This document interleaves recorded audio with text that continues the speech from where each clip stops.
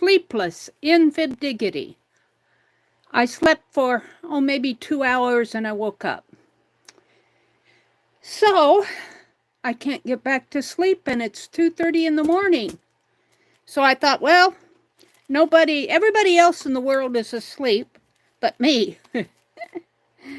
So I'll get up and I'll do a live stream. How does that sound? So good morning. This is Meri at the Meri Atelier, and it is Friday, June the 7th. I have not been on doing very many live streams this week. It's been another crazy week. Oh, they don't make washing machines like they used to. Our washing machine went out on us last week. Yeah, well, let me tell you this story while I'm getting set up here. I don't expect anybody to be in, but maybe I'll make it until 6 o'clock this morning. We'll see. Let me go to my channel over here and go to my live stream.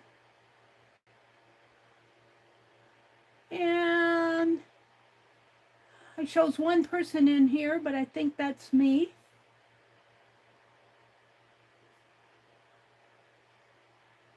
And let's see, let's skip the ads, and I want to set the quality on my tablet over here to advanced up from 240, 480 to 1080. There we go. Hi, Sharon. Sharon's awake. She's out on the West Coast, so she's 2 hours ahead of me, so it's 12:30 for you out there. Oh, it shows 5 of you in here. Oh my goodness. Isn't the world sleeping tonight? Oh, good morning, everybody. If you're up in the balcony, welcome in. One person went to bed. Welcome, welcome. Well, here's the deal. Our washing machine went out last week, and we hurried off to the appliance store locally here, and we bought a new one. And they installed it for us and set it all up and did all the clicking, and they did a quick wash, and it ran and dried, and they left. So Mary and brother tried to do their washing. Not gonna work. They don't make washing machines like they used to. This washing machine that we bought, which we thought was very similar to the one we had. Hi, Arlene. Oh, she's not on her computer, so she can't check. That's okay, Arlene. I'm sleepless. I woke up, can't get back to sleep, so I said I might as well just get up, and you might see me do this until my body tells me differently. Sharon says she can give me 20 minutes. Well, Sharon, you leave when you need to. This is kind of an inconsistent stream, but I can't sleep, so I might as well be doing something. Anyway, getting back to the washing machine, we couldn't get it to work. We tried and tried and tried. That auto sensing, you have to recalibrate it and the whole bit. So I called her back and I said, this is not the washing machine for us. She said, well, I'll help you figure it all out. And so she told me to unplug it, and I did, and I called her back the next day, and I did what she told me to do, and it still wasn't working. And I said, we just want to return it. And she still was trying to convince me to set it up and everything. And I said, we would be calling you for the next 5 years every time we ran into a problem with this, because we don't understand it. I said, we just want a washing machine where we can press the button or turn the knob. She says, well, they don't make those very much anymore. And I said, well, we had looked, and we found one locally here at another appliance store. And I told her, I said, well, we think we found one, but we'd like to return this one because we never used it, and we can't get it to go. And so I said, we'd like our money refunded. And she said that they would come out Monday, which would be this coming Monday, and pick it up. And in the meantime, we drove up to Grand Island, which is like a 70-mile drive, and ordered the other one. Well, we got kind of lucky there. When I called before we went, he said they had 3 of them in stock. But by the time we got up there, the only one that was left was the floor model. I guess other people are having this problem. So anyway, he gave us $100 off of the floor model, which really helped because they have a service charge to come down and pick it up because it's 70 miles. I mean, to put it up. And so we did that Wednesday. And today is Friday. That was Wednesday. Yesterday I worked in the yard all day. And you know what? Every time I work in the yard all day, it rains the next day. And that's what's going to happen today. It's going to storm today. So I'm holding my breath. And our little lawnmower boy didn't come last week. Well, he came and he said, I'll be back at 2 o'clock. And he never showed up at 2. And he never showed up the next day, which was okay by me because we were dealing with the washing machine. And he didn't show up all week. Well, I mowed the lawn today. It was getting, I need a combine to mow it. It was getting, and it just wore me out mowing that. You'd think as hard as I worked out there that, that I'd be tired, that I would sleep. But I slept for a couple hours and I'm wide awake now. So that was yesterday, so here I am today with projects. In the meantime, I've been doing some slow stitching. Let me get out here. Let me refresh my chat and say good morning to you all. So that's about how my week has gone. I've been pretty tired all week. Not ill or anything like that, just tired. Hi, Kitty Jen. Hi, Joyce. Oh, my goodness, you guys. You're all up. Hi, Sharon. Sharon Lombard's here. Arlene popped in, but she can't chat because she's not on her computer. So I don't know if she might have fallen asleep. You guys, if you don't chat, that's okay with me. Because I'm inconsistent. I can't sleep. So I thought I'd pop on and do some. I want to catch up on my goat postcards. I need to address the envelopes for the tags that I gave away. And I did some butterfly PT dyeing, and this is the color that came out here. It's kind of a real light blue. And I've got another set of papers in the oven right now. I'm just using up the juice, and I cleaned out the pan and everything of all the PT. And it's cooking right now. So I did throw some cloth in there. But I'll use this in it's a pretty color. It's a pretty blue. It's a very, very light blue. But I'll use it in my slow stitching. So there is that. And here is the slow stitch K3 Annette Cloth Tails. On YouTube. I've been following her videos, and she did a little stitch tutorial. Now, I made mine into a sampler, this one, and she's showing all these stitches. I forget what this one is. This is the blanket stitch. I put the little cross stitches, the chain stitch, the stem stitch, the fly stitch, the feather stitch. This is the I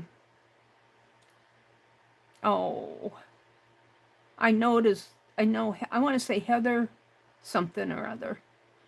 And this is the chevron, some little upright crosses, another stem stitch, the feather stitch with little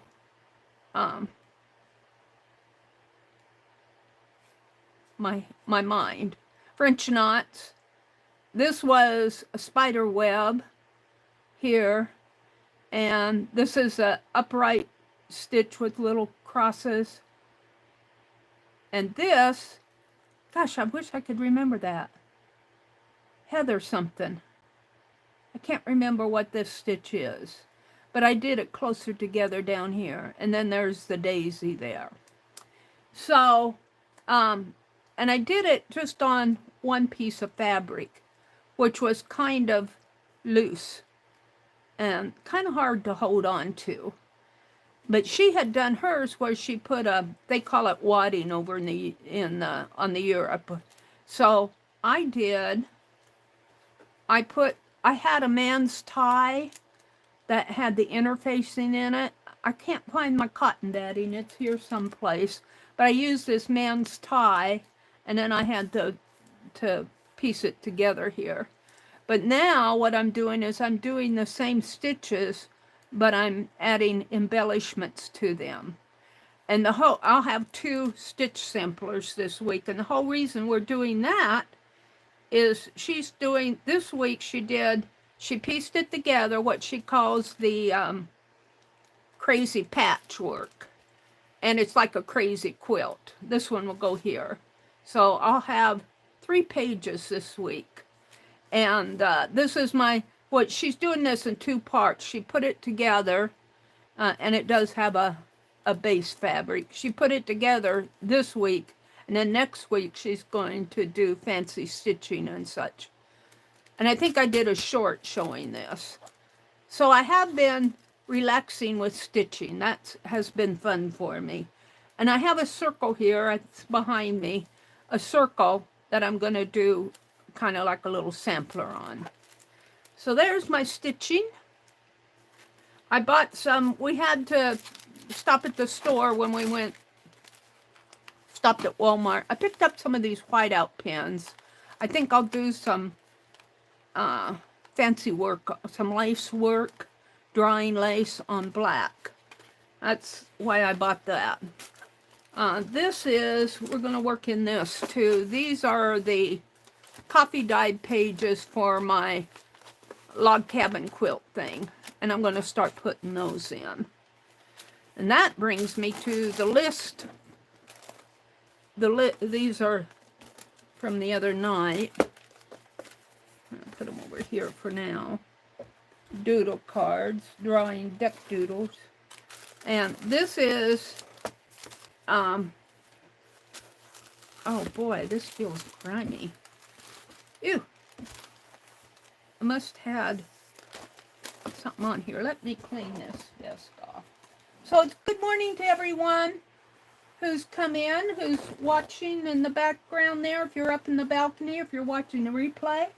I've got 10 people in here. That surprises me. I just couldn't sleep. As much as hard as I tried, I can't sleep. And we haven't turned on the air conditioner yet. It probably will go on next week, I would think, because it's getting pretty warm. Yesterday wasn't too bad out in the yard. It wasn't too bad. It was in the high 70s, but there was a wind blowing. But it's going to rain today, so all my hard work will get regrown. Our garden is just nothing but weeds. And I was thinking, because it just rained so much here, it just kind of outgrew our corn patch. Our onions are trying to survive. I weeded the tomatoes yesterday because my brother says he can't bend over to do it. And I'm going to mulch them and get that done. At least we'll hopefully have tomatoes. I don't think the zucchini's doing too well. But what I was thinking I was going to do was get some landscaping fabric. And a lot of it. I was looking on Amazon. And I think I'll get some landscaping fabric, which is just like a big old tarp type thing. And put down. And at least that'll keep the weeds down. So I recovered this composition book. This is going to become our list journal. I don't know if we're going to do a list tonight or not. We did a list last Friday night, and it went really well. It went really well. I was thinking I might do another list tonight, but it just depends. Sometimes when something goes good, one time, people are done with it, you know, so we'll see. So I'll have some extra little scrappies here for my slow stitching.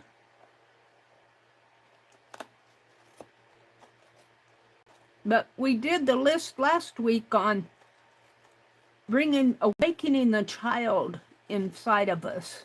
As we grow older, our child gets kind of drowned out, doesn't it? The child in us just kind of takes a back seat.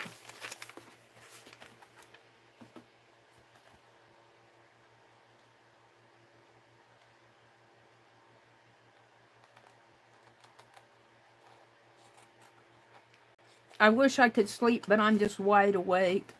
And please forgive my fingernails because I have been working in the yard. See if I can't clean them a little. I didn't plant as many porch plants this year. It's just, I got hanging baskets, which are easier to take care of. And when it comes to time to take all the plants down, all I have to do is take the baskets down. I'm getting too old to deal with all the digging and planting and cleaning up afterwards.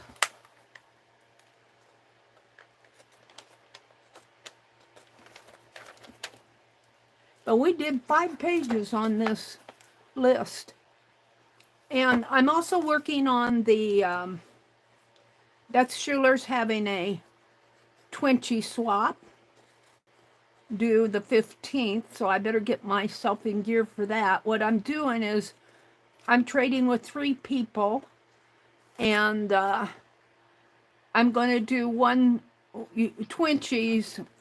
I always thought Twinchy was 2 inches, but they're doing Twinchy's. Well, Twinchy's to me are 2, but she's doing a 2 by 2. So it'll be a 2-inch square. And I'm slow stitching one of them, and I'm going to do the other one in paper. So I need to get those done. I need to get the envelopes sent out. You know, I'm never bored with things to do.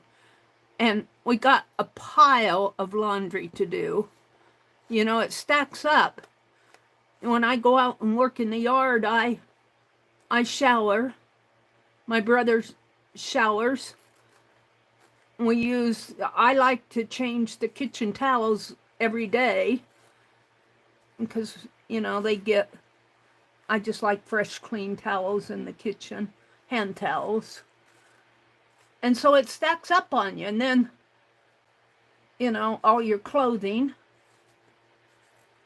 We need a washing machine. And we found one. It's a General Electric. We found one. We went up and we got the floor model. And he knocked off $100 for us, which was nice. And let me trim this up here.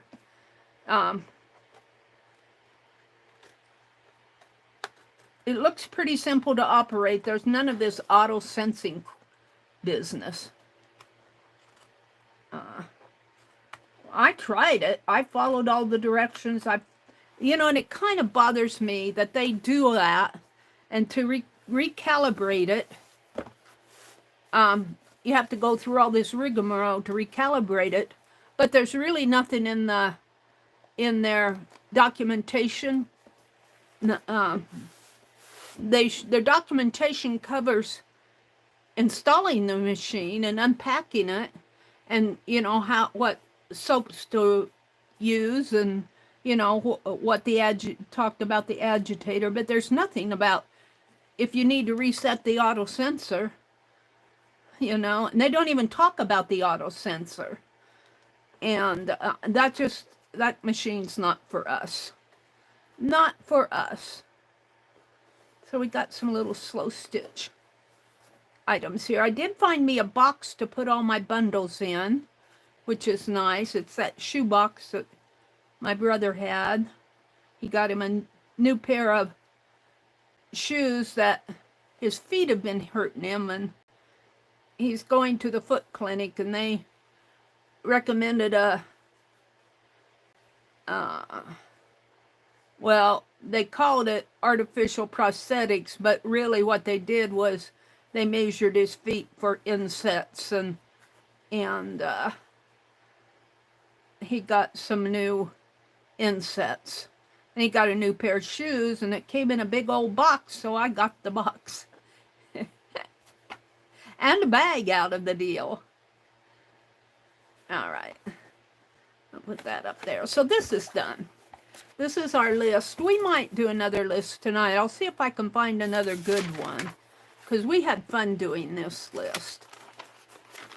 So, and I will be on tonight at 7:30. I'm going to set this aside. Let's see. Let me refresh chat.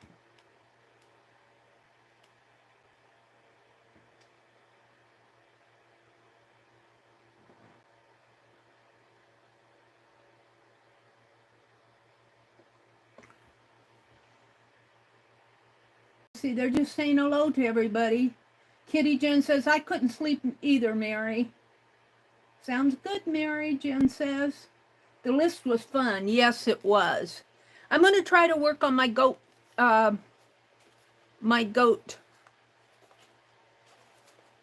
postcards later today. I want to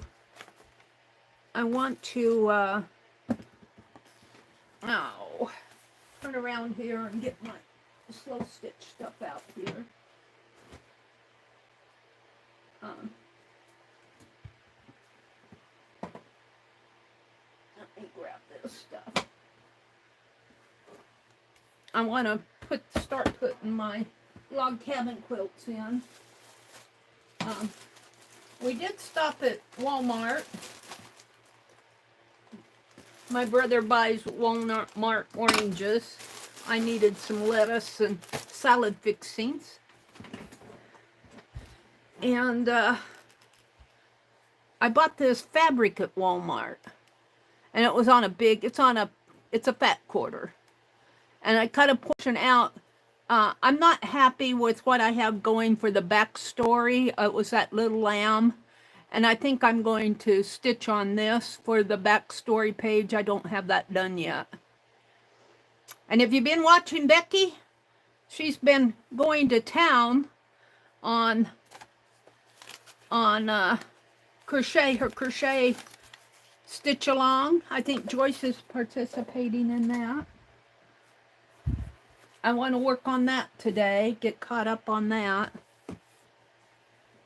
But let's put these. I got more of these. I think I got 2 more that, because these are the more recent ones. So what I'm going to do is grab this stack of papers here that I cut pages for the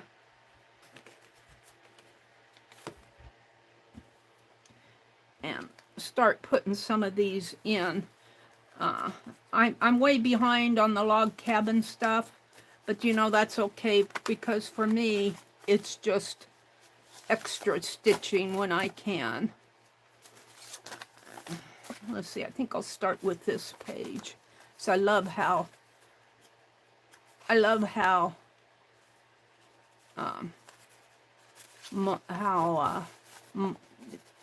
torn and ripped and everything it is. So these will not be the first pages in the journal. I'm going to put them like this. And she stitches hers in there. And I think she stitches it in such a way. I've been stitching mine up at the top, and I think that's what I'll do here. I think I'm going to mend this part with some, how about some more of this Tim Holtz tape across here. So I'm just playing catch up with all my projects. But Jen, we are going to do doodles on Sunday night. I'm not planning anything else this coming Sunday. I don't think, did I? Yeah, I did the doodles last Sunday. And I got a dentist appointment coming up, and I'm trying to, I've given them all week. I'm going to wait till Monday and call them again.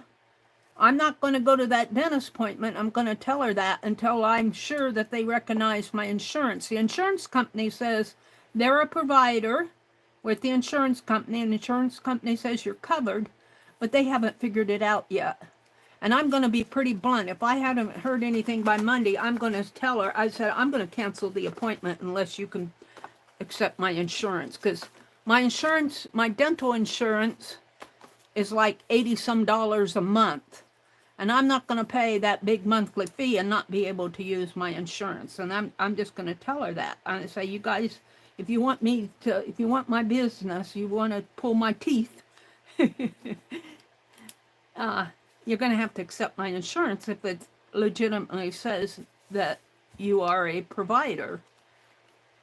And the insurance, I'm not having a problem with the insurance company. I'm having a problem with the lady, and I hate to say I don't think she knows what she's doing, but on the other hand, I'm not sure she knows what she's doing, because I call them and I get right through to them. She says she can't get through to them. And I kind of think she's taken a half-hearted approach to it. Let's see, I think this one was, no, it was this one that was first. So let's stitch this down and get these out of the way here for a minute. Get caught up on some of this stuff I have stacked up on my desk. There's Arlene. Arlene, did you switch?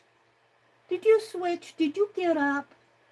She says, hi again, y'all, and she's at the computer now. Oh, Arlene, I hope I didn't wake you up. This was, I think she called it an English rose. Mine is fair. I think I'll put it this way.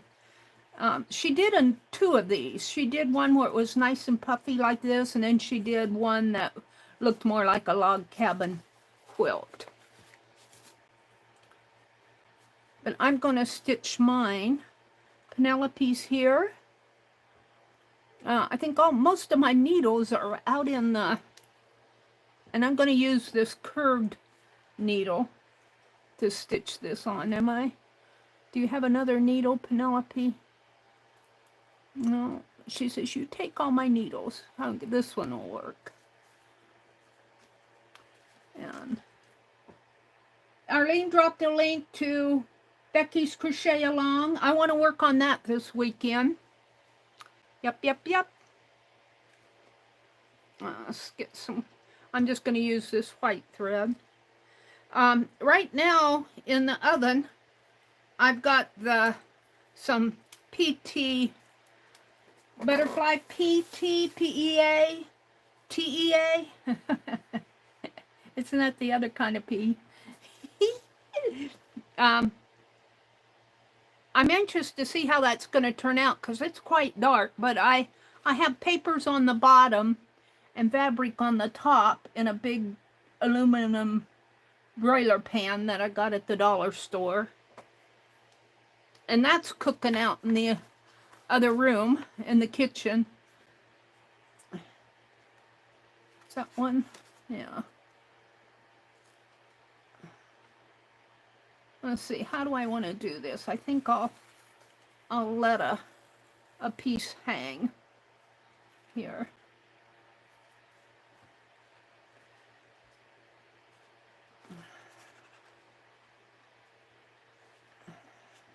So we'll see how that comes out. I wouldn't mind having some, and you guys, if you haven't been watching Jacqueline's what is it? Lovely's Crafting Lodge. You need to, because she's been doing all this. Yeah, I pulled it right out. Let's tie it here first. She's been doing all this dyeing, natural dyeing. And I think she's used some inks too. But her papers are just gorgeous. And I think she did her first live the other day. I tried to share it, but it said it wasn't public. So I don't know what's going on there. I don't know if that was something I was doing or something she was doing.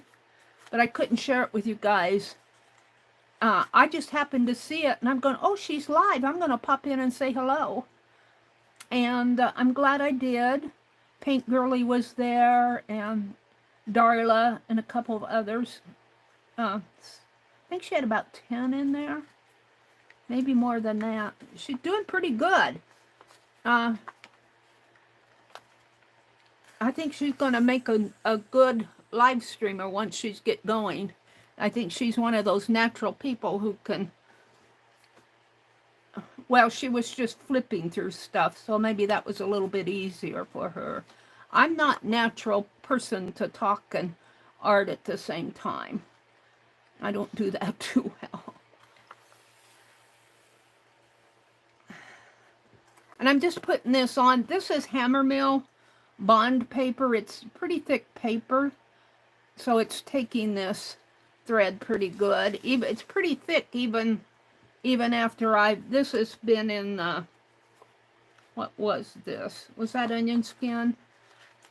I think I got two of them together. Oh, I mended it here. But yeah, when I pulled it out of the pan, it was still kind of wet. It really needs to be dry. And I'm not doing eco dyeing or anything, even in the one I have out there, because I was tired. I thought about going out and getting some leaves and sticks and stuff like that. And I thought, no, I don't mind just plain. The wrinkles kind of make nice creases and that.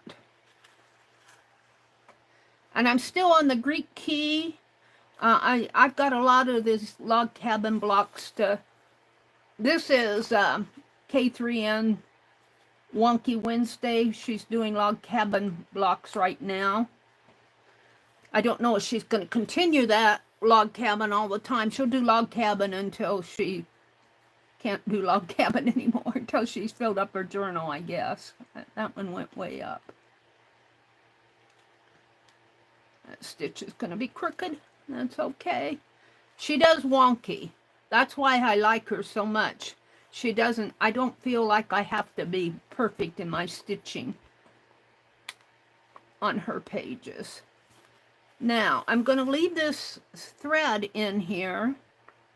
I'm not going to tie it off, and I'm going to turn this over, and I'm going to put I think this one was next. For me, it was. I should have put this up there. Let's cut another little piece off of that. Now, of course, it's unwinding itself here. This is Tim Holtz. I think I'll do a big piece.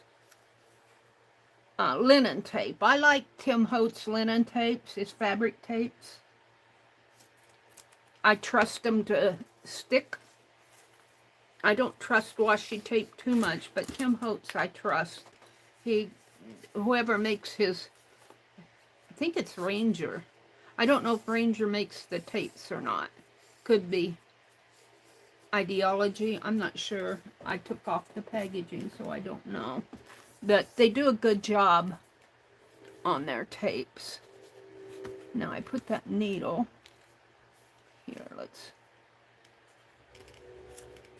Oh, here comes the choo-choo train. I don't have the front door open. We'll probably have to turn that air conditioner on pretty soon. Any of you have air conditioning running yet? Is that Kathy Cowell? Hi, Kathy. It's so good to see you back with us again. I missed you. Kathy did a live, was it a live stream? No, it wasn't a live stream. It was just a standalone video, I think, where she was talking about where she's been, the things she's been up to. She hasn't been online for a while, and I was so glad to have caught that. Kathy does a lot of sewing projects for grandchildren. She does a lot of garden stuff. I enjoy you, Kathy. Let me put this on here and I'll come out and look at chat.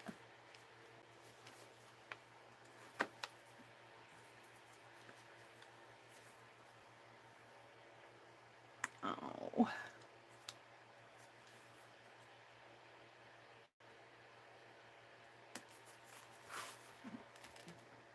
Kathy says hello. Arlene says her air conditioner is running. It's been hot and humid.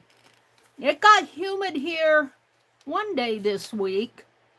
It was up in the high 80s, almost to 90. That was Wednesday. That was the day that we ran up to Grand Island to grab that other machine.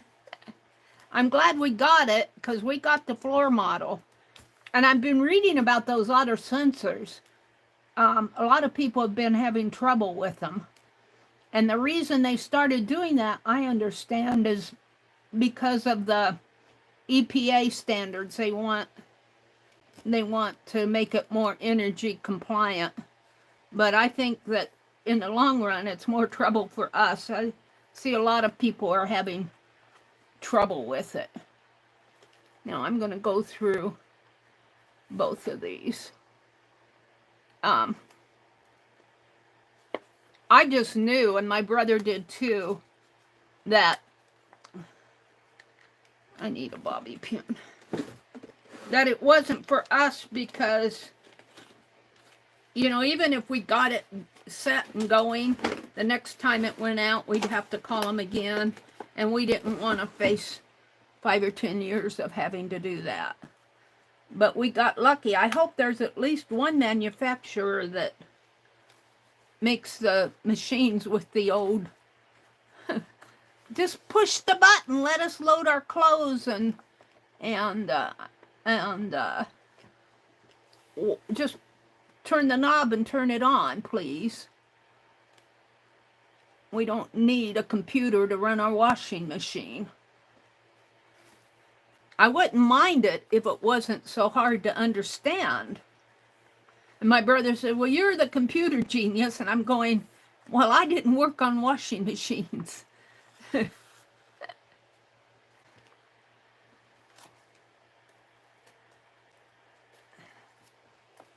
But I think all the big manufacturers have that auto sensing now in the machines. And I'm going, oh, Lord. Please no. And I think Speed Queen makes one too. And they didn't have Speed Queen. He said they're trying to get it set up to bring Speed Queen to sell in their store. And this one, what we bought, was a General Electric. We said, you know, my brother and I agreed with him. We don't care what brand it is, just if it runs and we don't have to have a computer background to run the thing. I got it past the auto sensing to the wash mode, but it wouldn't fill. The auto sensing is supposed to determine your water level. And it takes several minutes for it to set itself up. And I'm sitting there going, I just want to wash my clothes, please. And I got it to the wash mode, but it wouldn't fill. And that's where we left it. I called her and said, we don't want this machine. We can't get it to run. Oh. Now, I think this is where I think I'm going to do one more here. Or do I want, no, I want to do one more.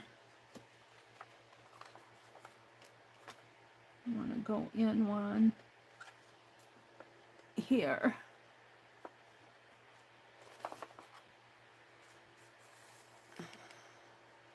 And come out on the other side and tie a...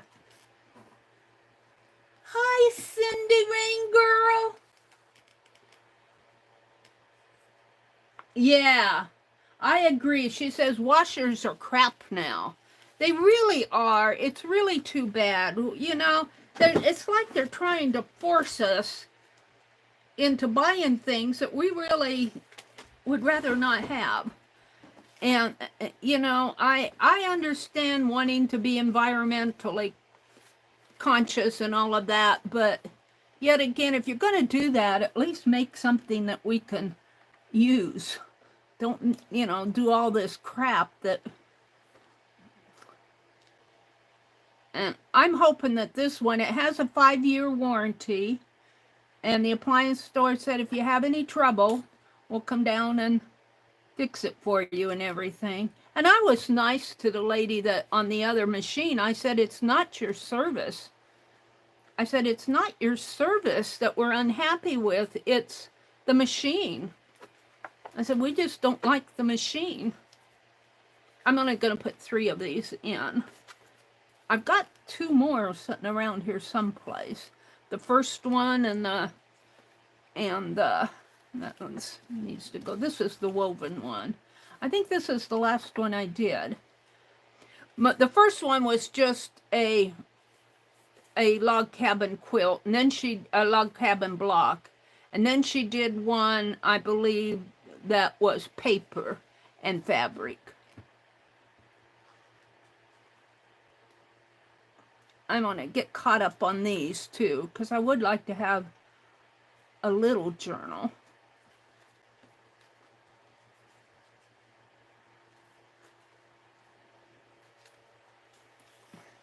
I like her Wonky Wednesday. She did a heart log cabin block last Wednesday. I don't know if I can accomplish what she did, but I'm going to give it a try. Not this morning, but they're saying hello to Rain Girl. Arlene says, everything is disposable down. Nothing is built to last. Yeah. Yep. Verizon keeps calling me and want me to get a new phone. Something's going weird on my phone. It keeps resetting my time to an hour behind time. Boy, this is not going in. Why? Pretty thick.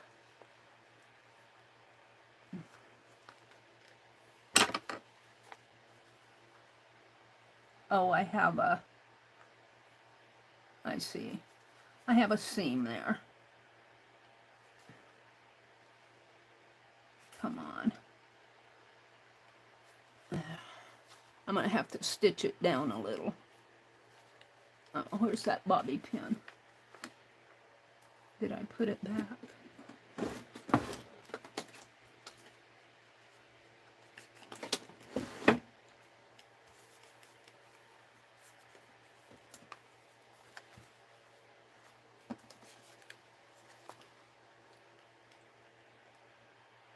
I use my bobby pins like paper clips.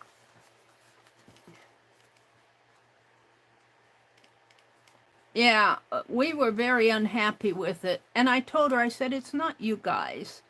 I didn't want her to think we were, although I think they should have told us about the auto sensing. The person that sold it to us did not mention auto sensing. And we thought we were getting a machine that just, you know, you turn it on and it goes.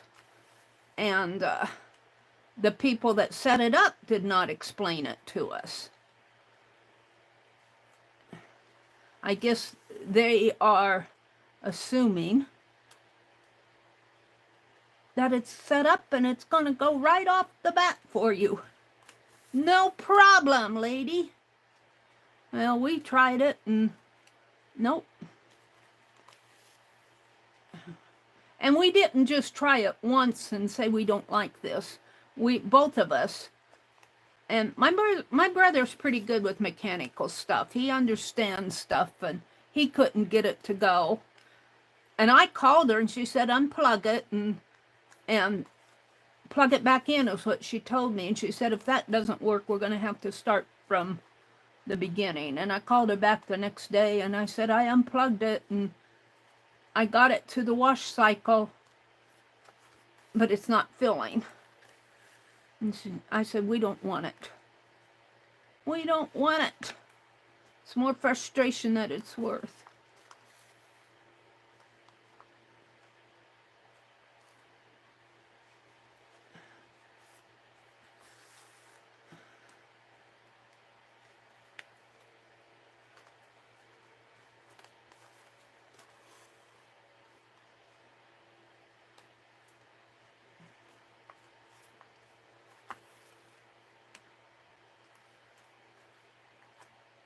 One more here.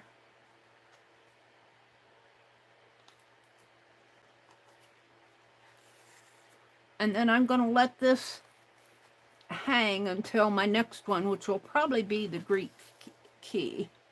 I'm just going to let it hang here. Give Penelope back the needle, and we'll move on to something else. Yeah, I think I'll let it hang inside. There we go. So when I find the other two, I'll probably put them on another signature, and I'll probably bind these another folio, and I'll probably bind them a folio at a time. So there's that. And you move this out of the way.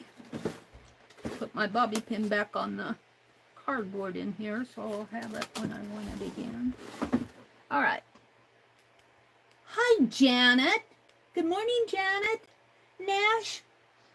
Janet, I've been slow stitching. I already showed, but I'll show you because it's right here. Oh, I want to put these in my, I want to put this in my Society of Idea Collector. That's some more walnut. Isn't that pretty for a walnut stain? Isn't that neat? I really like how it did that. And this I'm going to do the backstory on. Where are they?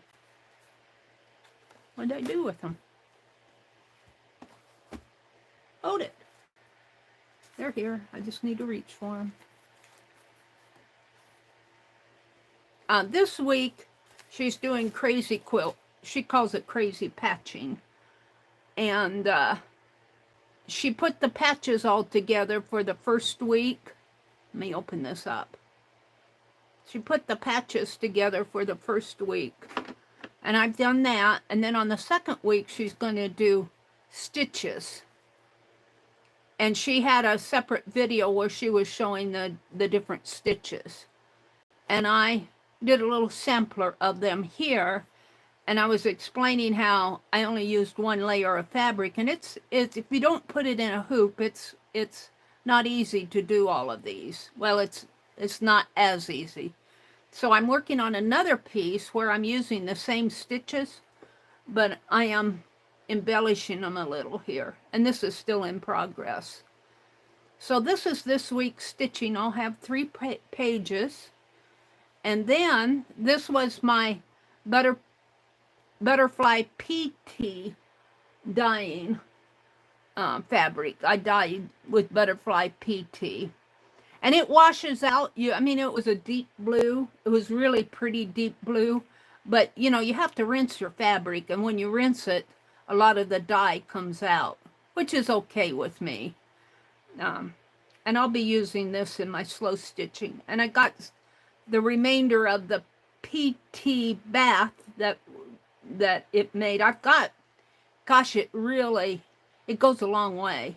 I had like a pound of it, I think. And I think I've only used a fourth of it, I would say. And I've got the remainder of what I had left over from this on paper and some cloth in the oven right now. But that's what I've been working on. What happened to that little circle? Did I keep that little circle out?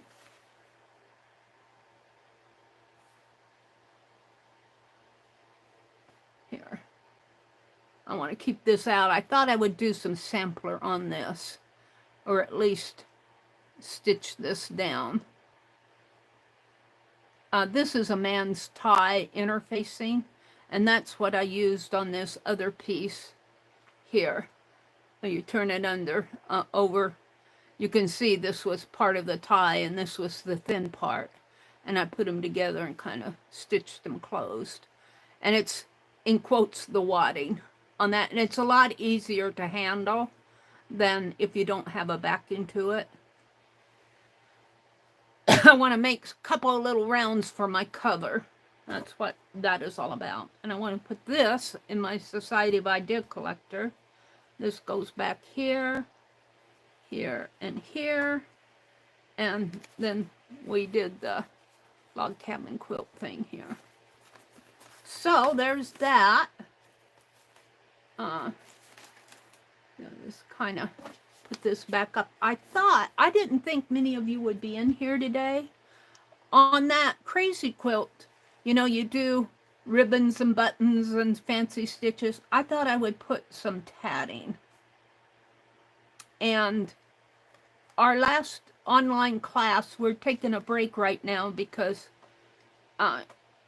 Katia, who teaches it, is getting ready for, I think she called it a fair. And she's going to have a showing, and let me measure off 3 yards of this. She's going to have a gallery, or participate in a gallery, and I think she's going to teach a class. So she's preparing for that. But our first, what we learned at first was the true ring, and that's what I thought I would tat a little here and see how that goes. I need a needle threader.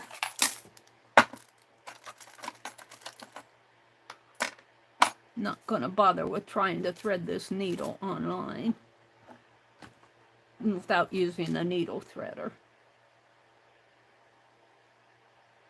And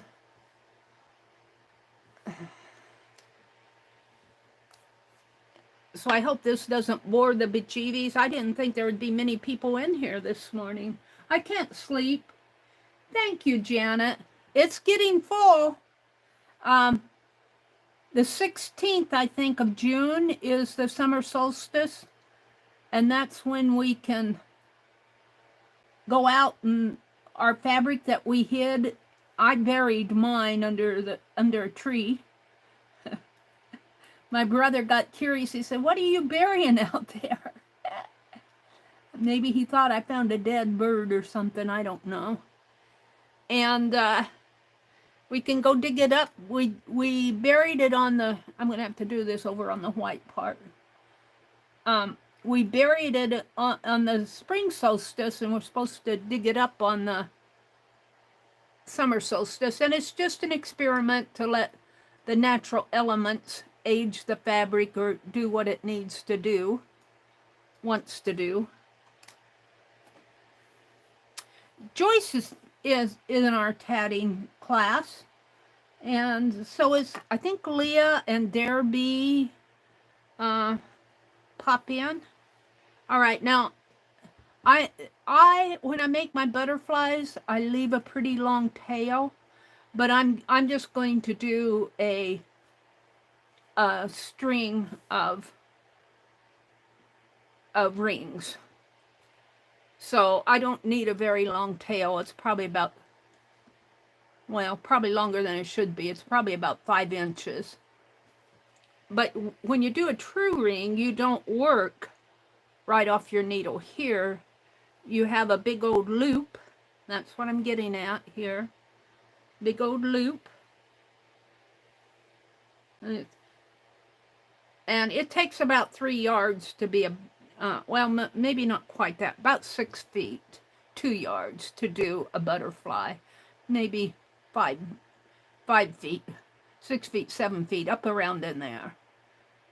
But since I'm just doing rings, and my hands seem to be pretty steady this morning. 1,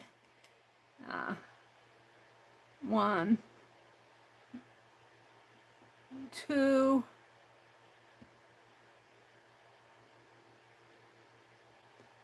I thought I'd a little this morning. 3. And then Katia uses a Picasso gauge. I just use my finger, and so my Picassos are not always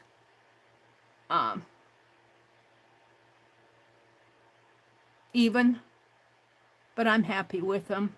So I did a small one, and I'm doing a double stitch,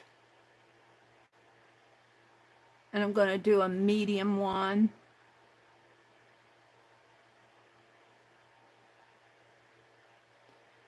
a double stitch, and another small one.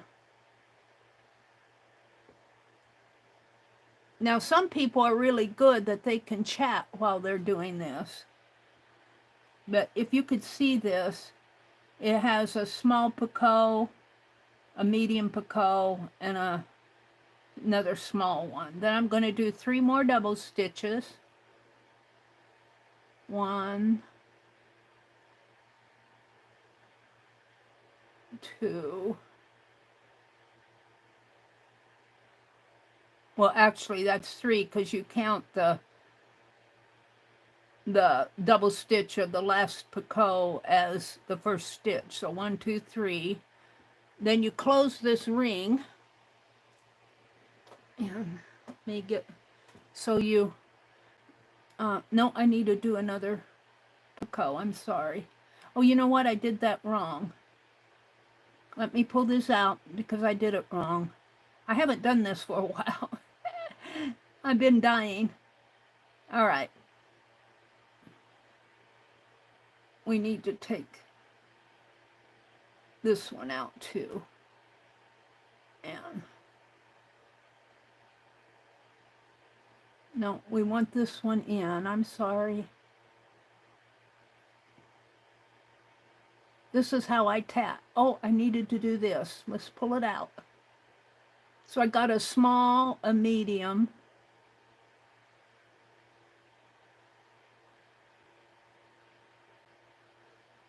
one stitch in between, and that really isn't what I want to do because I wanted to, well, I could on this side. I'm thinking here what I want to do. Let's do another Picasso. This will act as my first Picasso on my first ring. And then I'll do 2 more, which is what I did, but I thought I was doing it wrong. All right. 2.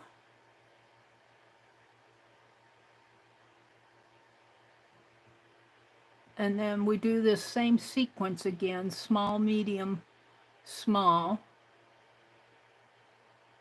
And maybe I should zoom in a little so you guys can see what I'm doing. Let me stand up and zoom in.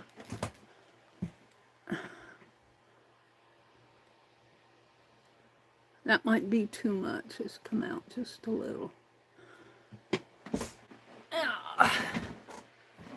So if you look on this, I've got 3 double stitches of Picasso, 1 double stitch of Picasso, 1 double stitch of Picasso, and 3 double stitches. So I'm ready to put in another small Picasso. A Picasso is just the gap of thread in between, right in here. This gap, the thread gap, is a Picasso. And then we do another double stitch, which has 1 leg already on the needle. And this counts as the first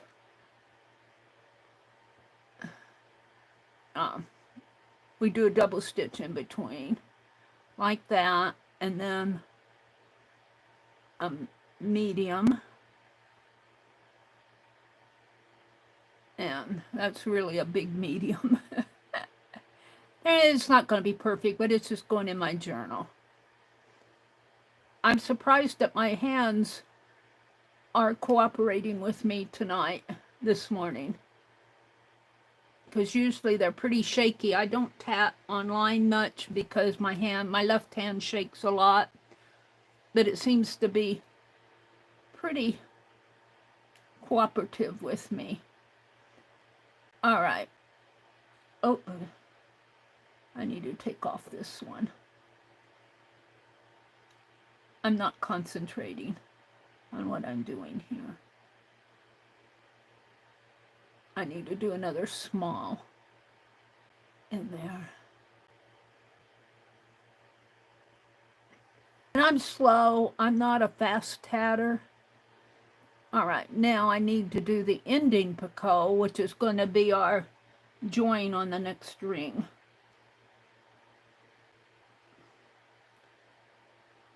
And this is really a simple tat sequence. There's nothing hard or difficult. 1, 2, 3. There's nothing difficult about this once you learn what you're doing.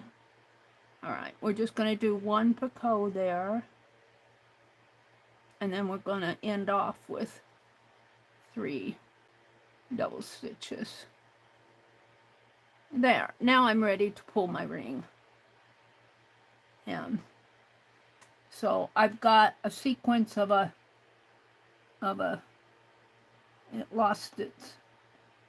it lost one of its picots there. Let me get my needle out here. It's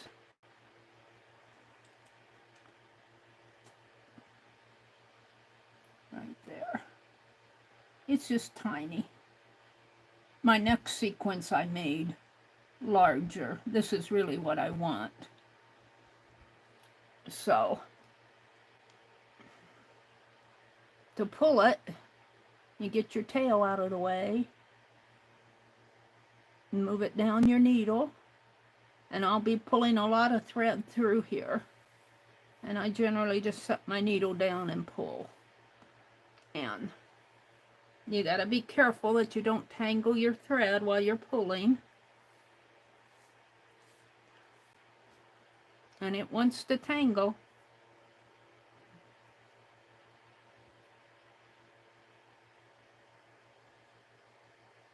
Because it's a big long thread.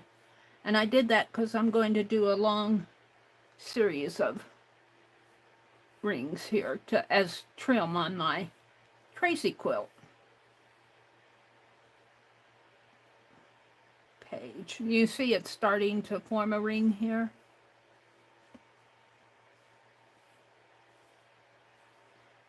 Like I said, I'm not a fast tatter, and I'm still trying to learn I haven't worked with it for a while, the shuttle. I do better with the needle tatting than the shuttle tatting. All right, now we're going to close it. And this is called a true ring. We don't have to tie a knot here. There we go. There's my ring. And what I should have here, and I do, is a series of a small, a medium, and a small. Then there's a little gap, and a small, a medium, and a small. And there's only one picot over here because I'm going to use that to join the next ring. So let's do the next ring. I didn't think you guys would be on with me this morning, so I thought I would tat. If you're watching on the replay, if this bores you, you're free to zip on down the line. I want to work on postcards yet this morning. It is 3:35. This is about the time I set my alarm for when I normally get up. But you can see I'm wide awake. I'm straightening out this string so I can tat. Now, I'm not turning the, I ended up like this. Your thread should always kind of point off to the left, I think. That this is how I ended up, and this will become my join here. So yeah, I'm just going to leave a little gap of a thread. They call it a bare space, I think. I'm not going to do the double stitching in here. I'm just going to leave a little gap. And let's see. I'm going to do 3 double stitches. So 1,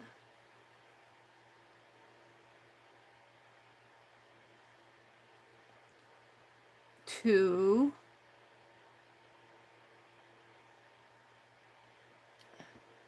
And I don't think I brought a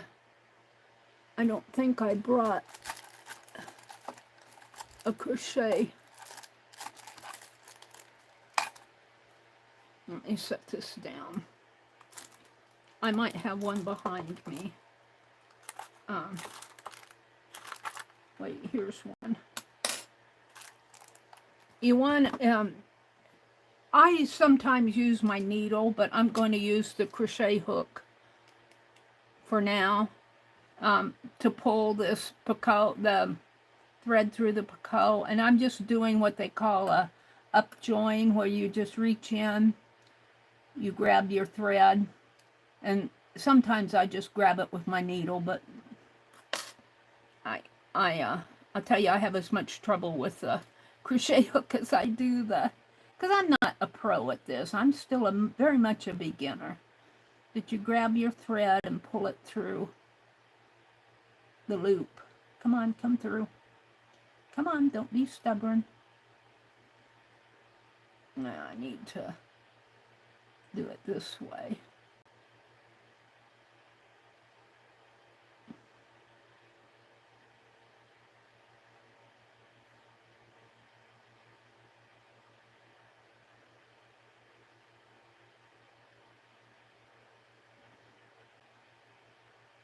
Come on.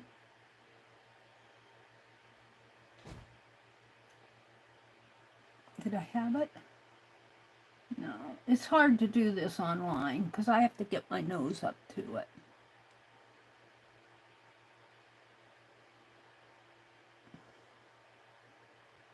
Oh, I have something in there. I think I did have it. There. You pull it through and you put it on your needle. Like that. And then once it's on your needle, you pull it. And that joins our rings together. This is the tail. Whoops, this is the tail. This is my needle thread. That's the tail. This is my needle thread. There's this thread right here is our bare space, and then this will be the join. I have to pull it a little tighter.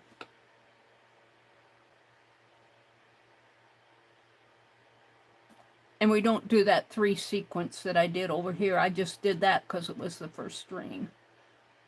And then I don't count this thread that I pulled through. I count that as the Picasso from the second ring. You're kind of joining the 2 Picassos. I start again with a sequence of 3 double stitches. So 1, 2, and you know what, I'm out of frame here. Let me come down here. I don't know if you guys saw everything.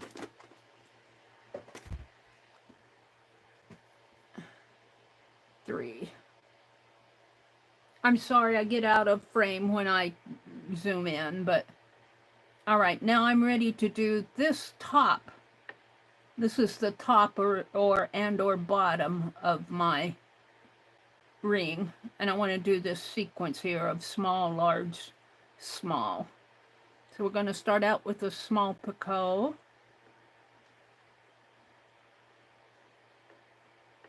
And pull it tight, and then do a double stitch in between, and then a medium Picasso,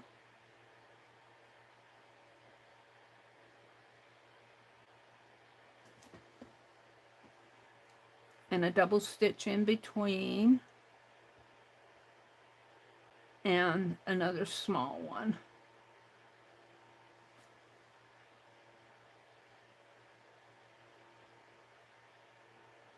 And then I do 3 more double stitches. 1, this is 2, and 3, and I do a small Picasso, or a Picasso. This will be a join Picasso, and then I do 3 more double stitches. This is the second one. And I'm ready to pull this ring. So this is what we have here.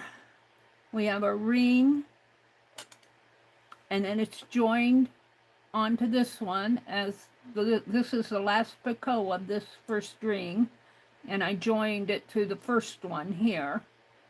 And then I have 3 double stitches, and I have this sequence of small, medium, and small. And then I have, I think I needed another double stitch in there, but I'm going to leave it. It's supposed to be 3. And then a small, and then 3 more double stitches. So I'm going to pull this ring. And when you're working with these longer threads, this is the part you need to be careful on, because you don't want to knot. And see, it's already forming the ring there. Try to keep my hand over this cross here. And I thought that I'd do this morning. I didn't think you guys would be, after I pull this ring, I'll come out and chat. I didn't think you guys would be on. I didn't think I'd have anybody in here. But here you are. I'm kind of making up. See how this can tangle? If you don't keep at it, it catches onto the tail there. Where's my tail? Right there. And it wants to tangle in there. You can put your thumb over here, but I don't usually do that, but you can kind of keep it from tangling up.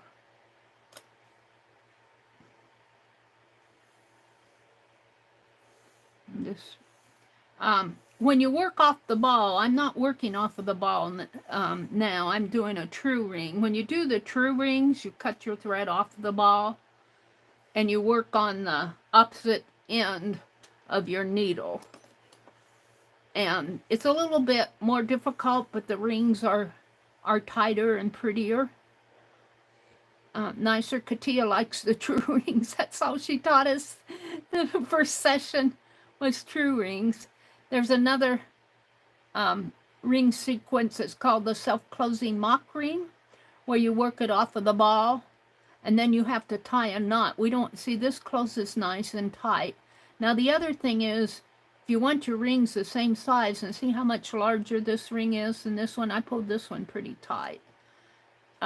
She showed us how you can flip it over, and you know, I generally can see that this one is smaller, so I'm going to open this one up a little more. And you just open it up because you haven't. And just open it up a little more. Maybe with my crochet hook here, I can just pull it open a little. Get them reasonably the same size, almost. This one's still a little small.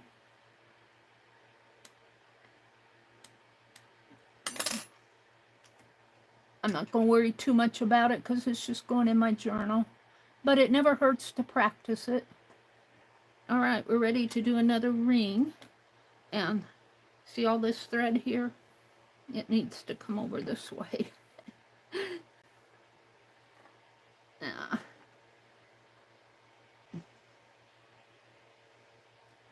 So we're working our rings in this direction toward my left.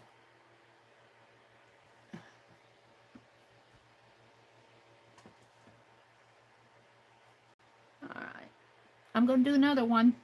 Oh, I was going to come out and chat. Let me just set it here. Let me see what's going on in chat. Let me refresh my chat. I'll refresh it. I know I have all the messages here.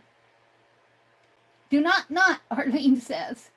Arlene says, I'm going to go make coffee. I'll be back in a little while. Sounds good to me, too, Jen. Coffee sounds good about now. I usually start my mornings with a cup of coffee. When I set my alarm for 3:30, when I stream at 6, I changed my time from 4:30 to 6 in the mornings. But I'm having trouble now making 6 o'clock. But if I'm wide awake like I am this morning, I'll just come in and stream. If I'm not doing something else, I could sit out there and read, but I thought, well, I'm just going to go in and make up some of my time. But coffee, I usually have a cup of coffee and I read, have my devotions. Sometimes I'll work on my needlework, my slow stitching. It just depends. And boy, I'll tell you, those from 3:30 to 5:30, those 2 hours go pretty fast. But I wake up before I come in here when I'm in at 6, when I make it. Let's see. Do not. Thanks, Arlene. She said, Kathy, if you disappear, rest well. Kathy says, thank you. Janet Neff says, oh, wow, Arlene. Arlene said, my mama tatted with a shuttle. She was so fast that we always saw was a silver flashing and a pile of lace getting bigger and bigger. Yeah, well, you know, some ladies in the past have tatted all their lives. They learned when they were children. And it's just like, you know, tatting is not hard. I can't get the flip good on the shuttle, but, you know, I did not learn when I was a child. I was 71, I think, when I tried shuttle tatting. I have needle tatted before, but I'm learning so much more. But tatting itself is not hard, but there is a lot to learn with it. It's not hard to do it. And shuttle tatting, boy, I'll tell you, there's some beautiful tatters out in the place where I'm learning all of this is called the online tatting class. And there are some excellent tatters out there and a lot of shuttle tatters. But there are needle tatters too. Needle tatting is a little bit more of a newer, tatting has been around forever. Well, I shouldn't say forever. I think it started with Chinese sailors or something like that. There's a whole story about how it started, but it became very popular in Europe and England in like I want to say the 1700s. And then later, I'm just guessing, the late 1800s, the early 1900s, and I'm guessing on this. Don't take this as gospel because I'm talking out of what my head thinks it is. Needle tatting. And I bought a book on tatting that tells all about the history. It's just fascinating. You know, all these ladies who in history, you know, and it refers, you can find art painting, oil paintings that the masters have done centuries ago showing a lady tatting, sitting with her, you know, she's posing with her shuttle. I don't think I've seen one with a needle, oil painting with a lady needle tatting. Yeah, let's see. I got off on a rabbit trail there. Let's see. Rain Girl says, Mary, I have that too really bad in my hands. Involuntary tremors. Inherited them from my dad. Thanks, Dad. Yeah, some days are better than others. My hand seems pretty still this morning. It seems like when I grip on something, my hand wants to shake a lot. But my hand seems fairly steady this morning. And as I age, you know, I see it more as an age-related thing. I don't know if my parents had shaky hands or not. I never really knew. Nobody really told me. My mom, if she had them, she didn't talk about it. But my hands are pretty steady this morning. And I think I've been drinking too much coffee lately. I didn't have as much coffee yesterday. I worked out in the yard. So, and I think the caffeine and the coffee is not good for it. I'm hooked on cappuccinos, and you know, that's got a lot of sugar in it. I shouldn't drink so many, but I can drink 2 or 3 cappuccinos in a day, and that's when my hands really get shaky. So I'm trying to cut down on that. I know it's not good for me. Oh, you see my hands there. Let's see. Cindy Rain Girl says, I don't know, maybe it's just me, but I can't do many intricate projects in the summer unless by miracle we get a cooler, less humid day in Mississippi. being hot and sticky makes me uncomfortable. Yeah, I agree. I agree, Cindy. I don't think it's just you. I have the fan blowing on me most of the time. Like right now, as I'm sitting at my desk, I have a little table fan clipped to my desk behind me. It's blowing on me. I finally did convince my brother to turn off the heat furnace. He finally agreed. He said, well, I'm not going to turn the air. I said, you don't have to turn the air conditioner on yet. I leave them both off. But I open the door during the day. Well, if we don't open the door, it's very dark because our curtains remain closed. Our drapes remain closed. And with that door shut, it's dark in there. And I go in there and open it, and to let the light in and to let some air in. I noticed yesterday I opened it and I went out to mow the lawn and I came back in and he'd shut it again. So I opened it again. But he generally lets me open it and close it when I want. But I have the fan blowing on me most of the day. It's not, Wednesday was pretty humid, but yesterday wasn't too bad. But I agree. Kathy says she has a busy day planned. Arlene says online tatting class on YouTube. Thank you, Arlene, for dropping that link. Yeah, I don't think there's much going on with the classes in the summer.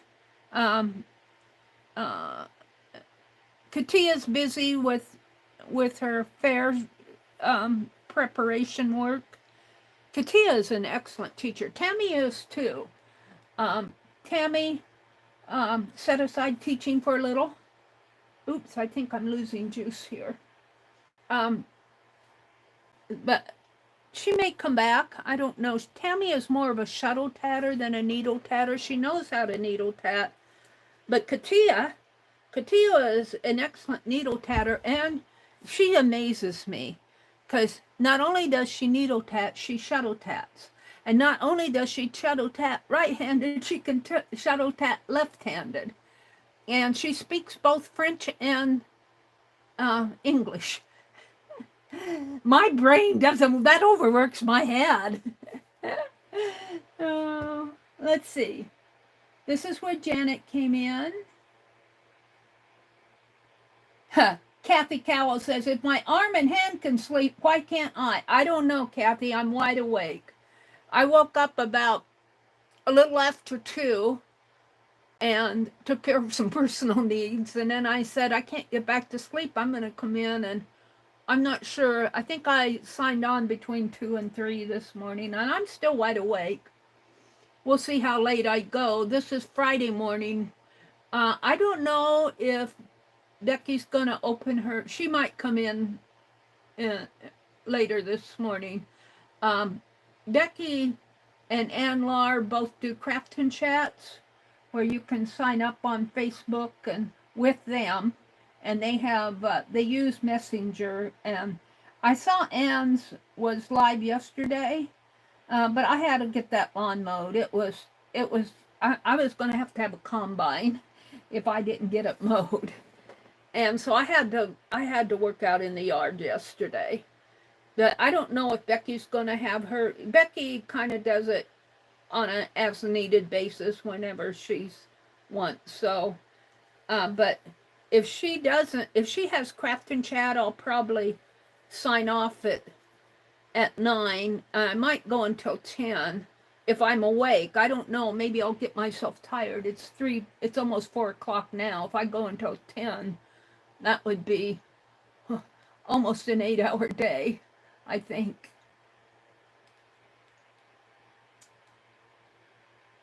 Janet Nash said it's 9:30 where she's at. All right, this is where Janet came in.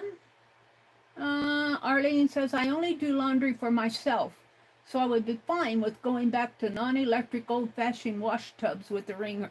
Yeah, my brother said, we're going to have to take them down to the river and wash them. I said, I thought there was a laundromat in Hastings where we go shopping, where we do our grocery shopping, but my brother said it closed. He said, we're going to have to take our clothes down to the river and wash them in the river. It's piling up. My laundry's piling up. This is where Cindy came in. Yeah. Cindy says over $400 for a Maytag dryer. Lasted 2 years right after the warranty went out. Yeah. Um, even with our $100 discount, because we took the floor model, because it was the only one left. And this was of the ones that just have the old-fashioned knobs that we can turn. It doesn't have all that auto-sensing stuff. I think, and with our delivery fee, it costs like almost $1,200 for that washer. That's including the delivery fee, which was $195. So it worked out to, well, I think the washer itself was on sale for $9.99, and he gave us a discount of $100 on it, which made it. But then there was taxes to pay and all of that. But they're expensive. I mean, washing machines and dryers cost between $1,400 and on up. And this one was on sale, probably because it's an old-fashioned one with the knobs. Yep, they're not made to last anymore. They want you to buy a new one every 2 years. There's Arlene. Arlene says, sadly, the non-computer ones are more expensive. Yeah. Well, it was on sale. I think it was original price was $1,400 for just the machine itself. $1,495, I think. And they took it down. They had 3 left, and they took it down to $9.99. And he told me when I called before we went up there to see if they had them. I was looking at a Speed Queen, and they didn't have the Speed Queen, but they had a GE, which is very similar to the Speed Queen that I wanted. And we got the GE one for, well, like I said, $9.99, and then because we took the floor model, he gave us $100 off, $99 off. Cappuccinos sound good, yeah. Too much sugar in them, though. If I have trouble finding cappuccino K-cups at retail. I have to order them online to get the big box of them.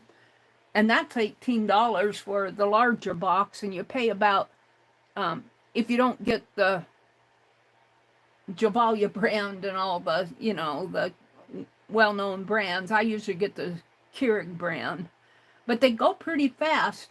But I bought some Hills Brother powdered cappuccino, and I thought I could put in my little K-cup filter thing. And I did, and then I didn't realize it was instant. And I put some more in my hot water, and it made a good cappuccino. But in my K-cup, it was just goo down at the bottom. And that's all that sugar, sugar goo. And so I know that drinking all that sugar drink is not good for me. I should just drink my coffee black. I like black coffee, but I like the cappuccinos because I usually drink half and half in my coffee. But I don't have to buy half and half if I drink the cappuccinos. Let's see. Arlene says, I'm going to go make coffee. Okay, I think I'm going to do another ring here. Find my needle. Where'd I put it? Right here, it's hiding. So you leave a little space in between here, and this is the join here. You don't have to join them, but it makes a nice little ring when you do, a nice little chain when you do. If you didn't join them, they'd flop around. But you leave just a little space in between here. Hold on to it and do one. Is that too much of a space? See if you want to get your spaces about the same. I think I have that space a little too much. You kind of have to make sure that you get it about the same, otherwise it'll get a little wonky. And I seem to make them larger. Look, I made that way too large.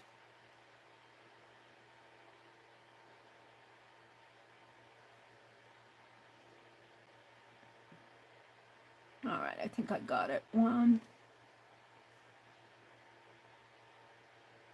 It's flipping around on me. Turn my needle. It wants to turn the...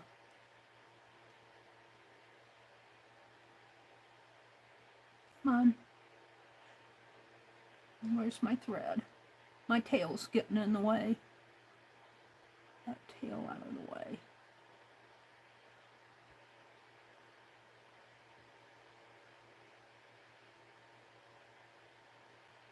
One. I'm slow. I won't say that I'm an experienced tatter, because I started tatting about a year, maybe a year and a half ago. All right, so I got 3 on there, and I'm ready to pull my Picasso through. Let's try it with the crochet hook again. And you just grab onto it and pull it through. Come on. There we go. And you pull it through and hook it on your needle. And then pull it tight. And I don't count that thread that where you hook it on. I don't count that as a leg on the next one. I count it as the Picasso of the second ring. So I do 3 more. 1. And I don't know if a professional tatter does or not. 2. 3. And then you do a small Picasso. Small Picasso.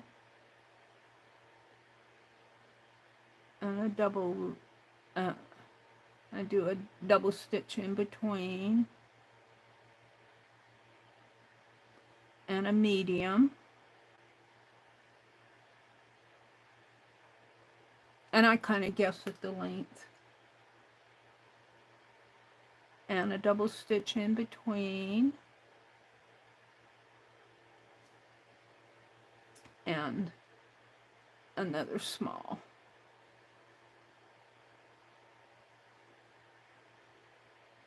And then this would be the second. So I got 1, this is the second, 2. We do 3 double stitches, 3, and then another Picasso, which would be the join. And that's 1. That's really too big for a join, but I'm going to go with it. 2, 3. So what I should have on my needle now are 2 rings and a join. My join is right here, join's right there. Some space in between, a small, a medium, and another small, which is kind of hiding from me here. And some space in between, and a join Picasso right there. So I'm going to pull this one, get the tail out of the way, and yeah, that thread wants to hook onto anything on your desk.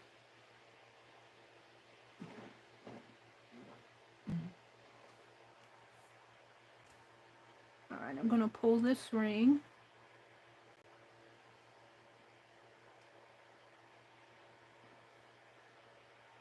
So I slide it down, pull it through, set my needle down, because this is a pretty long thread, get my tail out of the way, and start pulling my thread. Get my crochet hook out of the way here.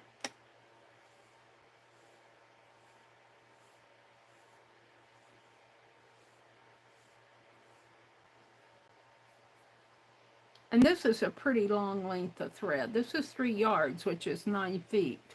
Probably a little bit more than 3.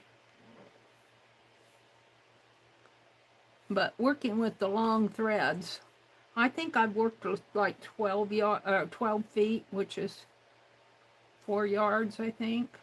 It's the longest that I've worked with true rings.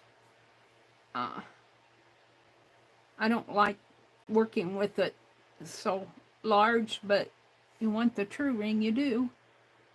So I'm going to close it up. Now this time I'm going to be a little bit more conscious about how tight I pull that thread, because I want my ring about the same size.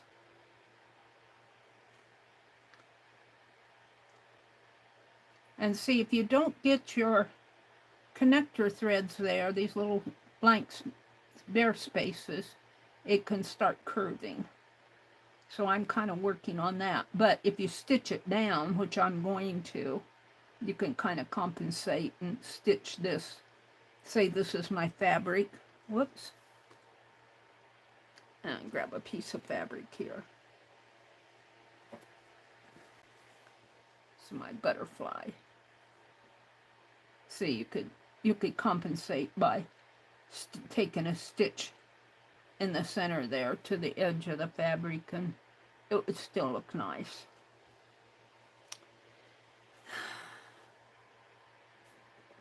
Let me refresh chat.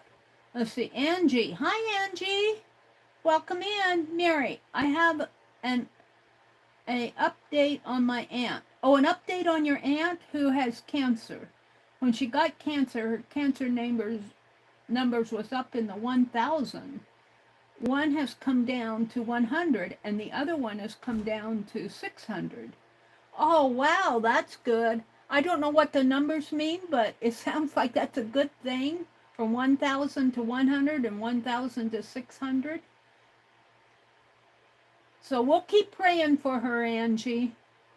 Was it your cousin who had a stroke on the way to work? How is she doing? Have you heard? Janet said, thank you, Meri. And friends, it's time for me to go to the shops now. At 4 o'clock in the morning, Janet. I know, she's 6, it's probably around 10 or something for her. So over in the UK, they're 6 hours ahead of me in the central USA. Arlene says, Angie, prayers. We're praying for Angie's aunt and her cousin. She says, I don't know about her. I don't know about her, but we'll find out and let you know. Okay. Well, we'll keep, and keep Cheryl Johnson in your prayers. She's battling breast cancer. Bless her heart. Bless her heart. My heart just goes out to, it's no fun. It's just not fun to get cancer and have strokes and all of that. Let's see if I can't keep these spacer threads a little more. And I'm working off to the left here, so I think I ended up on the left. When I pulled it, when you pull it, you kind of turn it to pull, but still, this is not turning my needlework. If it says turn work, you would take and flip it like that and work on it. I wouldn't do that. Not on this. And this is just a simple true ring. These are just simple true rings. I'm not doing anything fancy dancy. I want to make a little edging for my needlework page this week, the Crazy Patch page. Angie says, thank you, Arlene. If we have nothing else, we have God and prayers. That's true. And if you have that, Angie, you have everything. That's true.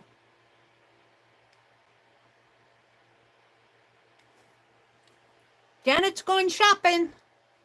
Boy, don't tempt me. I think Pearl is going to be on today. I'm not sure what time. I sent my notification. Usually she comes on around 11 a.m. Eastern when she does her sales. She was on yesterday. I bought a couple pieces of fabric, some napkins from her, but I didn't stay because I just had to get out and work in that yard. I had to get out and work in the yard, or it was going to be a field of dandelions out there. No, I got a lot of there's still dandelions out there, but boy, I'll tell you, that weeder really helped. All right, we're going to do another ring here. I'm into doing these this morning. And I have a little bit of a gap there, but I don't want to pull this too tight. A little bit of a gap in there. But when I stitch it down, that'll just, my thread will go there, my stitching thread. So I'm going to do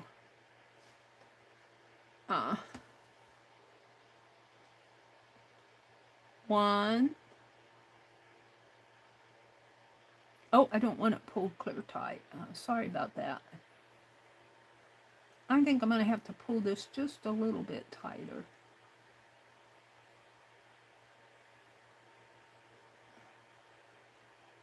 We need to leave that gap of thread in there.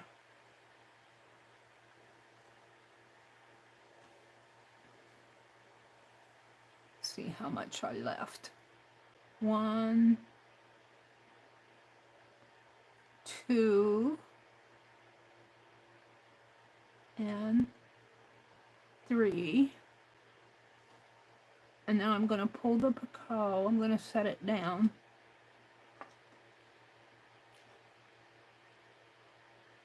I'm going to get my crochet hook in there and pull that thread through. I generally just use my needle to do it, but I have as much trouble using the crochet hook as I do the needle. Pull that through, bring it up, put it on my needle like that, and then pull it tight. And this Picasso, I made that Picasso on this third ring a little bit taller than I should have. I'm going to try to pull it tight. All right. So 1,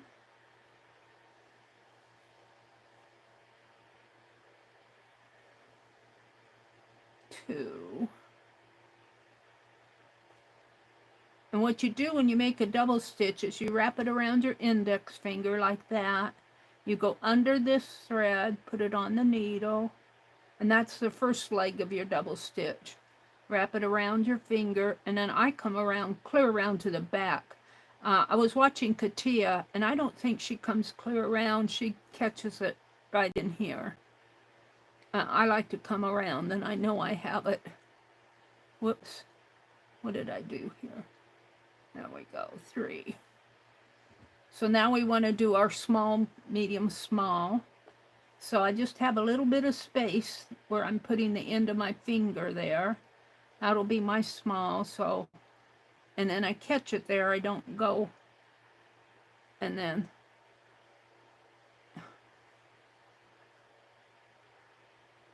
like that, pull it tight, and then I do a double stitch, another double stitch. I think if we were counting that, there would be two double stitches between each Picasso, but I'm still straightening my head out about that. I do it, but if I have to chart it, I'm going to have to talk to Katia again, make sure I have it right.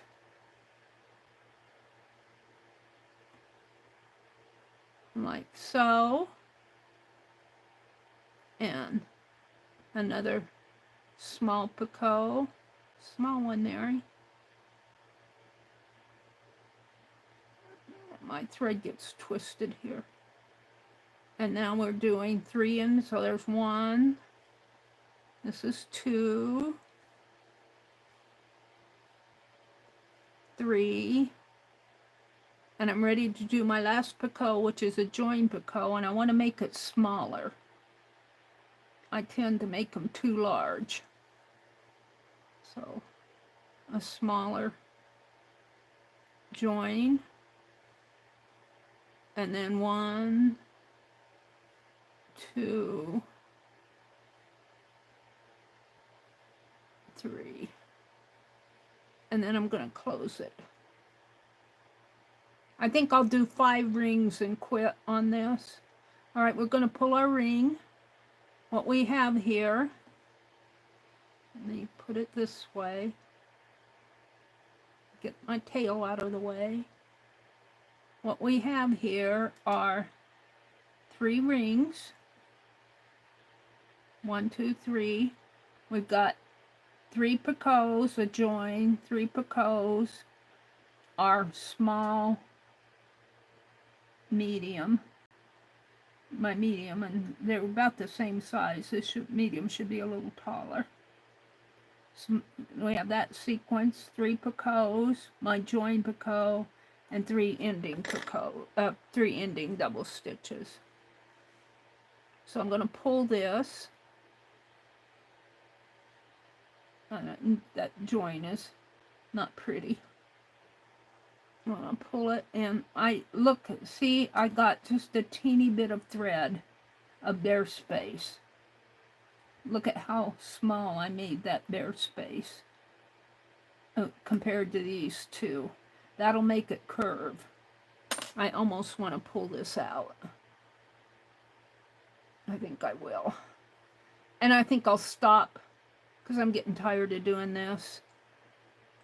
I want to put it in my journal, so I don't want it that bare space so small. I'm going to pull my needle out here. There.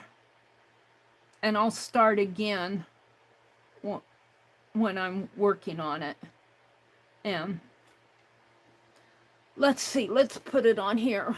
Let's put it here. I like to put it back on a skein and wrap my thread around when I'm not in use. Kind of keeps it in one space, but all that thread I'm wrapping around will eventually become rings. Oops, I almost unthreaded my needle.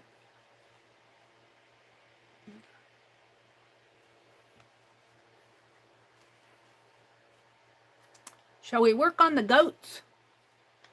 It's 4:15, 18 after 4 here. It's time to work on the goats if I can find them. You can look at Penelope for a minute. Let me see if I can find my goats. Let's see. Oh, did I put them in here?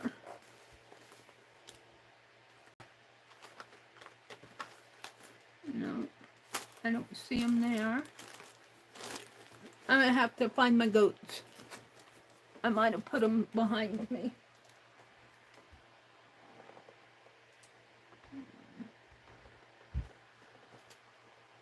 Put this down.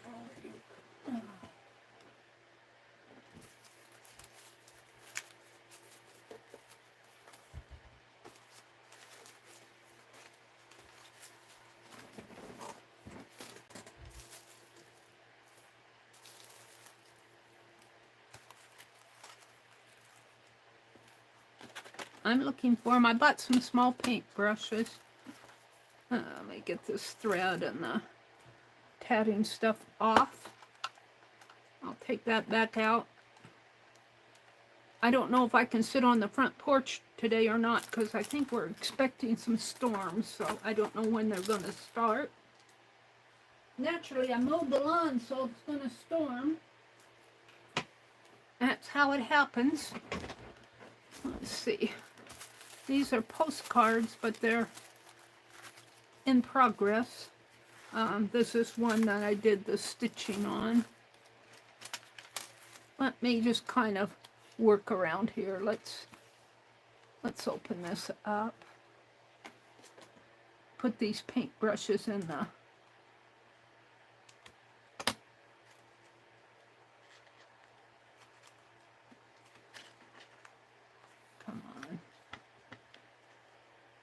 Oh, I'm going to cut it. I don't keep this anyway. This little zipper thing usually breaks on me.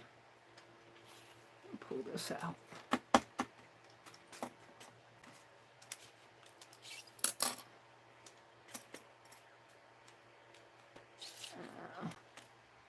Little plastic things, I'm going to take them off. If and I can. I bought these at Walmart. I'm always looking for little brushes. Let me throw this away. I'll put these in my holder over here.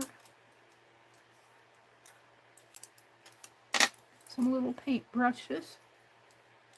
I'll zoom out here. Let's put my crochet hook away. I'm looking for my goats. They ran away. Oh, we could put this in Society of Idea Collector. Keep me.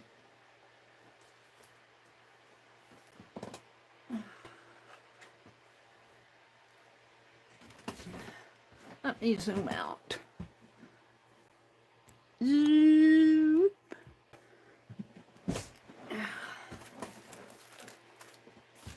I don't know what I did with them. They're here someplace. I just have to kind of straighten things up. I got some postcard stuff.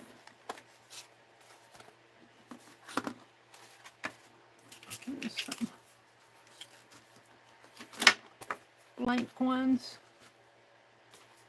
This is a wipe off one. A stamp. Fabric.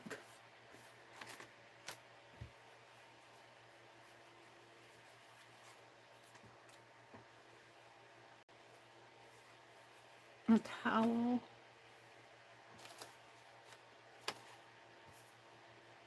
Fabric. My Santa Clauses. I started to cut this one out. Then I decided I wouldn't. Looks like I started cutting that one out. Fabric. Towel. I'm looking for my goats. I've got these. You know, I need to do this offline stuff. I'd know right where my goats were if I would do it offline. But no, I turn off the camera, I'm done. I don't know what I did with the goats.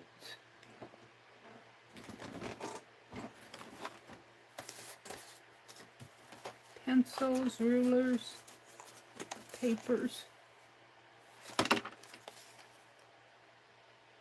That's an ATC size. These are the cards from last week. I'm going to put those away. All right, what do I have? More fabrics. I need to put all this. Oh, this is thread that I dyed. This is thread that needs to be used. These are fabric strips.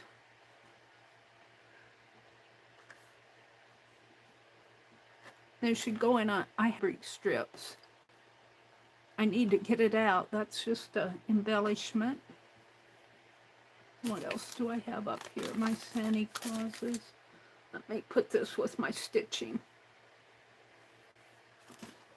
I'm looking for my goats. They ran away. Probably chewing on my paper someplace. These are dyed papers. From when I did that eco dye-in, these are the text pages. I think I'm just going to use them as wipe-off pages. I'm not sure what I'm going to do with those. They were in the bottom of the barrel.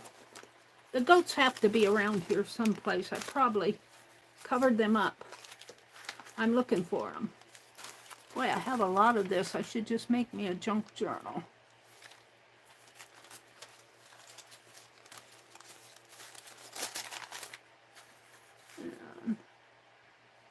Lace for the fairy postcards. I'm still working on the fairies. These are the fairy postcard giveaway. I want to keep that around.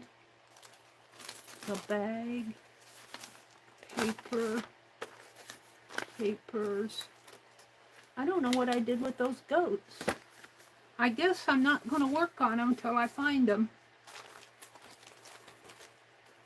Got some little canvases.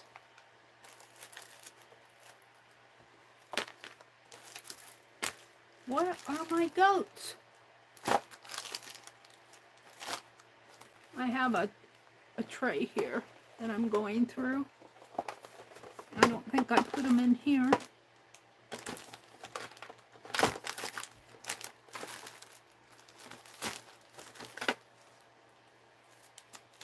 I'm looking though. I wanted to work on my scarecrow today, but if it's raining out there, I won't get out there. More papers. This is a set of cross-stitch alphabet that I designed in 2009. I got the whole alphabet here. I will stitch those up sometime. Papers. That's paper. This is a folk art, fractor art. I can't find the goats. The goats have gone away. They're not here. Let me set this tray back. I don't know. I might have knocked them off on the floor someplace. Towels. Papers. Papers. Ink pens. Postcards.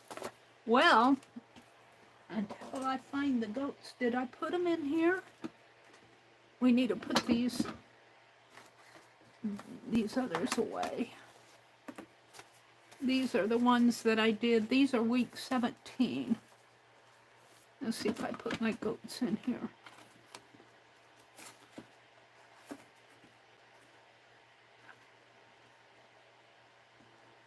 Well, I don't see them. 16.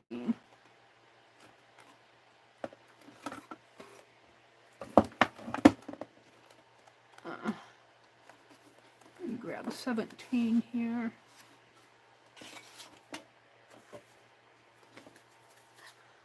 That's card 5, card 3, 2, 1. This must be 4. We're going to work on these Sunday night. 4. What did I do with the goats? What happened to 16?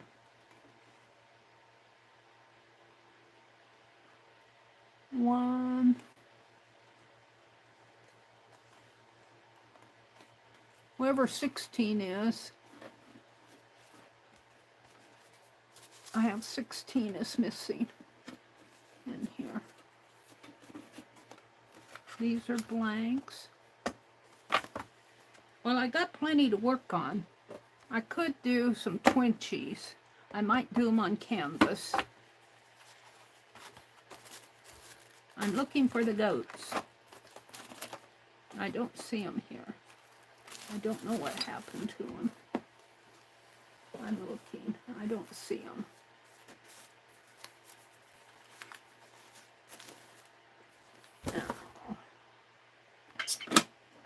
Could work on this. On this, I haven't finished my camo yet. Let's put this in the... Got some extra threads. Let's put that in the Society of Idea Collector. Maybe if I keep working here, I'll find my goats.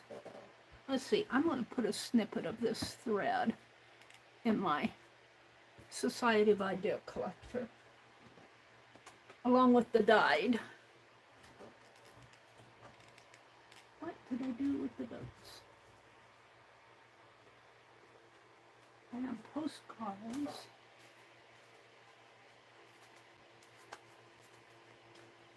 The goats are not here.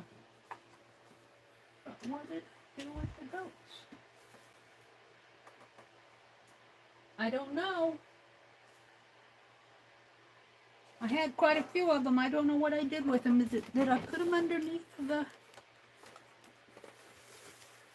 No. That baffles me. I can't even find the pattern. Well, that's because I wanted to work on them. If I just quit thinking about it, they'll show up. Leave them alone and they'll come home. We went to town the other day for that washer, and I went to the fabric store, and they had this fabric on sale. It's all about a cat. I think I bought a yard of it. But let's see, let's read the salvage. It says cattails. Oh, I should send a piece of that to Catherine. Only hers is cloth tails, not cattails. It's all about a cat here.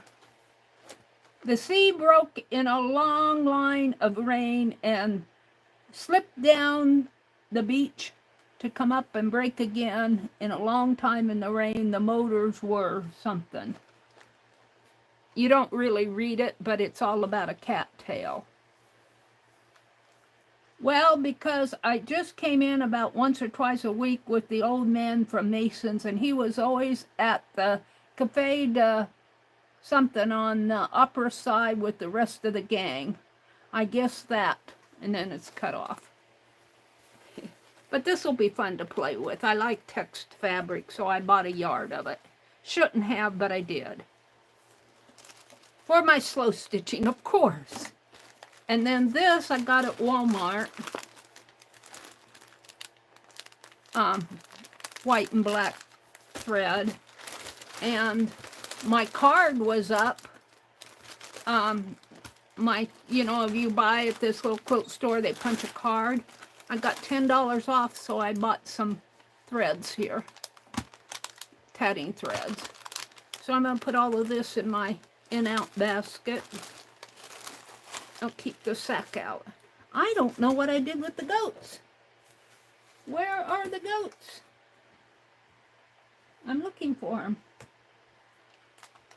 Leave them alone, Mary. They'll come home, wagging their tails behind them.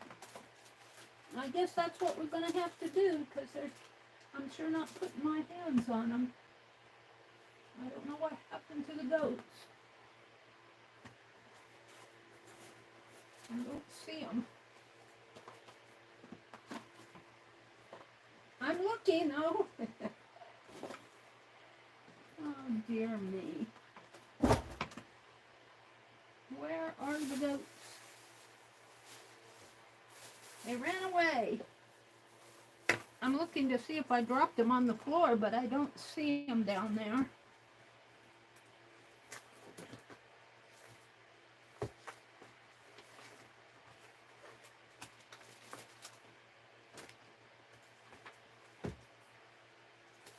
Let's put that stuff in there. Find my Society of Idea Collector journal, too. I'm having a terrible time.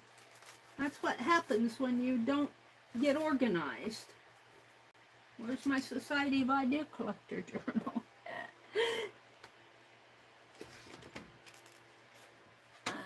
I put it down here. No. Well, now I can't find my Society of Idea Collector journal. I'm just not having a good morning. I cleaned off that cart. Watercolor, paper. Well, I'm not going to fool with it. If I can't find it, I'll leave it alone and it'll come home.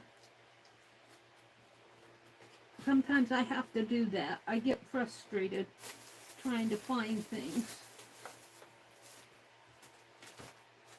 I usually keep that Society of Idea Collector down here with my books. There it is. I didn't find the goats yet, though. Sorry about that. My brother would say, you have too much stuff. I am keeping my little die experiments. in here in my, I should put that blue T. This is page here. I think I'll tape these down. I don't need to lift up. I'm just kind of catching up on stuff this morning. I think I'll do some twinchies for Beth Schuler's. I think I'll work on these little canvases. No, these are the cardboard ones. I don't think I'll work on those.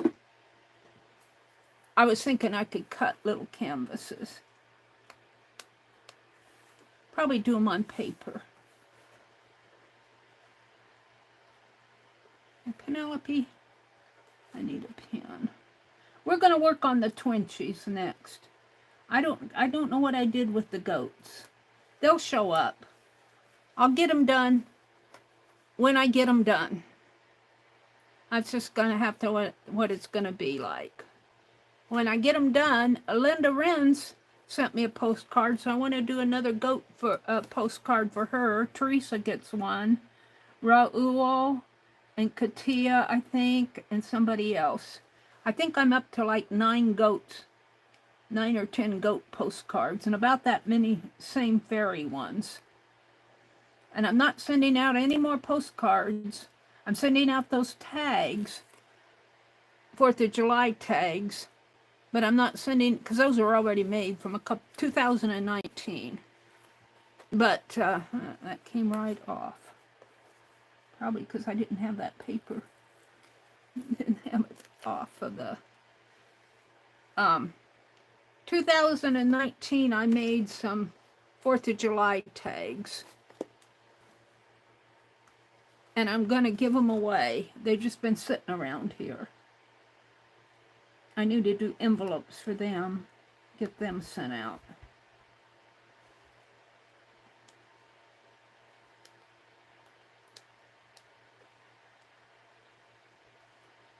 I'll come out here and chat in a minute. Let me take this stuff in.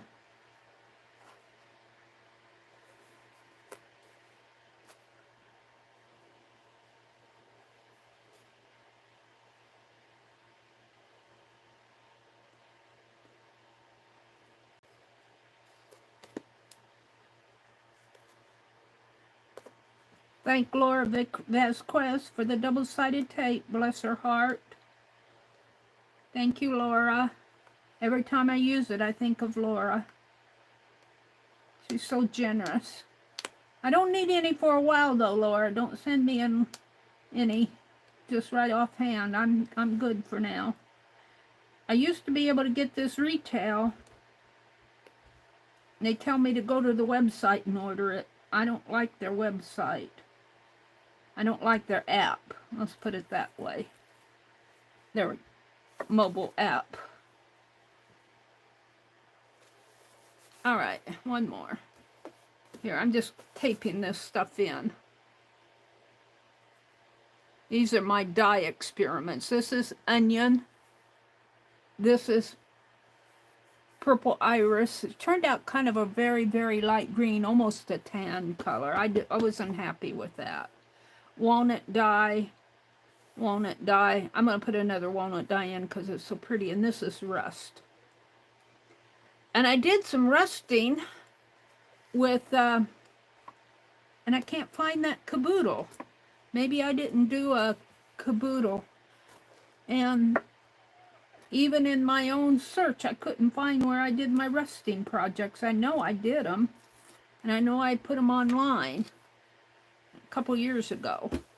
All right, so now I can turn the page without that stuff flying around. And what we want to put in here is some more walnut dye. I love the design on this. I'm going to keep it. This one. I think that's so pretty. And we're just going to snip it here. And I'll use this one in my... Now, walnut dye stains pretty good. But this other dye, walnut dye is pretty permanent. You still can wash it out right after you dye it, but it's fairly permanent. These others, when I dye and wash, a lot of it comes out. Well, maybe not the rust so much, but so just be aware of that. And this is some thread that I dyed. This was walnut dyeing. And I just stuck it in there. I want to do that with my PT too. And which is cooking out in the oven as we talk. Here, look, this is a, I'm just going to tape this in.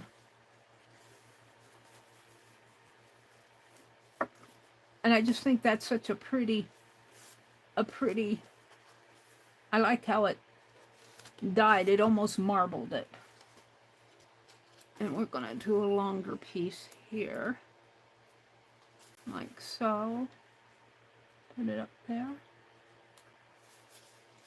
And I'll put this other thread in my stitching so that I can, what do I do with my needle?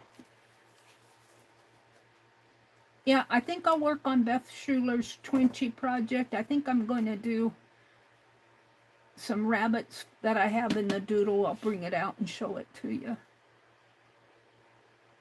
Oh.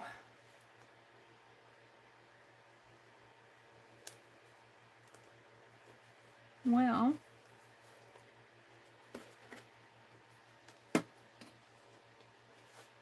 these soft scissors don't burnish very well.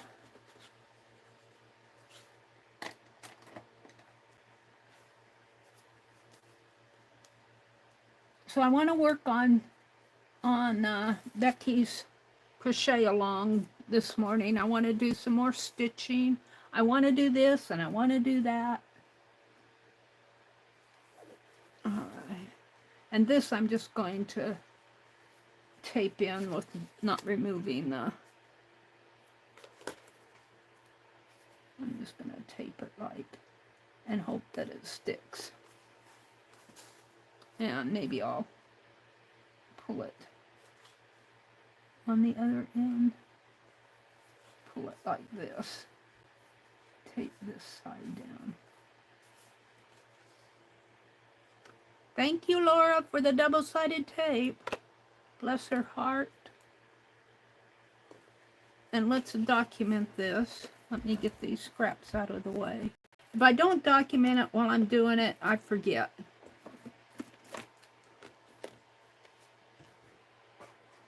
Put my tape away. The scissors up there. Give Penelope the pen.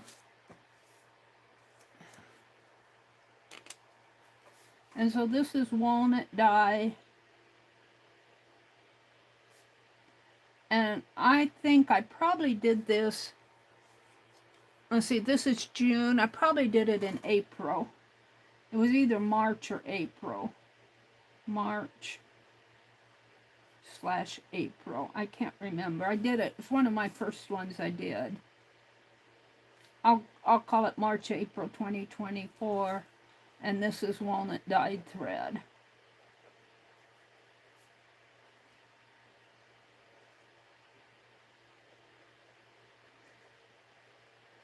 There we go. I think I'll take one of those white embroidery things and drop it in that PT that I have cooking out in there. I don't think it'll be cooked by the... We'll close this up. My Society of Idea Collector. So fun to work in this journal. I should get out my batiks and work on them. This is some stamps that I was carving for a light bulb stamp. Should get my stamps out and carve again too. Carve some of those doodles that I'm doing. This I was gridding a fabric there. These were some lists that I was starting. Animal envelopes. I sent out a lot of animals and I was going to list them all. I'll probably paint all this out, white it out. Miscellaneous giveaways. I don't keep up with that stuff. Some blank pages. And, oops, do I have this upside down? No, I started it in here. This was a small red bird cut from red felt from a white. Oh, I was working on Christmas stuff here. Yeah, forget all that. This is tatting. This was Dee Dee's doing another zine. This is my Dinah sewer. You have to have it done, another zine done by July. You could work on that, maybe get some ideas. Let's flip the page here.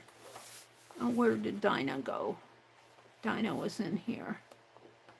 I could do it here, right here. Let me get my phone out.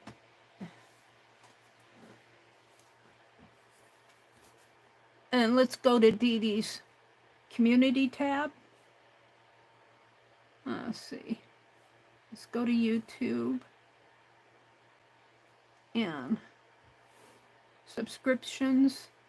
Turn the sound down, make sure it's down.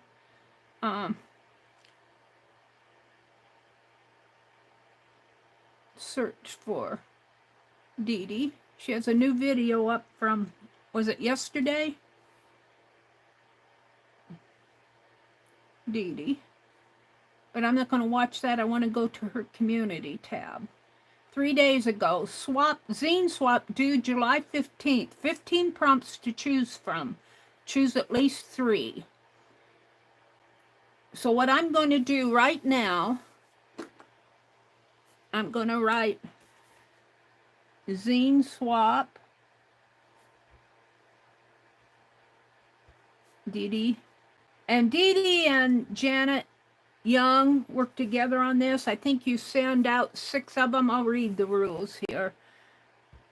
Dee Dee, you send them to Janet. You make one master and you send 6 copies off to Janet Young, but I'm going to send one to Dee Dee, so I'll probably make about 10. Maybe I'll have a giveaway. Zines, but I'll do it after July 15th. I'll do it after Janet swapped out the pieces. And let's see, I'm going to put due July 15th, 2024. And she gives 15 prompts. Now, I'm going to let random org pick the first 3. Do a random org. Let me go to this. Cancel that. Go to a new tab. And type in random org sequence generator. Now press on that. And we want to do between 1 and 15. And I'm going to take the first 3 numbers that it gives me, and we'll go back and see what they are off of Dee Dee's list. And I hope that I can make up a good zine from it. So let's, part 2, get sequence 7, 10, and 8. 7, 10, and 8. Let's see what they are. That way, I let something that's beyond my control pick my prompt. So 7 was donuts. Donuts. 10 is any letter. Oh, I was liking that one. Any letter. Now letter, I thought, I think she means the alphabet letter, but I could write a letter. And 8 was fly. Well, there's a fly on the donut. That's what comes to mind. Fly on the donut. And the letter, I'm thinking write a letter. Write a letter. And so the zine itself, let's get one of those. What did I do with them? Hold the phone. Or we could even do No. That's I'm looking for a piece of scratch paper. Maybe one of these papers that, one of these. Only I don't want one that's all, I want my other pile. Hold the phone, I'm getting there. Well, let's not do that. Let's grab one of these down here. Grab a sheet of paper. And we're going to divide this 1, 2, 3, 4, 5, 6, 7, 8. Let's cut it here. This is not my zine. This is me planning my zine. I want to do the Twinchies too. I haven't forgotten about the Twinchies. I just get down a rabbit hole. Let's cut this off.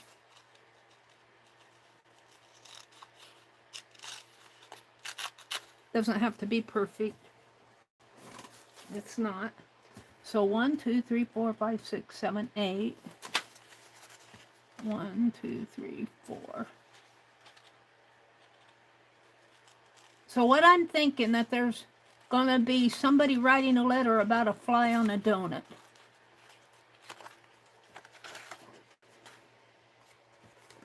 Uh-oh. When I get into Google Assistant, it says, sorry, I'm not sure if you were talking to me. I'll disregard what you said, but let me know if I can help. A letter about a fly on a donut. Let's see what it says, my Google Assistant. I want to get out of it here. Oh, I lost it. No, here it is. No, I lost it. That's okay. At Google Assistant, I very seldom use it, but it keeps popping up. Okay. So I think the way this goes is 1, 2, 3, 4, 5, 6, 7, and 8. All right. So I have to think, who's going to write the letter? Let's do a little mind map here. Let's do a little mind map of my zine. The topic is, well, my 3 prompts were donuts, fly, and letter. So I want to write a letter about a fly on a donut. On a donut. So we're going to do a little tiny little mind map of who, what, when, who, what, when, why, who, what, when, where,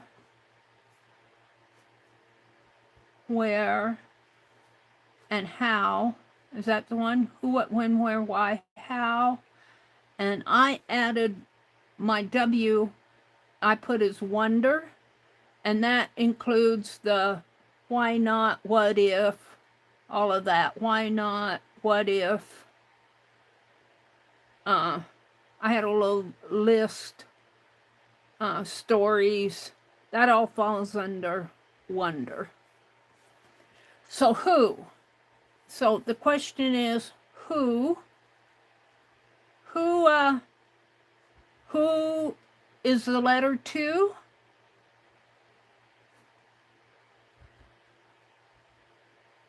Who is writing it?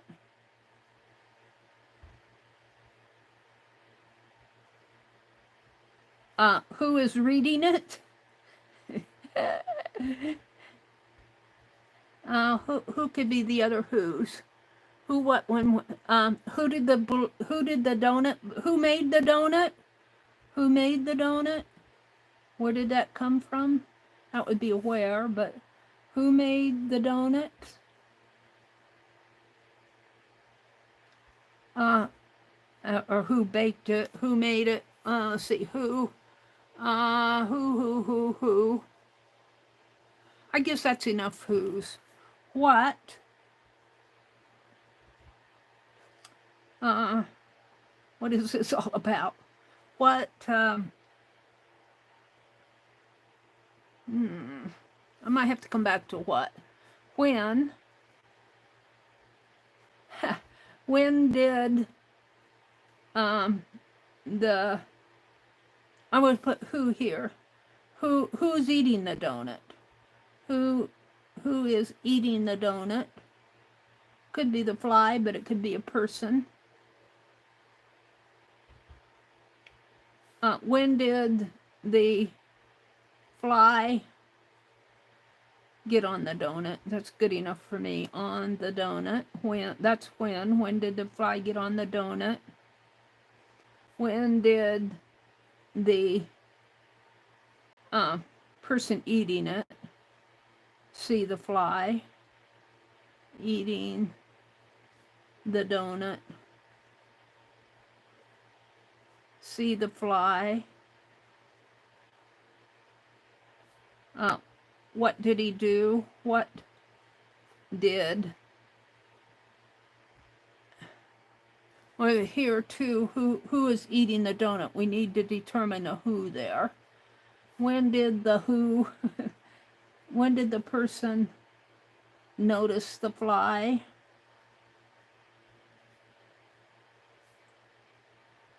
That's when. When did the person notice the fly? What did the person eating the fly? I should have a name for that person. What did the person eating the fly do when he saw the eating the donut? Eating the donut. Do when he saw the fly?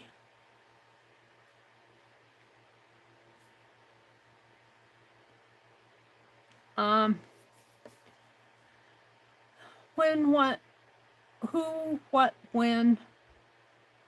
Got to, this is where. Where. So, where did the fly come from? Where did the fly come from? How and wonder. I'll fill in the blanks. So let's go back to chat and see if you guys are giving me any suggestions here. YouTube, me. It's only 5 o'clock.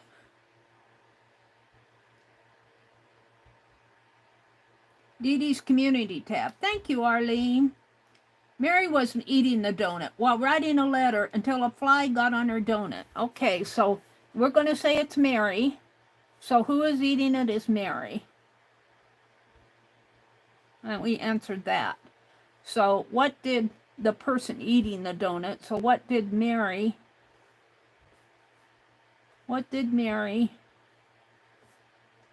do when she saw the fly? When did Meri, I got person eating the donut is Meri. So the topic of this is, I'm going to use Arlene's. This little story is Meri was eating, this came from Arlene. We're going to credit Arlene here. Meri was eating a donut.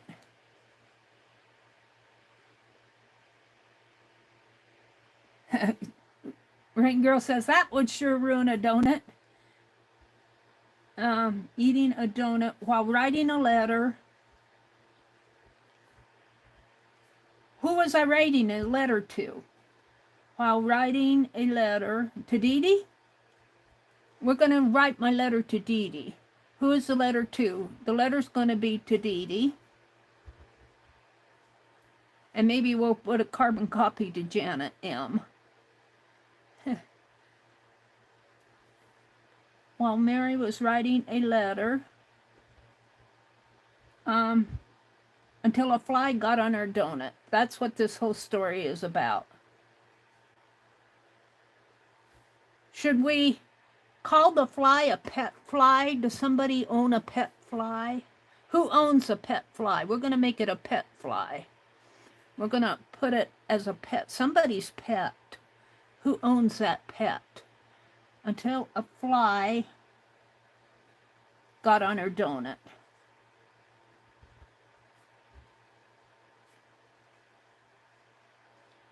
Should Meri scream? What did Meri do when she saw the fly? What did I do? I don't know if I'd scream of the fly. If it was a mouse, it would be different. I tried to swat it. I shooed it away. I think I'll put, I shooed it away. So I'm going to put shooed away. Shoo, S-H-O-O. Shooed away. And I'm going to put I threatened it. Like, if you do this, if you get on my fly, on my donut one more time, I'm going to kill you. Oh, I shouldn't say kill you on mine. I'm going to swat you. So I threatened it with a swat. With a swat. S-W, swat from the fly swatter.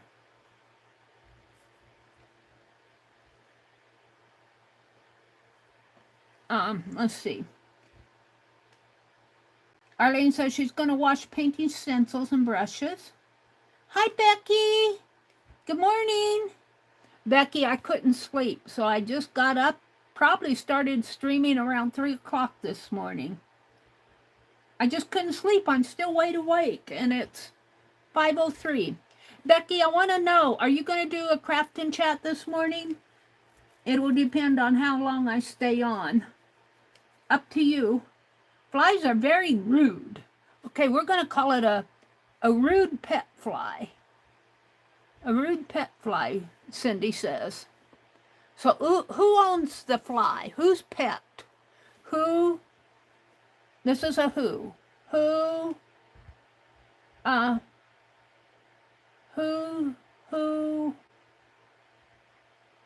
Whose pet is the fly? Who does the pet, who, how am I going to say that? Whose pet? No, it's who has the fly as a pet? Janet?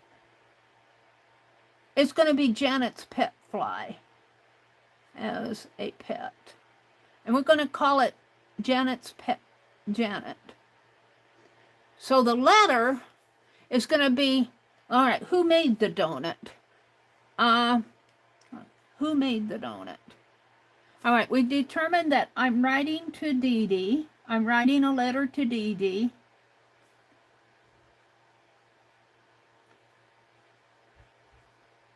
With a copy to Janet.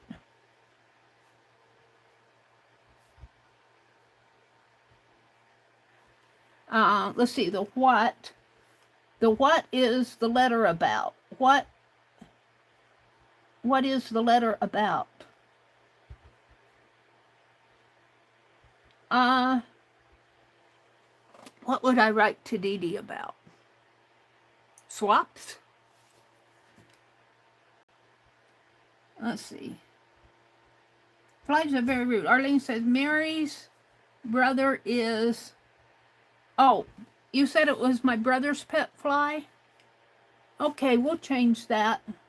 Let's see. We'll change this to my brother. I like that. My brother. And his name is Tom, but when she was little, his granddaughter would call him Pogo. So we're going to call him Pogo. So, and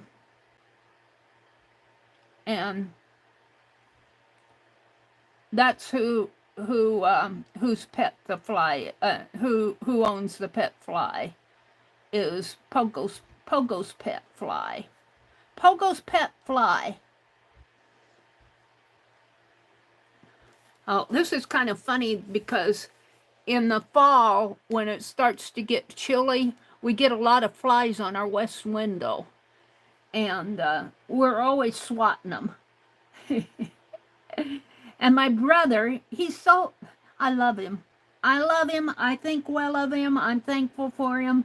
But when he swats a fly, he doesn't sweep it up and throw it away. He pushes it off on the floor.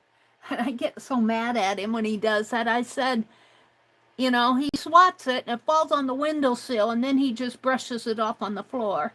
I'm saying it's just as easy for you to get the dustpan. Oh, that's 3 steps across the room to get the dustpan.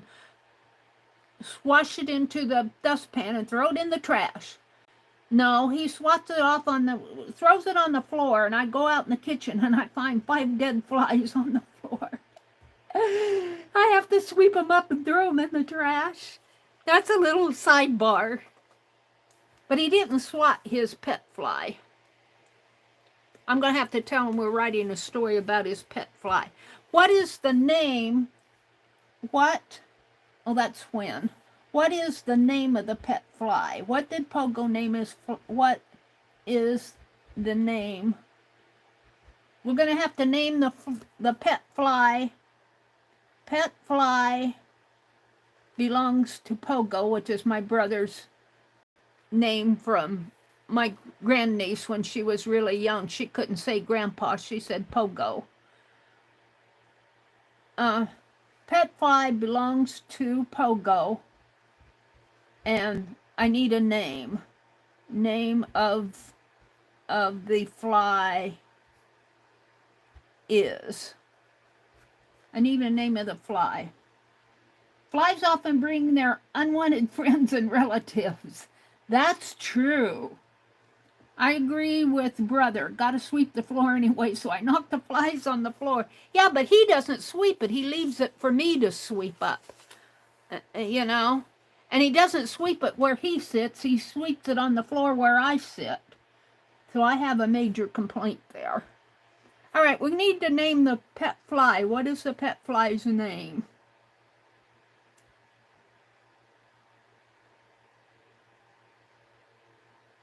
Arlene says, I was learning to put vinegar in my dye. My first attempt at homemade dye was so pretty and faded away fast. Vinegar prevents that. Yeah, vinegar is a mordant. We used to, when we bought embroidery floss, especially JP coats, it would fade pretty fast, or if you got it wet, the dye would run on it. And the needle workers, if they bought JP coats, they would soak their thread in vinegar first. Yeah. Let's see. Arlene says, I ordered the Dollar Tree tape by the case, but I don't do anything on mobile, so I don't have to deal with an app. How did that work, Arlene, ordering it? Cindy says, Laura is an amazing gal. Yes, she is. Arlene said, I did the same thing that Meri did with her fabric. I shouldn't have, but I did. Arlene says, last week I was making birthday cards for grandchildren and realized that I don't own a birthday stamp of any kind. I shake too much to draw right pretty now, so I bought myself some stamps. Oh, I would stamp it too. I have stamps, but I need to get everything in one place. I'm working on it. Goats are mischievous, so they're probably hiding. I don't know what happened to those goats. I'm going to have to... I know they're around here someplace. I'm just not sure what I did with them. Now I'm off looking for goats. Again here. I thought maybe they would be over here, but I don't see them over there either. I have all my postcards in a stack over there. I'll find them. I'm into planning this zine out. We're making a little story about the 3 prompts: donuts, any letter, and a fly. And we decided that Meri is writing the letter, and she's writing it to Dee Dee. She's going to give a carbon copy to Janet. And while I was writing the letter, my brother, who's Pogo, pet fly, landed on my donut. And I shooed it away, but I threatened it if it came. I said, I'll threaten you with a swat if you come back. So, did the fly come back? I wonder, did the fly come back? This is a wonder thing. This is a question. Did the fly come back after I shoot it away and with a threat? And it came back with relatives, Cindy said. Did the fly come back after Meri shoot it away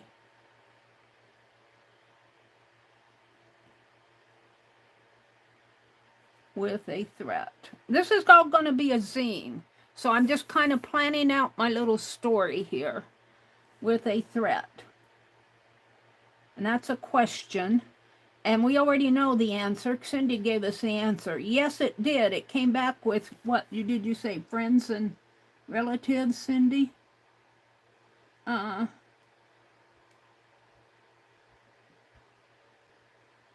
did she say that?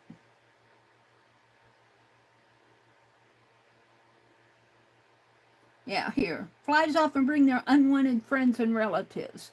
Yes, it came back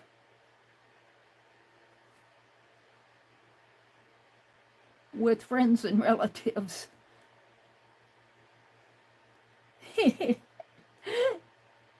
So what did Meri do after that, after all the flies came in? So this is another what.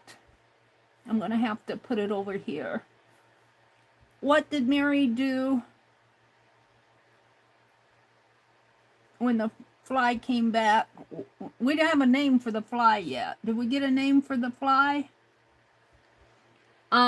Name should start with a P. Pooh? Pooh? No. Fly should start with an F. Friendly fly, Fred the fly, Fanny fly, funny fly, funny? Funny fly, furious. I need a name. Wilbur? That doesn't start with an F. Okay, the fly's name is Wilbur, because Narlene named him. Wilbur. What did Meri do when Wilbur, I like Wilbur as a name, came back with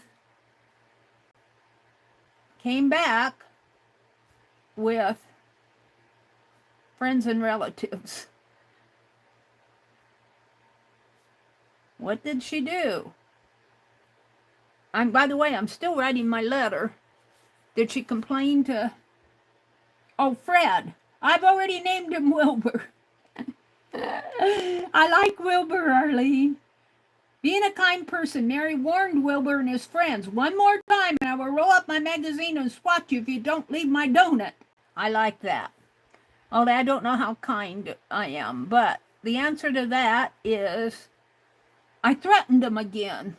Threatened the whole flock. What do you call a flock of flies?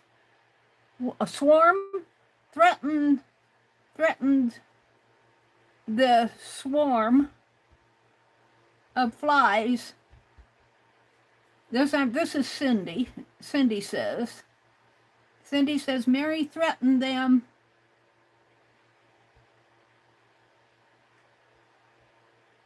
one more time. Meri threatened the swarm of flies one more time. I gave him another threat. One more time. Leave my donut alone. Leave my donut alone. What kind of a donut? This is another what question here. What kind of a donut is it? What kind of donut is it? See, this is what mind mapping is all about. And it doesn't have to be a beautiful, all drawn out thing. It's asking all these questions and you're making this little story up. Now I have to make this little story into 8 segments and then I have to come up with pictures. But what my first one might be is Meri sitting here writing a letter. And I'll say, Dear Dee Dee and Janet on there, on the page 1, right here. Dear Dee Dee and Janet, I am eating a donut from. Where did the donut come from and what kind of a donut is it? All right. What kind of, did I have that? What kind of donut is it? Leave my donut alone. I'm getting all over the place when I do this. Leave my donut alone, or I'll swat you all. Then you'll be sorry, specks on the floor. I'll swat you all, and you'll be specks on the floor. You'll be specks on the floor.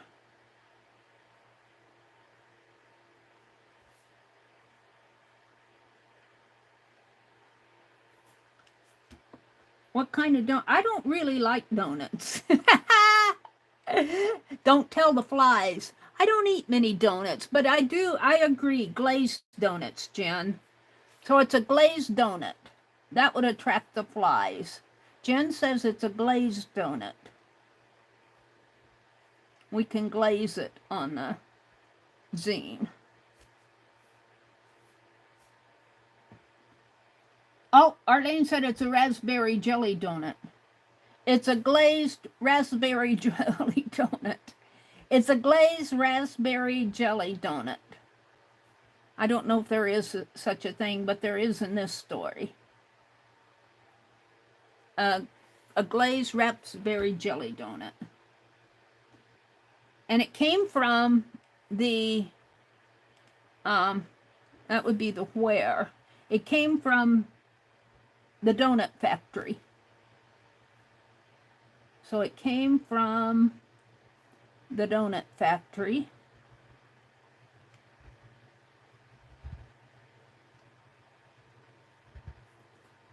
In FIBsville. It's FIBdiggity now. We renamed FIBsville to FIBdiggity after the big snowstorm a couple years ago. FIBdiggity, FIBdiggity, FIBdiggity foo.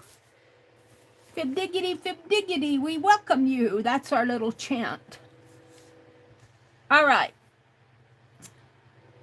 So we need to wrap this up. What am I writing to Dee Dee and Janet about? That's where I left off. That's another what. What is my, what am I writing about? Writing the letter. Is it just a chatty letter? I'm going to make that up myself. It's a letter. It's a letter about zine swaps. Oh, no, let's change that.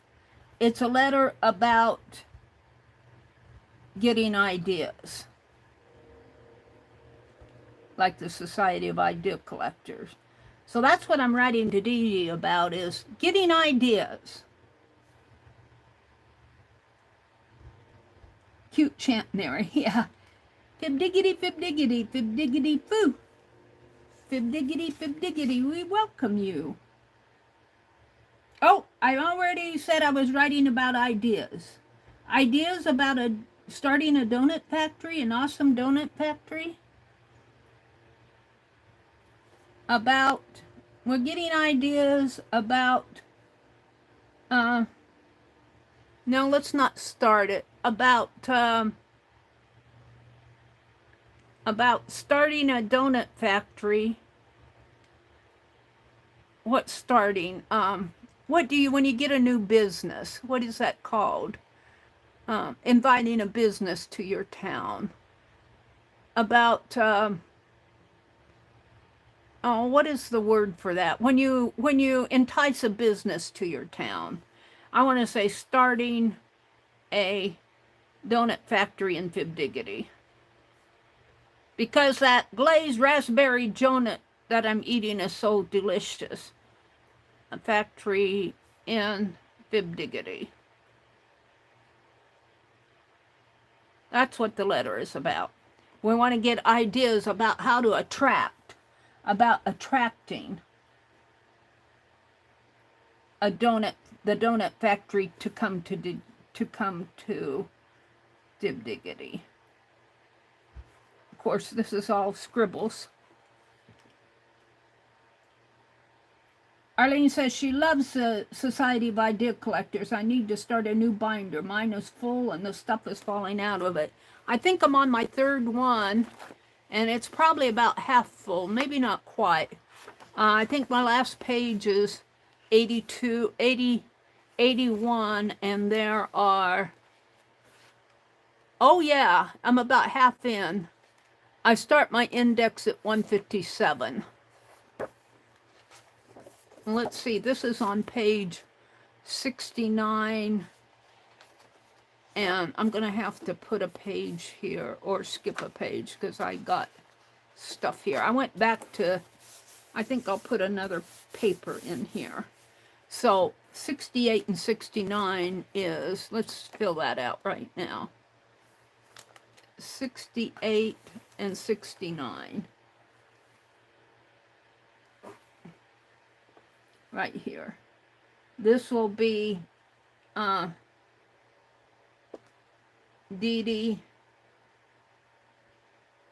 20. Well, I'm going to call it July because it's due July 2024 zine swap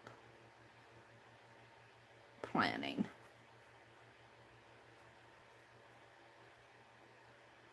So here's what we have. We chose out of the 15 prompts. Let's go back over to Dee Dee's. Oh, did I get out of it? Let's go back over to Dee Dee's community tab and read about the, where did I do that? Dee Dee, you were here and I deleted you?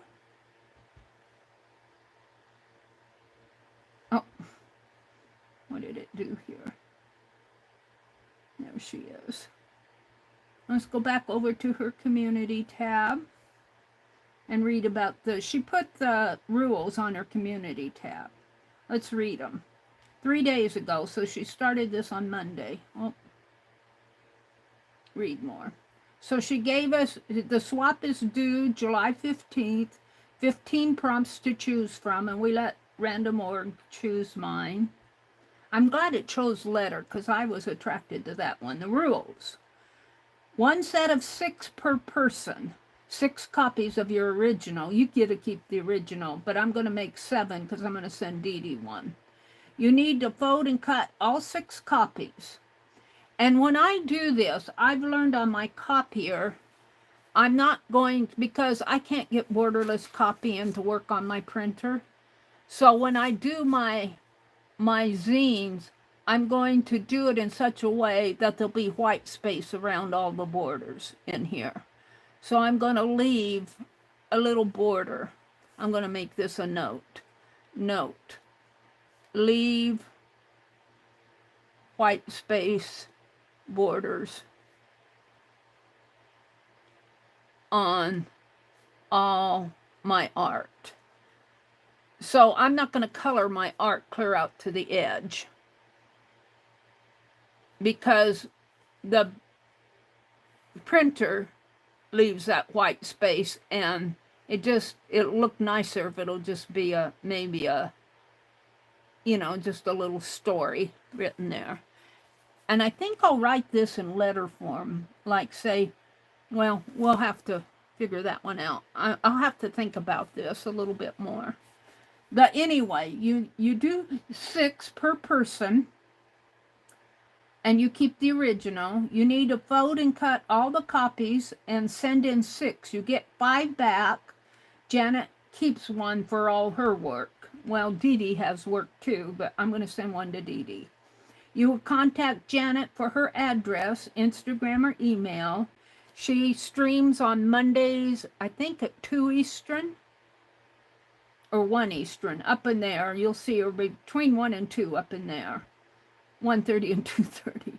With your set, you send a self-addressed stamped envelope included with your returns, for your returns.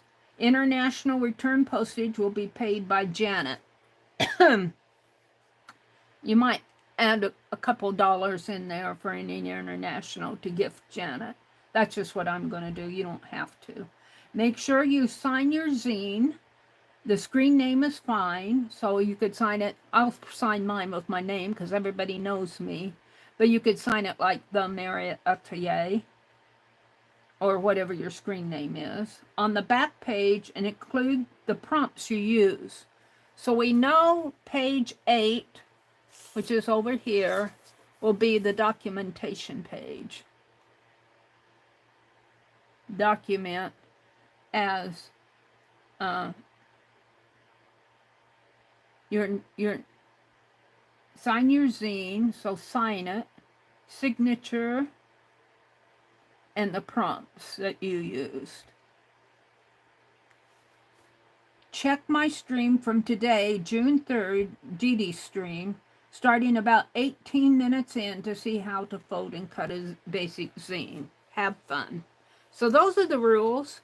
Now, that's July 15th, which is next month, but I need to work also on the Twinchies, and I'm not going to use these, I'm just holding them in my hands, for Beth Schuler's swap, which is due June 15th, and today is the 7th. So they're due next week, so I need to get these done. So I might stop here on my planning. We'll come back to this because, well, I threatened them again. So what happened after I threatened them again? Did they all go away? Was the threat good enough? How was I, let's see, how? I don't know if I have any hows right offhand. My head is full. But I got to end this story somehow. We're enticing the donut factory to come to FIBdiggity. That's what I'm writing to Dee Dee about. The fly lands on my glazed raspberry jelly donut. And I threatened it that if it didn't, let's see, how did I say that? I threatened it with a swap if it didn't fly away.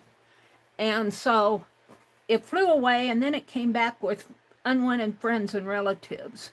So what did I do? I threatened them again, one more time. Leave my donut alone or I'll swat you all and you'll be specks on the floor. And we determined that the fly is a pet fly of my brother's pet fly, which I'm calling Pogo in this. So I need to end it somehow. I wonder if the donut factory ever comes to FIBdiggity. That's a wonder. That's a future thing. That could be a nice little story. Ever comes to FIBdiggity. We could, I don't know, is the donut factory is that a real business? We could name it another name in the story of how we invite the donut factory to FIBdiggity. Could be a future story. Future story. See how one idea leads to another?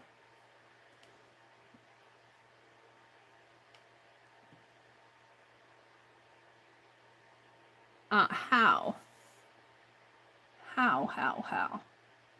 Well, when I threatened them the second time, what I'm going to say is they took me seriously. They all flew away. But they left specks on my donut. they left specks. And what were the specks? Ew! On Meri's donut. This is kind of a bad ending. That was their little gift. So I have to think of a better, I mean, this is, they flew away, and then what happens? They left specks on my donut.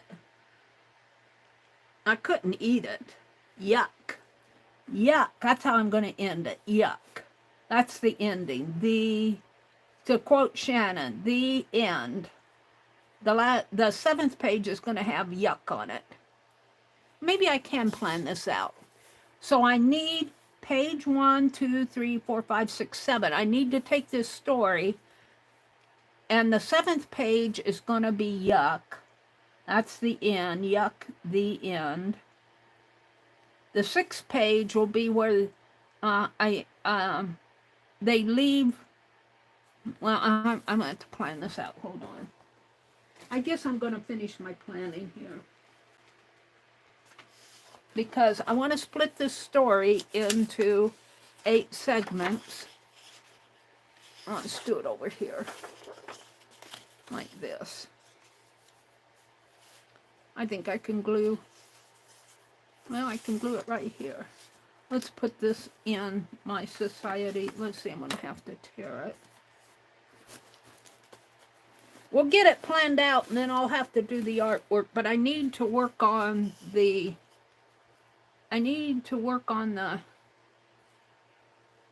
what I'm going to do for the Twinchy swap. I want to get that done. What time is it? It's 5:30. I've got a few hours. We're going to take this page in.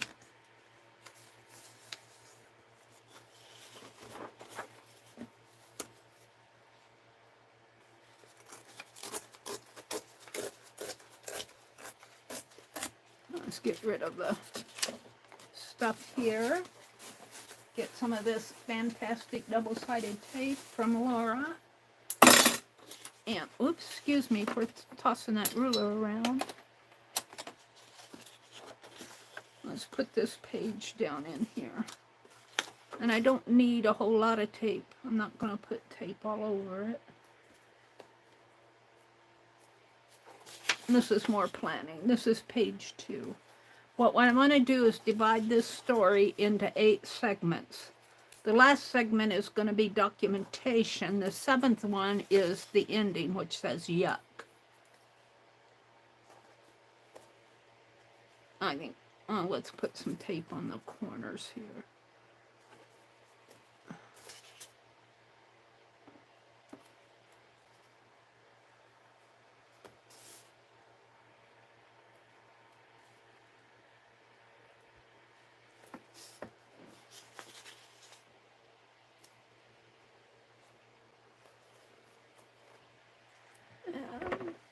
The needle out again here.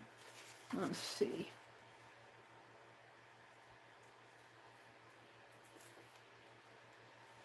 Oh. Now that's good enough. I think I'll burnish all these down. Might be easier to get them up.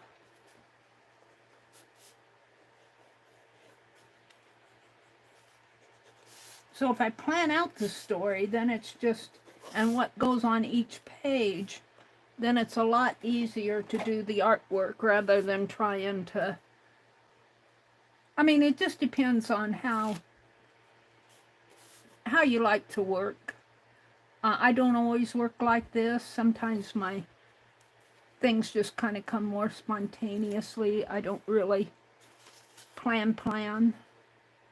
But that depends on what I'm doing, what project I'm working on.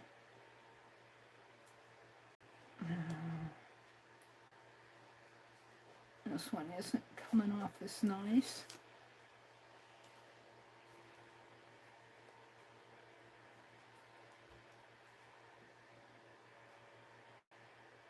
Hot diggity donut. Oh, I like that. Hi, Jacqueline. Let me write Hot Diggity Donut. Maybe that's what we'll title it. Where's my pen? Where did I throw my ink pen? Those are here. Hot Diggity. Let me write that down before I forget it. Hot Diggity Donut. Turn that off for a minute.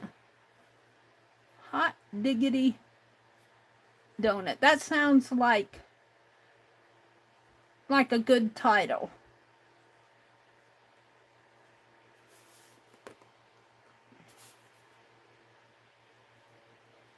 Jacqueline is doing all sorts of dye projects, you guys, and she's selling her work. If you're interested, get with Janet, either here on YouTube or on Instagram or email or Facebook. She shows a lot of her work on Instagram. And Janet, I tried to share your live and it wouldn't let me. It said it wasn't public. Was that on my side, or is your live stream subscriber only or something? It wouldn't let me share it. It said, I got a message saying this video is not public. But I'm not sure why it would say that. I think I'll tape it here.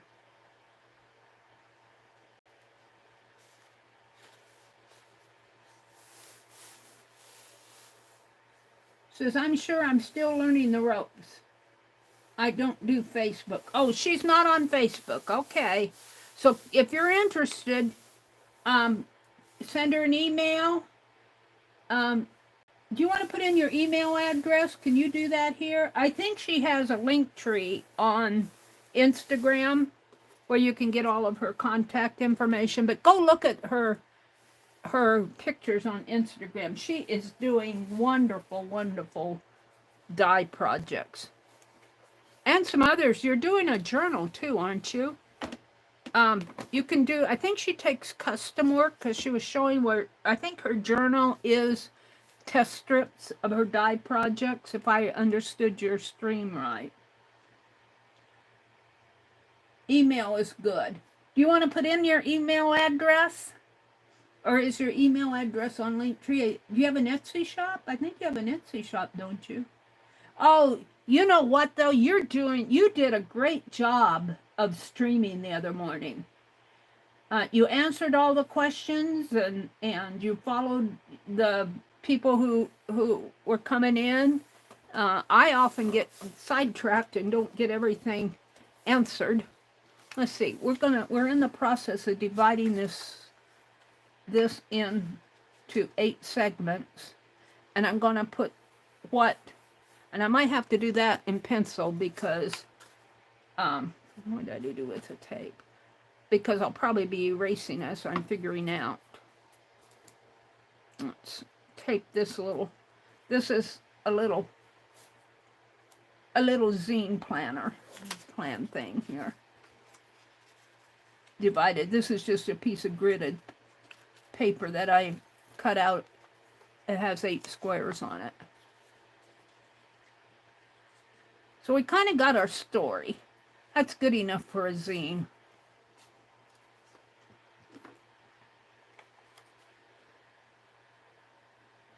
Should we say one of those specks flew over onto the letter and maybe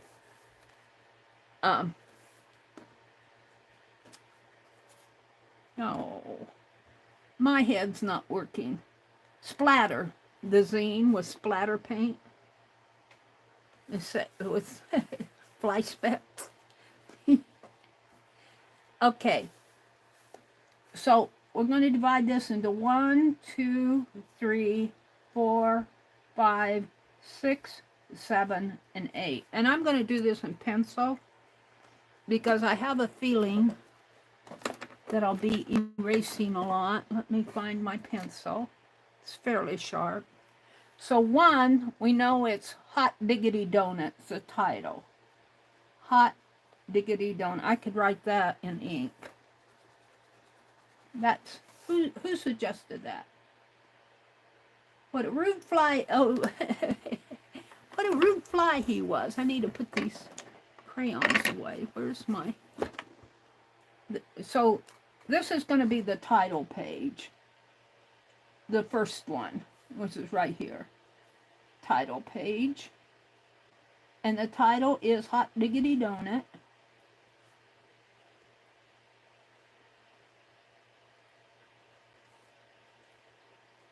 Now what I'm thinking here, I'll have the title, but I want a letter. So I'm going to have Dear, in letter form, Dear Dee Dee, and it's going to be a CC to Janet. I guess I'm going to have to write this in ink because I can hardly read that myself. I'll have to scribble out if I want to change. So it's going to be a letter.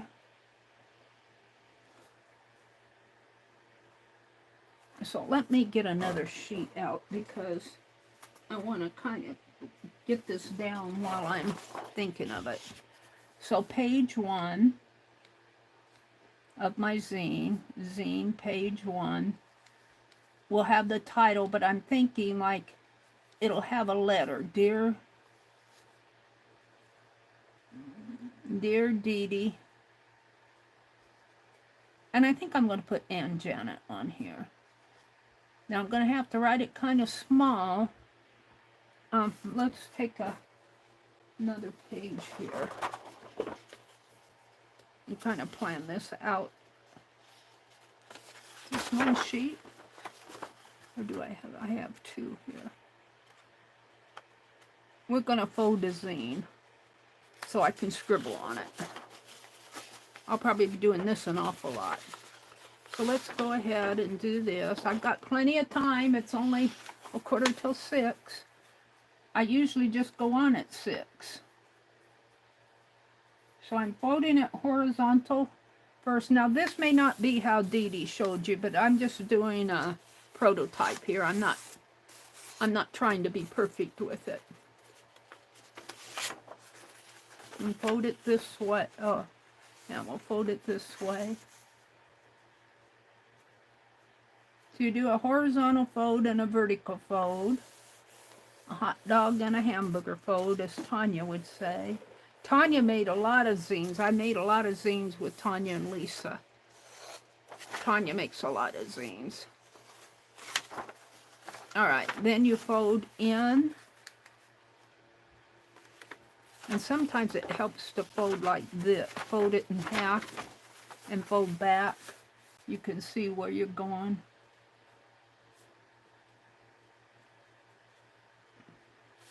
You just want to get the size of the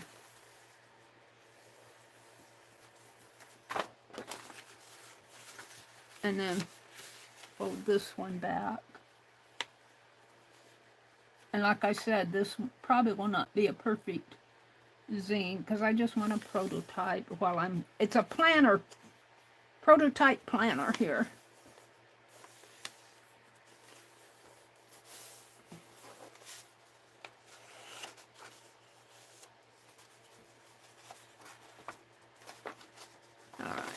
And then make sure all your creases are there and everything. You cut it.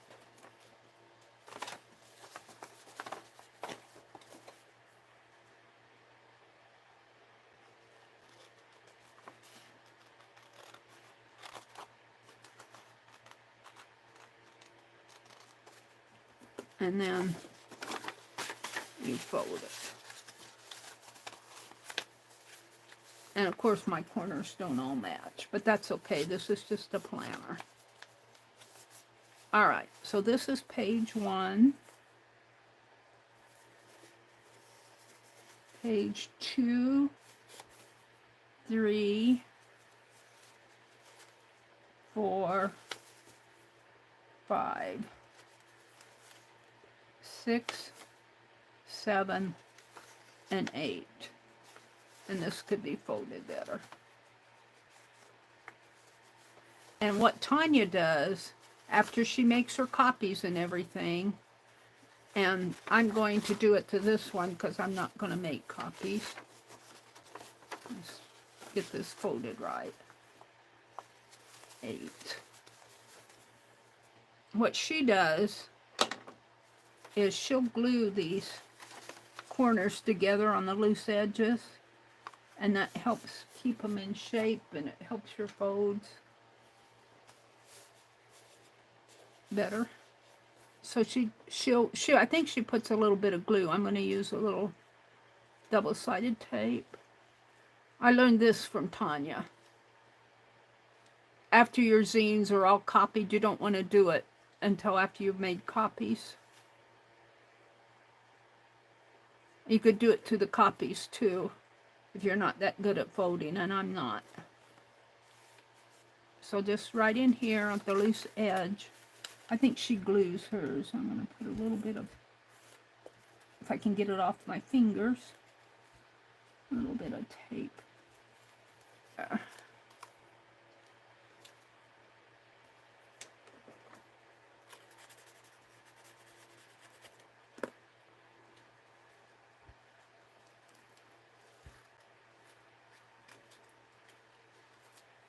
So there, and you make sure that these two are nice and even with each other. And then you go over to the other open edge, which is over here, and do the same thing. Where's my tape? All right, where did it go? Here.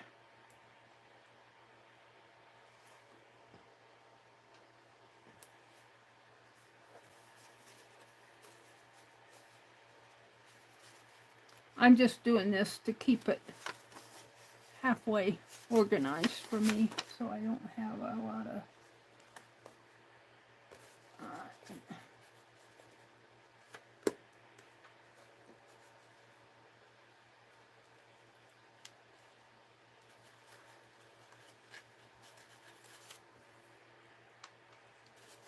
make sure that these two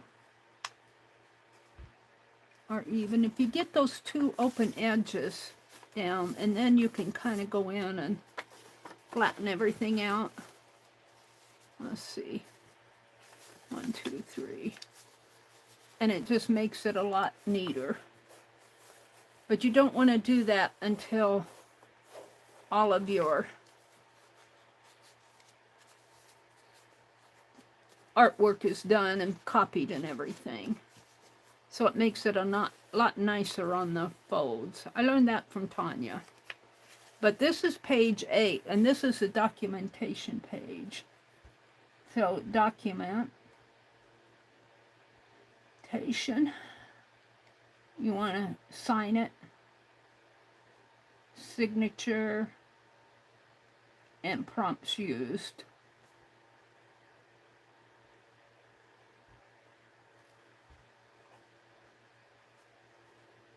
And mine are donuts, any letter, and I'm interpreting a letter as a written letter, not the ABC alphabet letter, and fly. Okay, so on page 1, I want the title, Hot Diggity Donut. And I'll do this in art. I'm just jotting it down here. Hot Diggity Donut.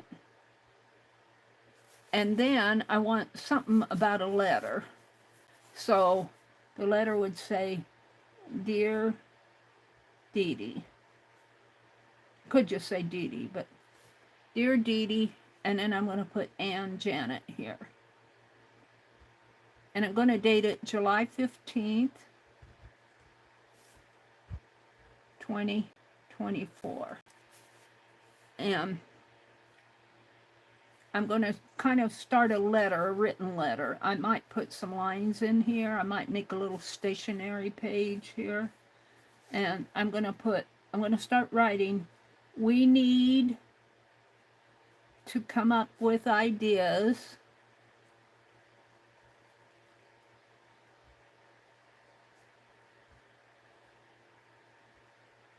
on how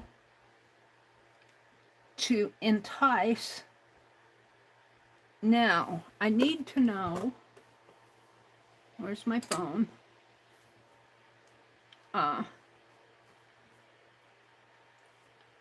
If you answered me in chat, I didn't catch it. Let's go to my website, and we don't need this anymore. Let's get rid of that and type in Donut Factory. I want to see, I think that's a real name. So, Donut Factory Tycoon Codes, Donut Factory near me. So I don't want to call it the real name. It's a real business. Let's name our donut factory that we're going to entice. I don't want to use the real name because I really don't have permission. So what? That's a what. What is the name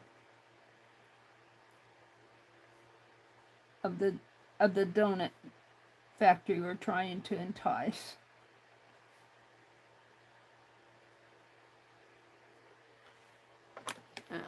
Let's go back to my chat. Get out of this. Come back into YouTube. Me, my live. Get out of that. Come to set my, get out of the ad where she's selling a bra. And I want to go to all messages. Chat filter, all messages. Lovely said hot diggity donuts. Oh, I made that the title. All right. So we're writing a letter to entice hot diggity donuts. I like that, Arlene. Hot diggity donuts. To FIBdiggity. So I need to write create a little letter that says this. And I'm going to put any suggestions here. Any suggestions. This is me writing. So what I'm going to put here is an image of the letter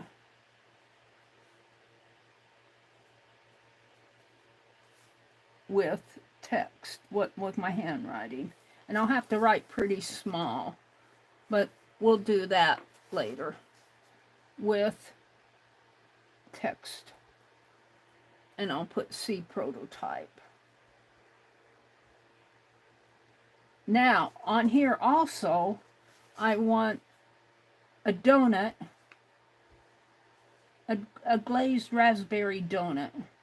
And I guess it wouldn't have a hole in it, because glazed donuts are usually filled with raspberry jelly. I mean donut, the jelly donut. So we're going to have a glaze, that's glaze. And maybe I'll have a cappuccino, a cup of cappuccino. The flies stay off of my cappuccino. So we're going to have that and the letter on here. And not in that form. These are just the images that I want. So this is the letter. And maybe up in the corner, we'll have a little fly buzzing around. That's a fly.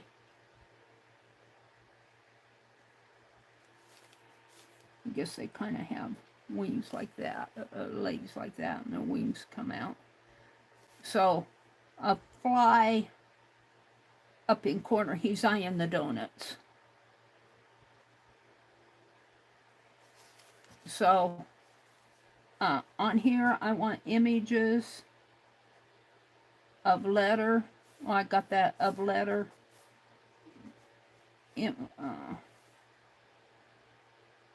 Letter. Image.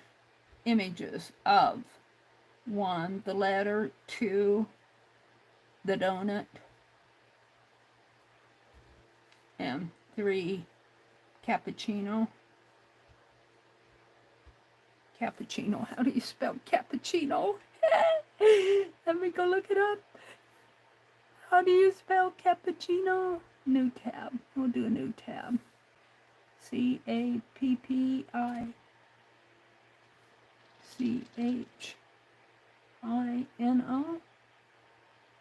Cappuccino, is that it? C-A-P-P-U-C-C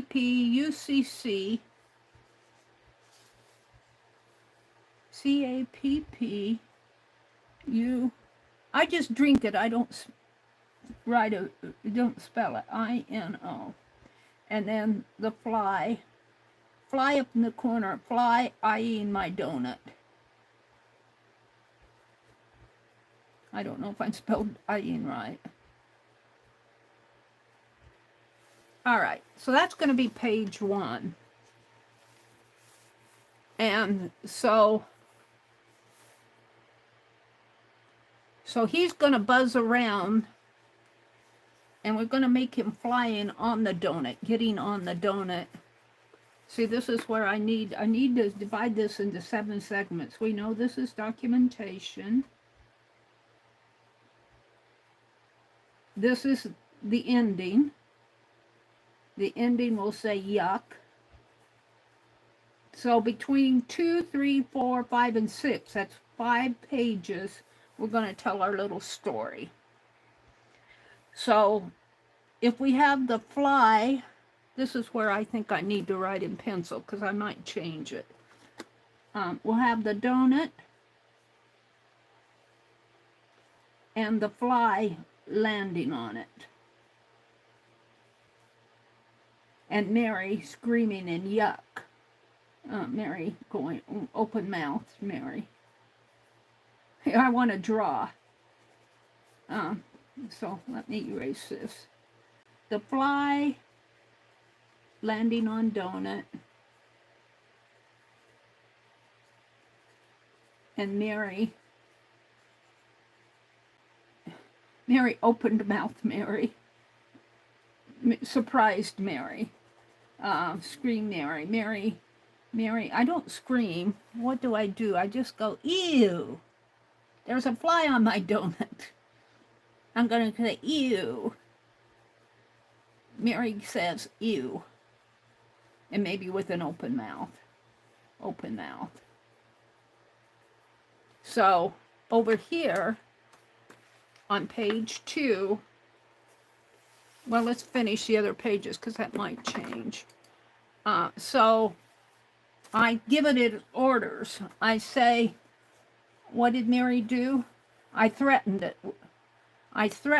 So here's me threatening the fly with a swat if he doesn't get out off of my donut. And I'll have, what, a newspaper, rolled up newspaper. Threatening with a swat. No, I think I'd rather have a fly swatter. But why would I have a fly swatter to be prepared? I think more of a newspaper with a rolled up newspaper. Because if I had a fly swatter, it'd mean that I had a lot of flies, so I was prepared for it. It could be rolled up paper that I'm planning how to get ideas. So here's where I threaten him. And here he could say, nah, nah, nah, nah, nah. I don't have that on here, but this is kind of his response. He could be, the fly could be, what could it be doing? I'm going to put nah, nah, nah, nah, nah. So the fly is kind of responding like, I'm here, what are you going to do? You know, he's kind of going, you threaten me, I'm not afraid of you. And here's where he goes off and gets his friends. The fly comes back oh, here he goes, na, na, na, na, na, and then he flies away. This is on page 4. He flies away, and he comes back with more, comes back with more, with friends and relatives. So it'll be a swarm. I'll write this in ink after I get it planned out here. He comes back with friends and relatives, and I threaten him again. Threaten again, and that I like this. If you don't, how did I say that? Leave my donut alone, or I'll swat you all. There'll be specks on the floor. Threaten them by making them threats on the floor, making them specks on the floor, and that kind of. Now I don't have Pogo in here. We have it's Pogo's pet fly. So on here, when the fly comes in, we say Pogo's pet fly. So we I'm going to put a reference to refer to Pogo's. Somehow I want to refer that's Pogo's pet fly. He's just coming for a visit. He found the donuts, thought it was for him. So I threaten them again, making them specks on the floor. And they fly away. They all fly away, but leave fly specks on my donut. Yuck. We need a hot diggity donut factory. Leave fly specks on my donut. And then the ending just says yuck. And I'll give a donut with lots of specks. And I'll splatter. I want to put splatter here. Splatter art. All right, so this is what I have. And this may change. But my first one is the title page. Hot Diggity Donut is going to be a letter. And on that letter, on that same page here, I'm going to have the little image of the letter with the glazed raspberry jelly donut, my cappuccino, and the letter. And the fly up here in the corner. This is Pogo's pet fly. We could put that there. Pogo's pet. What did we name that fly? Buzzy? Wilbur.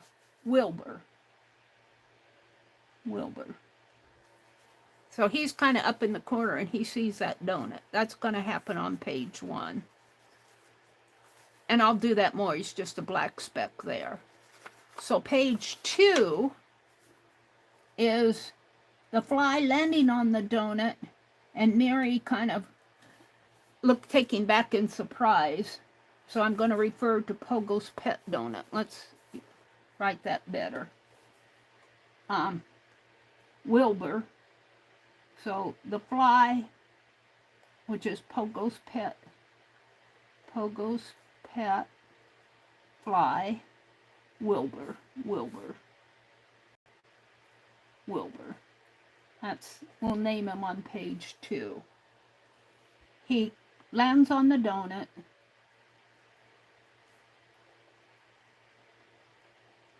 And takes Meri looking on in disgust, not surprise, looks on in disgust. So I can erase all the pencil marks on here. On 2. So that's 2. So what I'm kind of visualizing here is Meri, how do you look on in disgust? Like, oh! Get my glasses on here and my hair, and I'll have my hair clip in here because that's kind of how I define myself. Here's my hair, kind of scraggly hair, my nose, and ew. Ew. I don't know how to make a wrinkled up nose. Wrinkly nose. Maybe big eyes. Maybe an open mouth. Oh, yuck. There we go. That's me. Scribbly me. This hair scribbles in there with my hair clip. We'll put my hair clip in there. There's a scribble in it now because I'm planning. Oh, and I could be holding my hands up like to my head like that. Give myself a neck. And then here's the donut. This is the raspberry glazed raspberry jelly donut. RASPBERRY donut. And then the fly lands on it. Give him a fly here.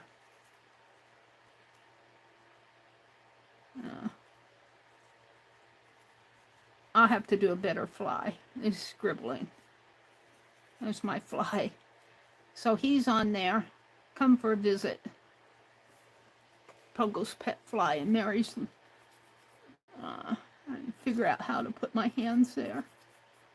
Something like that.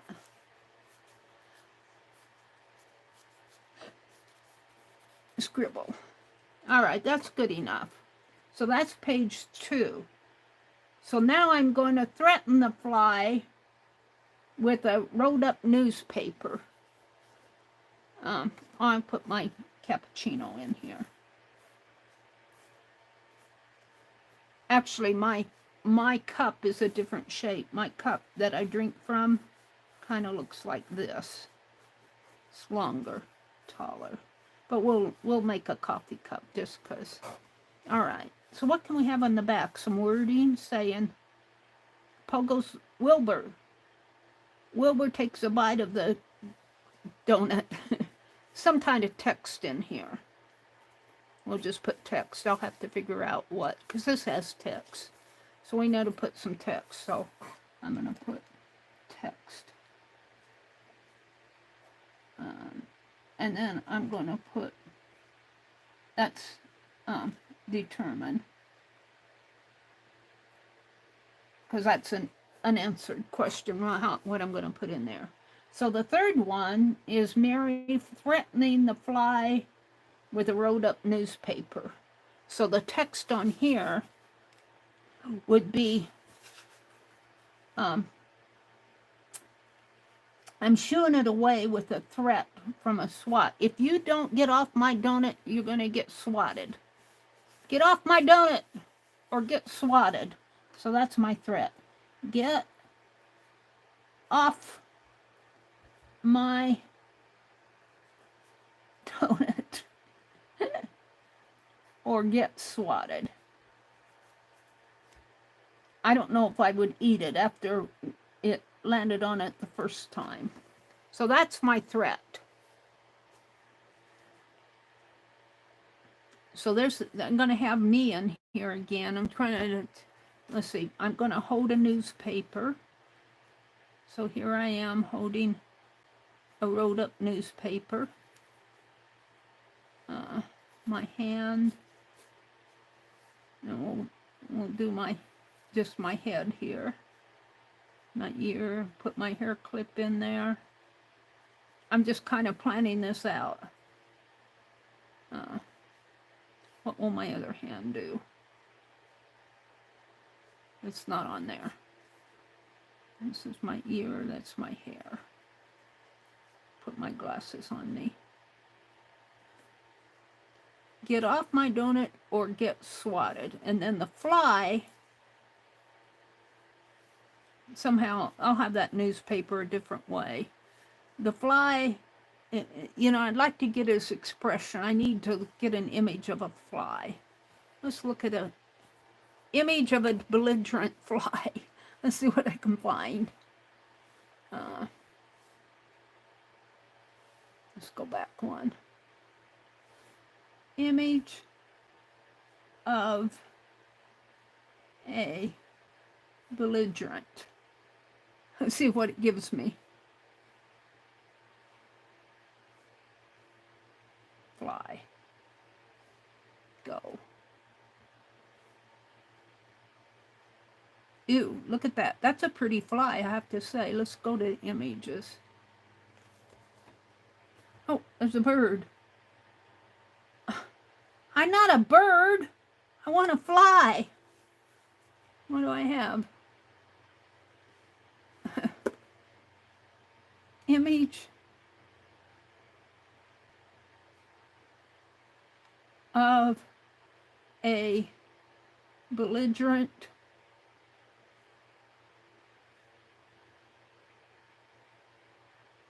insect, fly,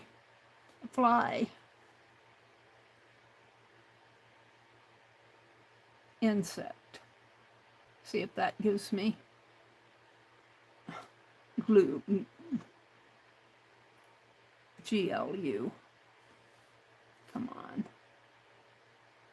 Where's my text? Where's my text box? Image of, I want the belligerent in there. Belligerent. See if I can't get any expression on this fly. FLY, insect. Let's see what that does. Go. There we go. Let's look at images. Those are bees. I guess that could be a fly. That one's pretty good. That's licensable. We don't want licensable flies.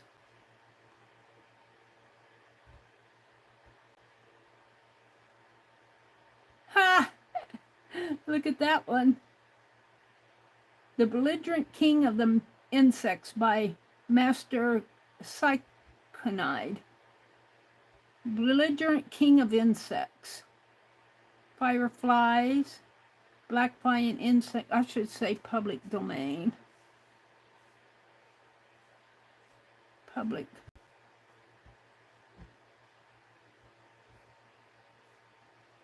See if that changes anything. I got domain, DOMAIN. All right, my search says public. Come on. Oh, over one. Public. Public domain image of a belligerent fly insect. See if get rid of all that licensable stuff. There's Pinterest. Fly insects, domain pictures. Let's go to that. Public domain pictures, fly images. Here we go. We want one that looks belligerent. Does he look belligerent? That's Getty though. Shutterstock. Getty and Shutterstock I don't trust too much for public domain stuff. I'd rather use page one. See, I get into licensable stuff. I don't want anything I have to license. We'll make our own fly. We have to do a image of a fly on the donut here, and he's gonna, I'm not sure how. We want the donut to be larger. So here's our donut. And so the fly, well, we'll just put him on here. I'll have to figure out how I'm going to make him look belligerent.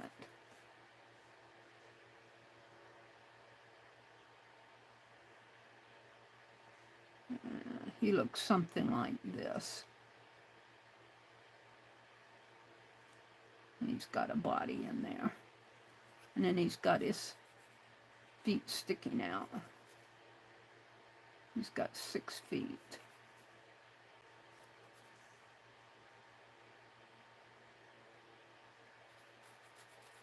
Yeah, he's going to look pretty big on this donut. We're going to make him big, but I want to make him look belligerent.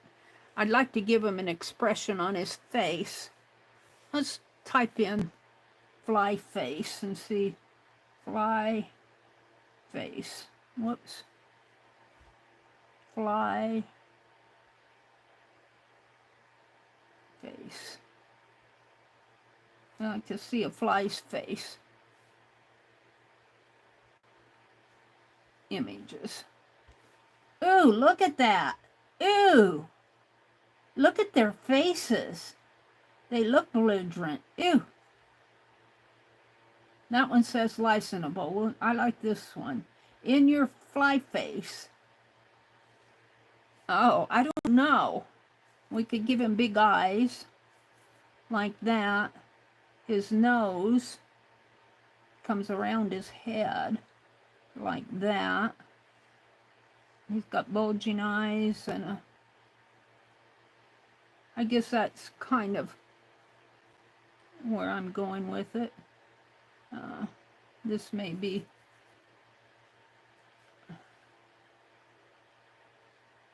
related searches. Is that all we get? Oh, there's more down here. It's got some whiskers off here. Ooh, look at this one. Oh, he looks belligerent. He looks like he's sticking out his tongue. Like that.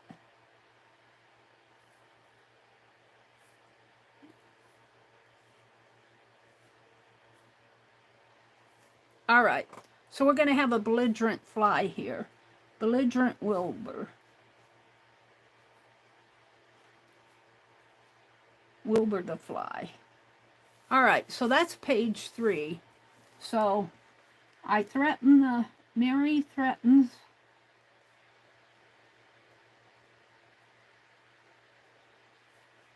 Wilbur with a SWAT. I'm going to put belligerent Wilbur. Belligerent means he's kind of stubborn, with a SWAT from the newspaper.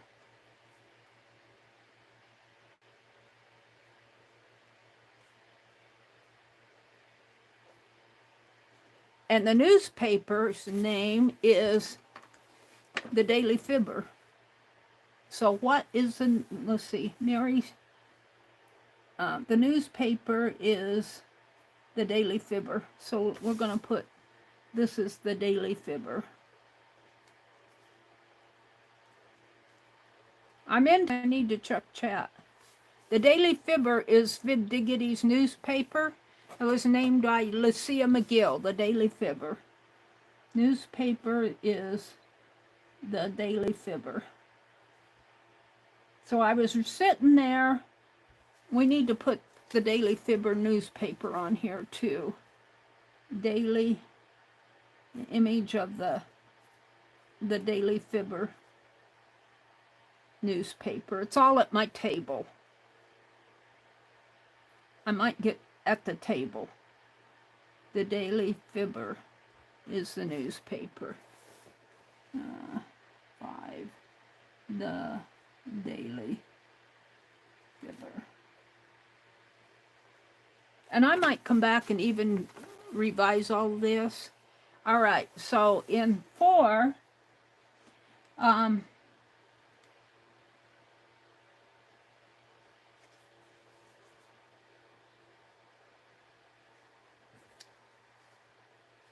can't even read my writing. Oh, no. The fly is getting belligerent here. He's going, no. So the fly, the Wilbur is teasing me. Wilbur gets belligerent. He's like, I'm here. This donut's good. And I will put, nah. I'm going to have to see what that teasing thing, nah.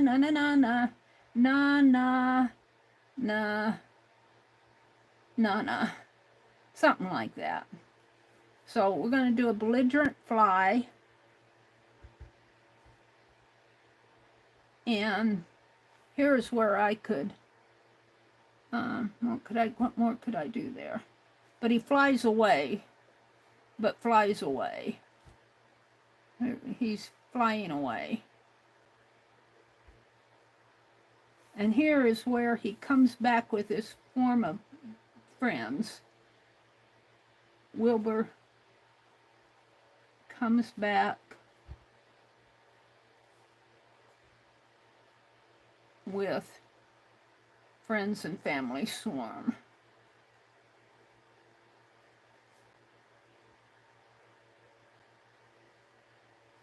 I think I'll get this done by July 15th. Swarm. And then here is Meri threatens again. All right, so here, let's write this down. This is 3 on page 4. I'm just going to put belligerent Wilbur, who is Pogo's pet fly, flies away. And I'll have to think of an image for that. No. I want to get that in there. You know, he's kind of teasing me, like, no, I'm on your donut.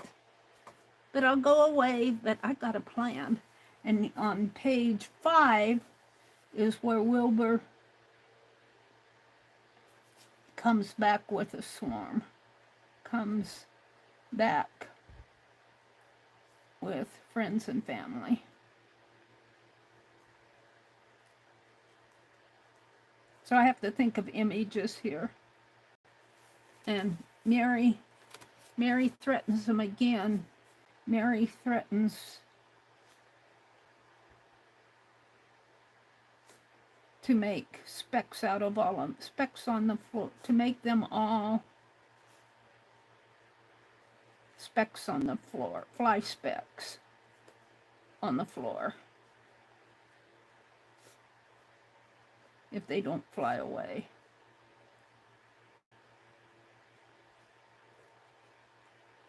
So here I have an image of me threatening them, the whole swarm, and then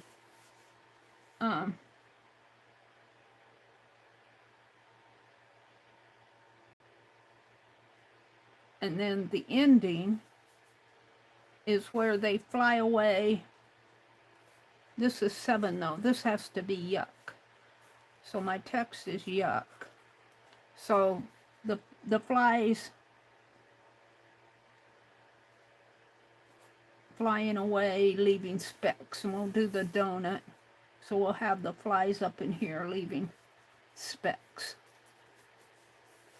on the donut. And here's all the flies, and they're dropping their specks on there. Ew! And then this is the documentation. Meri threatens to make them all fly specks. All fly specks. And they fly away, leaving specks on the donut. Leaving, I'm going to put specks. I might find another word for that. Leaving their little fly specks on the donut. And then the ending says yuck. So that's kind of my little zine that I'm going to do. The letter, I don't know, did the letter ever get mailed? I don't think so. We're not going to, that's a whole nother story. Did I actually send that? It's not the donut. I could say at the end in here, I could say to my letter, I could say, enclosed is a zine on my letter. Is a zine. And then I could describe it in there. Love, Meri. Love ya. Aw, Meri. So I might tell the little story of the flies leaving specks on my donut. And then I'll do some splatter on this whole thing. Remember the splatter. So that's kind of my planning for this. I'm going to stop on this. I think I got a good idea. Some things might change as I go along. What I did with the cap to this pen. I'm going to open this up, put it here, put another page in here in case I need it. What does this say? Dear Dee Dee. This was what I meant for this. I'll put these in here. I'll probably be planning my images on these. So this is the planning for the zine.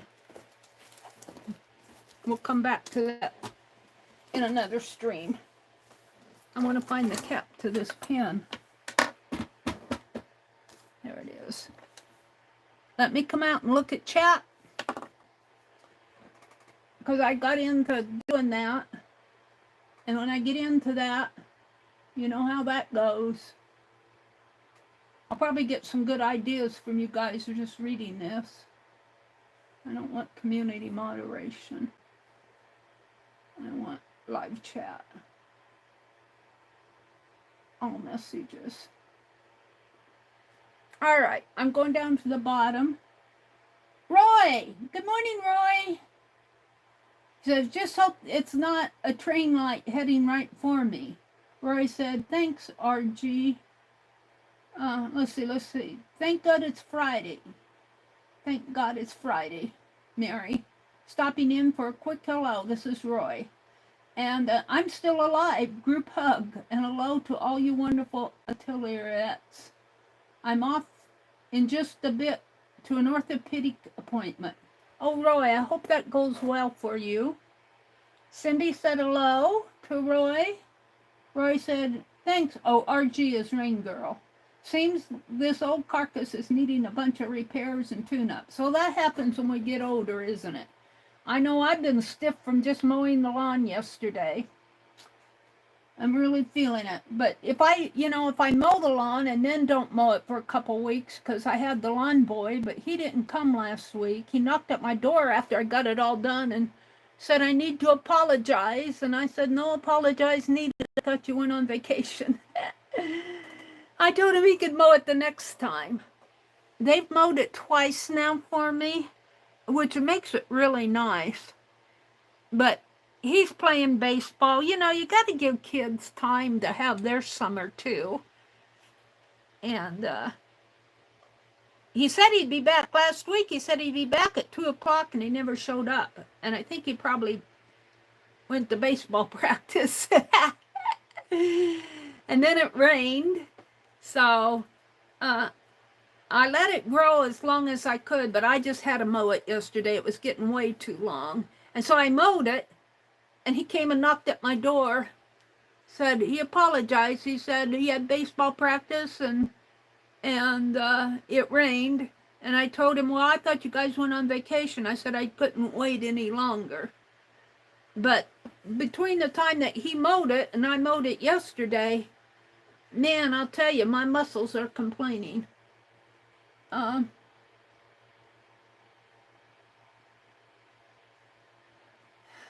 Roy says he's hoping to see the light at the end of the tunnel. There's so much time visiting doctors. And he said, I just hope it's not a train light. Me too, Roy. The more doctors poke, the more they find. I know. I feel that with my dentist. Sure, you go poking around my teeth. It's going to hurt. It doesn't hurt. He asked me once if it hurt, and I said the only time it hurts is when I visit the dentist. I don't think I made him a friend that day. But we get along pretty good. Let's see. Fly sticks out his tongue at you. Yeah. Oh, no, a fly on my donut. You can take care, Arlene. Oh, did Arlene go? She said, you got to go. Y'all have a blessed day. Thanks for popping in, Arlene. Dib donuts in the box. Jacqueline said, dib donuts in a box. Y'all have to put a box of donuts. Lovely said, hot diggity donuts. Yeah, I like that too. And Arlene dropped the link to Dee Dee's community tab post with all the info if you want to join her zine swap. She and Janet Young kind of coordinate this, and all the directions are on Dee Dee's community tab. It's due July 15th to Janet.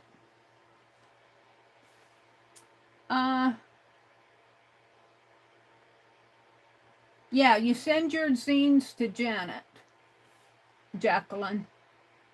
You have to make one master. You can keep the master yourself. You make 6 copies and send to Janet. You have to cut and fold them and make them zines.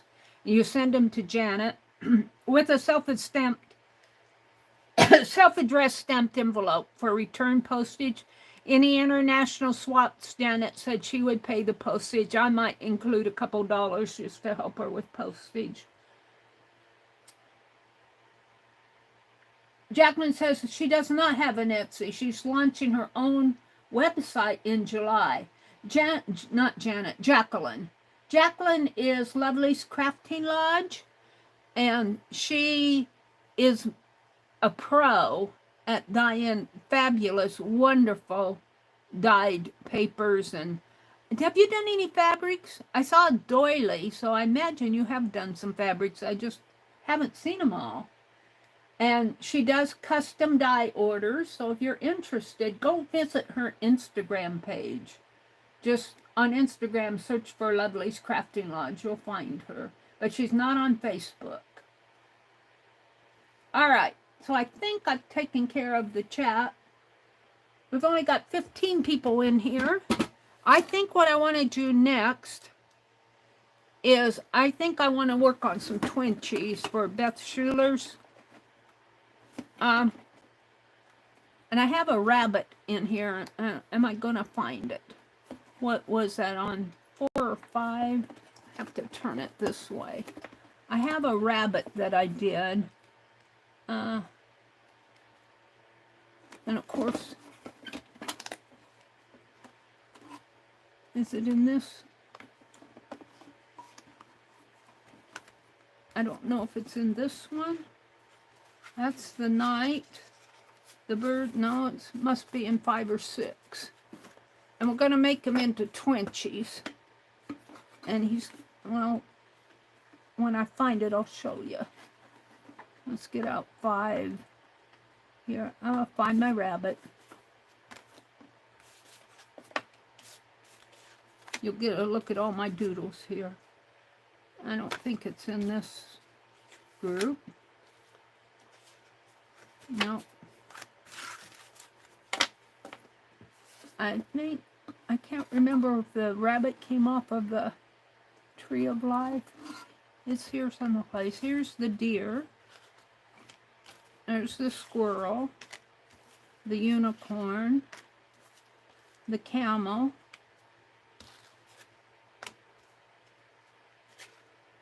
And the goat. We're doing goat postcards. These are off of the Tree of Life.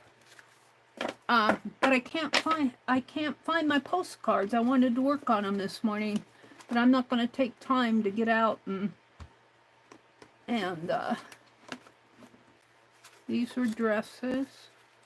Don't think it's in this group.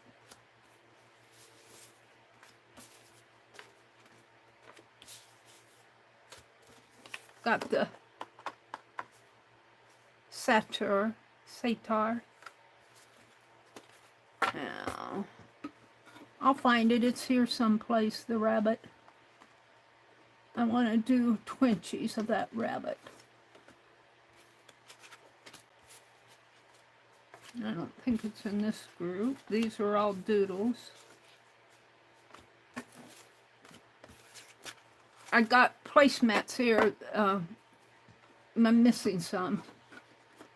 I know I did them. I'm going to go back and fill in the blanks.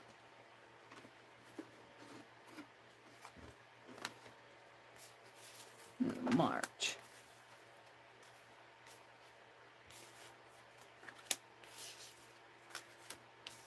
Where's my rabbit? I know he's in here.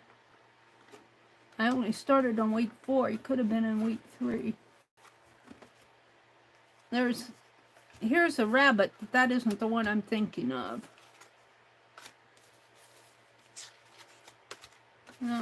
Those are the little Nisukis. I'm going to keep looking till I find him. That was week 11.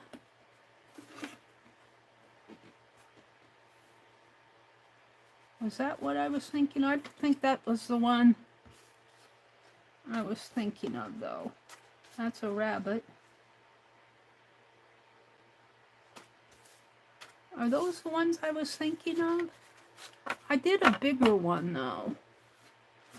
Let me put that this way. It's done in browns. Let me find him. There's the camel again. And a man. It's not. What week did I do that rabbit on? It's probably one of the ones I lost. Well, I got the picture yet in my, let's see, a dress, a bird, birds. Here's what I'm thinking of, this rabbit. We're going to save him out. That's week 14. We're going to do a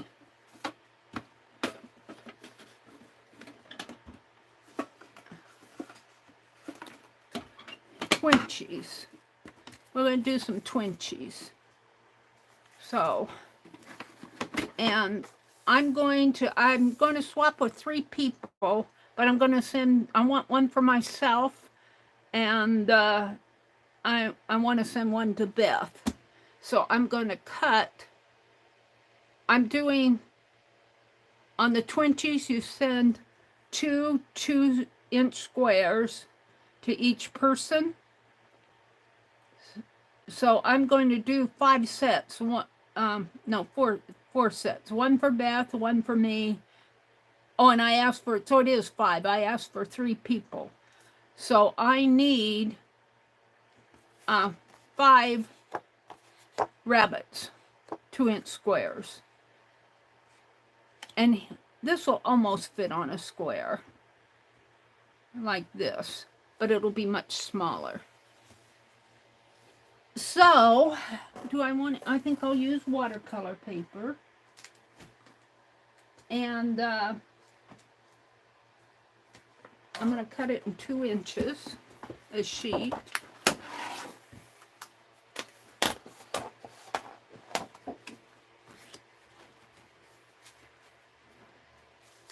And shall I practice? Make me a practice copy? Oh, let's cut my twinchies first. Got to get organized here. It is about 20 till 7 Central Time. And I didn't, Becky popped in, but I didn't see where she said if she was going to have craft and chat today. I don't know. So I'm just going to go. I'll probably end at 9 o'clock Central in a couple hours. Because I came on really early this morning, and I am starting to run down.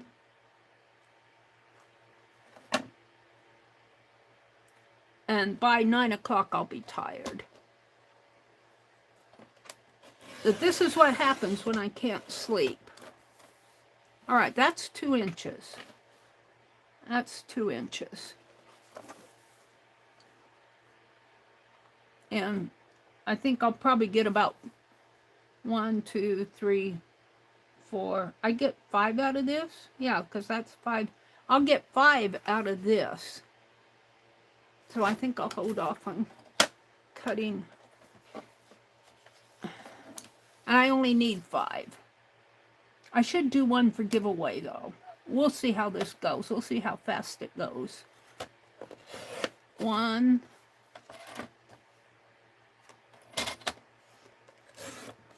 2.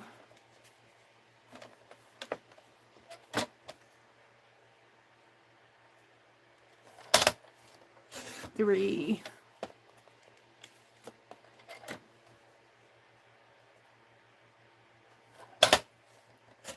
4.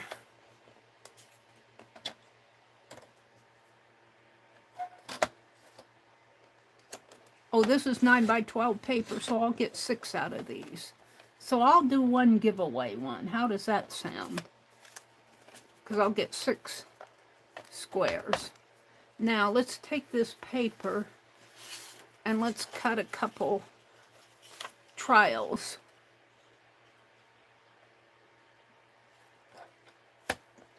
So I'll have to perfect my design here.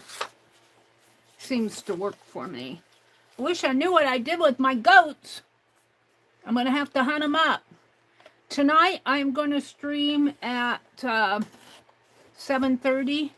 And we might do a list. If we don't do a list, I'm not going to do postcards. Maybe I'll find my goats by tonight, but I'm not planning on doing those. I'd like to do something different. We might do another list just to fill in the blanks until I get all my giveaways away. Sent off. All right. So this, I want to transfer this rabbit onto here. Now you could do it a lot of different ways. This is, he's about 4 inches. He's approximately 4 inches, and this is 2 inches. So you could size him down by doing grids and all of that, but I'm not going to do that. I'm going to get out my pencil. Where did I put it? And let's see if I can't do a rabbit on here. You know, I don't like working in pencil. I can't even see where I'm going with it. Let's get my pen out. That's not, I had it here just a minute ago. Right here. And it'll probably be scribbly at first. Because, let's see, I need the rabbit head. And I need the ears. Let's see. Here's an ear coming off this way.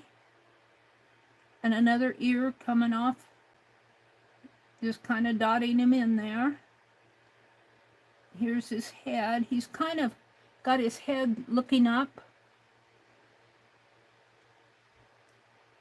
And his body comes down a little more slanty. He's kind of looking up. His nose is way up here. And his eye is down in here. Sort of. This is just a rough draft. And this is his head. This is an ear coming out this way.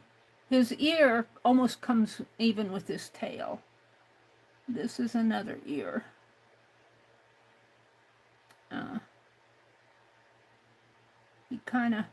He's kind of prancing. His paw, I'm going to put a paw there. Maybe bring that in a little more. Like so. No, that's not going to work. Well, will we do that? He's got a leg coming down this way. Kind of comes this way. I think I got this off of one of my Metropolitan Museum of Art inspirations. Well, this, I'm sure I did, because this is it right here. And so his tummy comes, his back comes this way. And give him a tail. Does he look like a rabbit? And comes around this way. He's got him a smile. We don't have the smile on him. Yeah, maybe like that. And he's got a leg coming here. And another paw. And he's kind of a folk art piece. But you know, he's holding on to, here I got him holding on to a leaf. We'll put a leaf in there. Like that. I think it should be a carrot, but I think in this picture it had a leaf. And we'll put some whiskers on him when I draw it. This is kind of a pattern. And then his other leg comes in here, and it's not quite as, and like I said, this is a folk artsy piece, so it's, I'm kind of happy with that. Now I'm going to cut him out because I can shove this rabbit over and get more of his paw and the leaf on there. So I'm going to cut him out and redraw him onto here. Let's fussy cut him. I do pretty good by planning out on a piece of scrap paper and then transferring it using a pattern. We'll just fussy cut him out here. I might have him facing the other way, we'll see.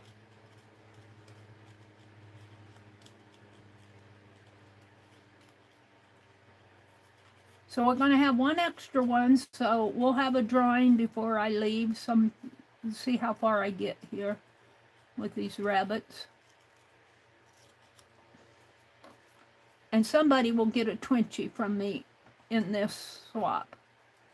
Now I don't have the July tag sent out yet, but I might just drop this 20 in the mail to whoever wins it, just to get it. Just drop it in a little envelope and say, you won a 20. A rabbit 20. Now, I'm not going to put the leaf on here. I'll do that when I transfer them to my papers, my pages here.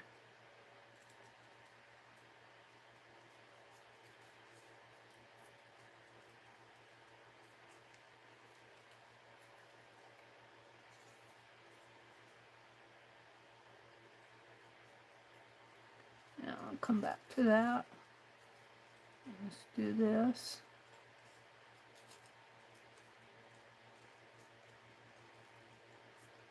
I think this was on a plate or something at the Metropolitan Museum of Art. It was a rabbit on a bowl or a plate. I have the picture. I probably have the link too. I wonder if I can find that. What week did I pull that out of? Week 13. Let's see if I can find it. Week. Week 13. Do notes.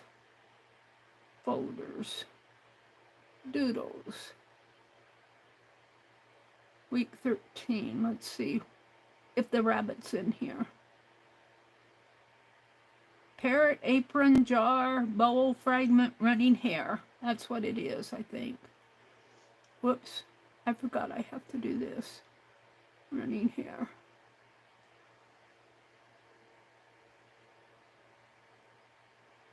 Yeah, it was a bowl. This is what he looks like for real.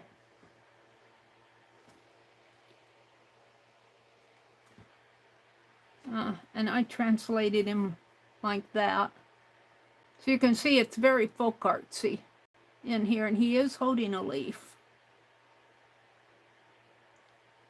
He does have a little bit of a smile on his face. Almost look like a little puppy dog face in a way. I think mine looks more like a rabbit. I put whiskers on him. So there's that. That's where I'm getting inspired from for my 20. Let's finish cutting him out.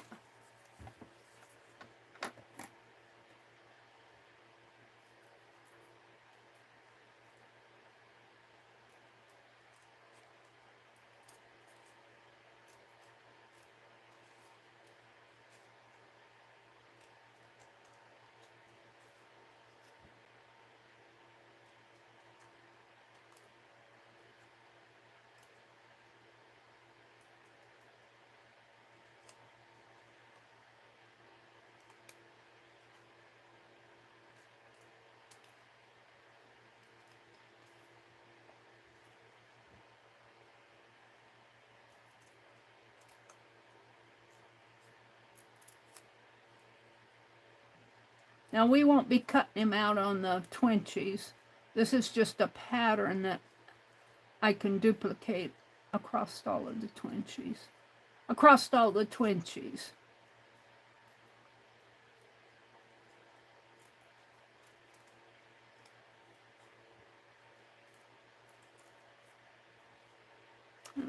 cut this one out.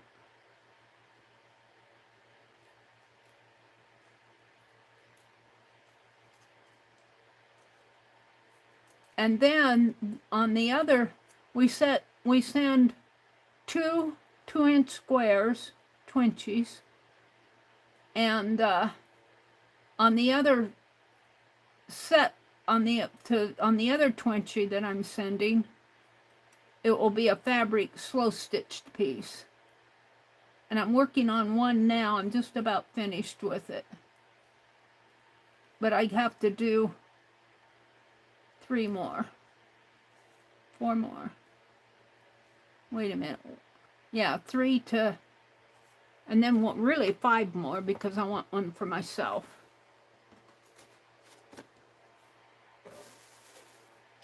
All right, so this is my inspiration, and I showed you where I got it on the Metropolitan Museum of Art.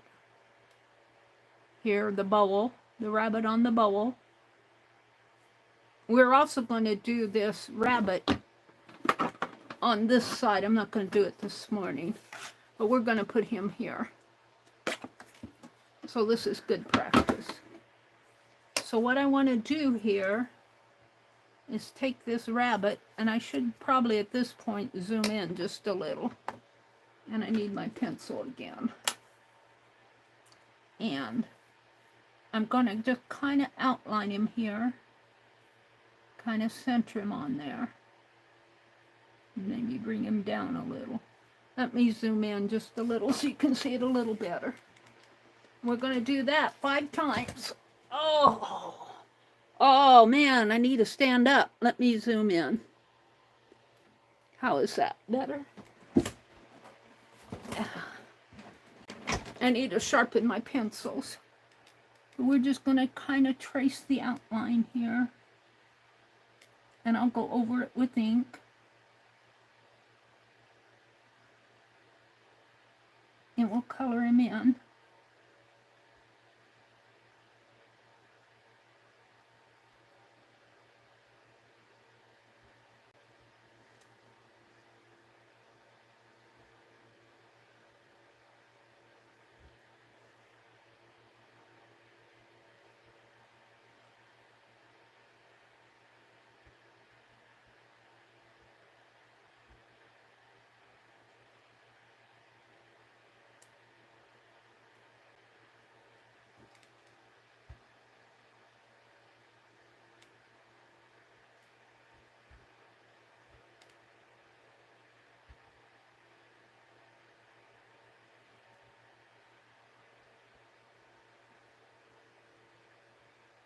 I don't know where I started here. Lift this up. No, I don't. I think I started on the ears.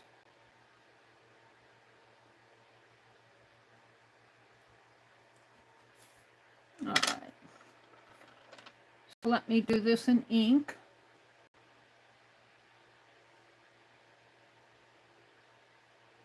This little nose is up here. Little rabbit nose.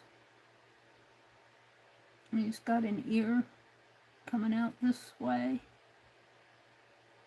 And this way.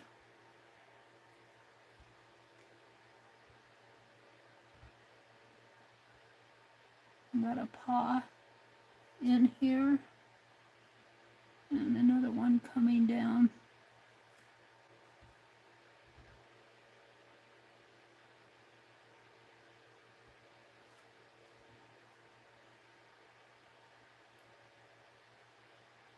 Like that.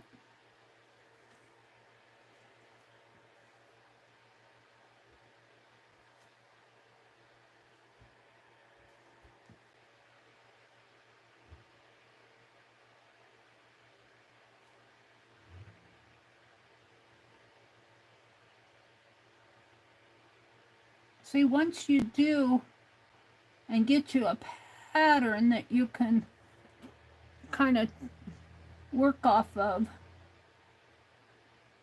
it goes a lot faster.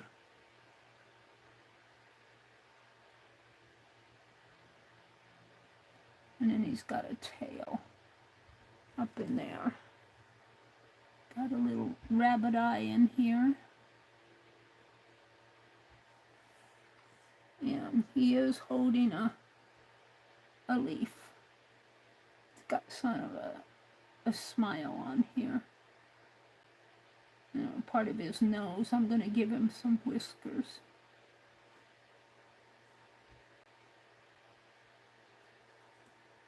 And then the leaf there, and maybe one up in here.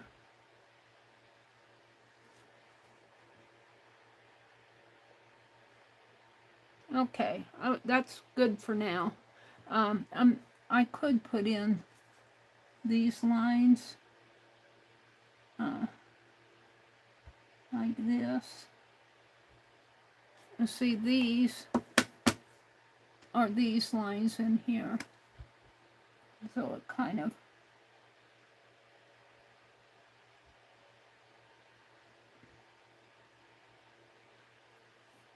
and then there's a line going up this way. Kind of a folk artsy rabbit. All right, we're going to do that 4 more. Oh, did I do that on paper? I meant to do that on these. Well, all right then. We're going to do it 5 times here. This was another piece of paper. Where's my pattern?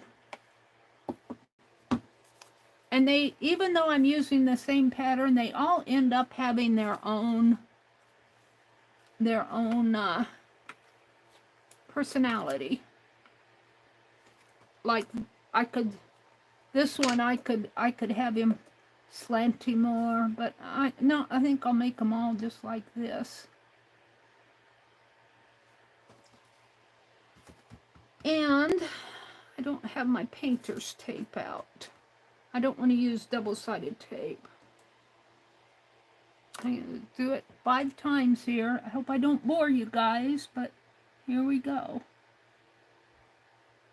Maybe I'll trace them all first and then go back in and ink them all. And this really isn't tracing, it's kind of using the same pattern over and over. I guess you could say it's tracing, but it's tracing my own artwork.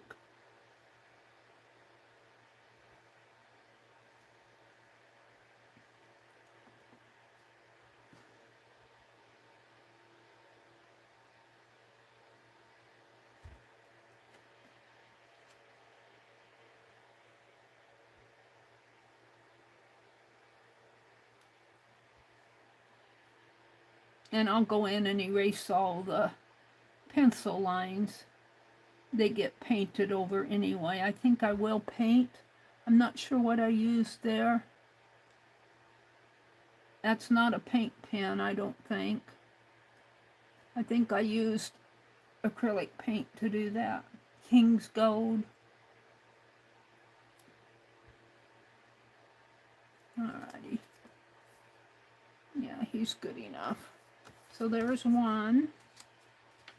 I'm going to trace them all first. Makes sense when you see him. When he's just an outline like this, you go, what?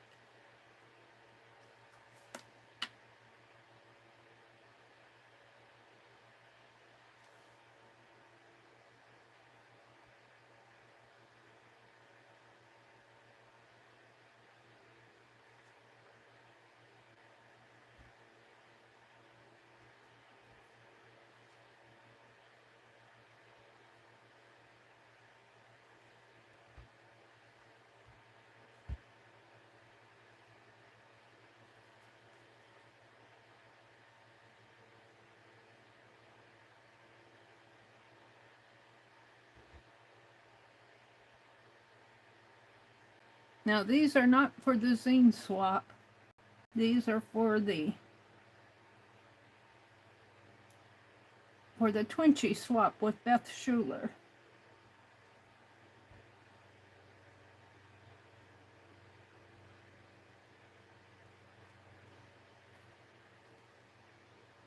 I think I traced this one out.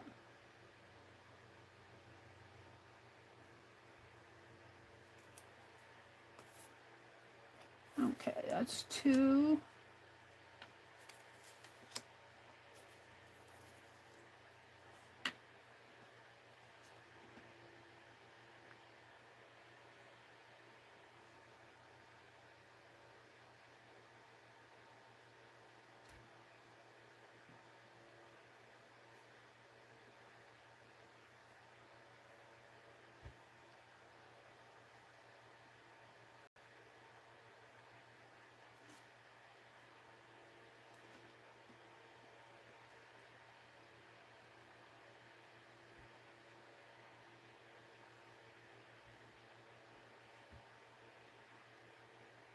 This is Friday, so I know Stacy Catitude comes on at 9. I'll have to get out my list. Let me finish this. We'll take a break here and go through who's streaming today.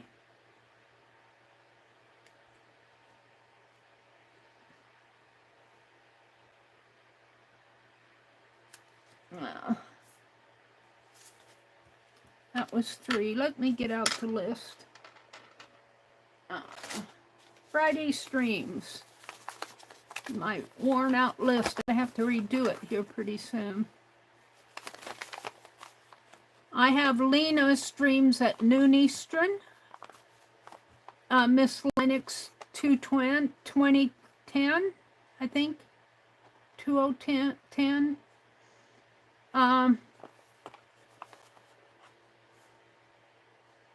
Stacy at 10 a.m. Eastern. Barboan at 2 Eastern.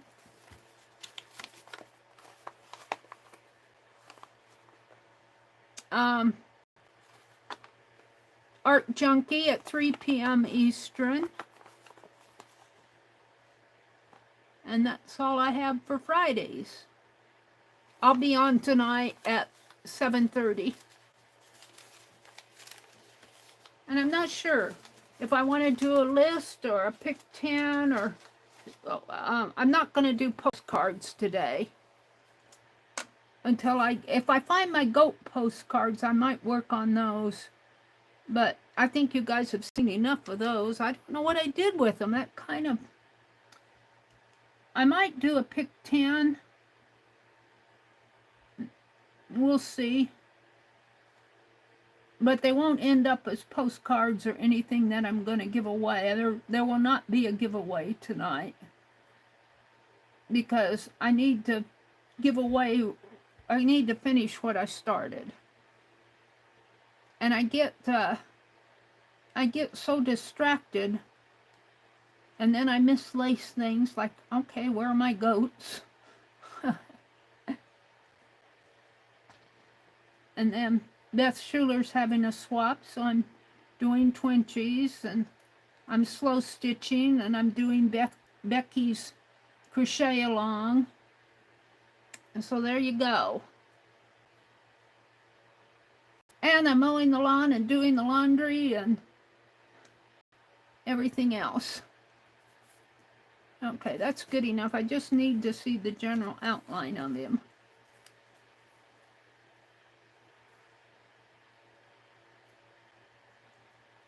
Bring it down a little.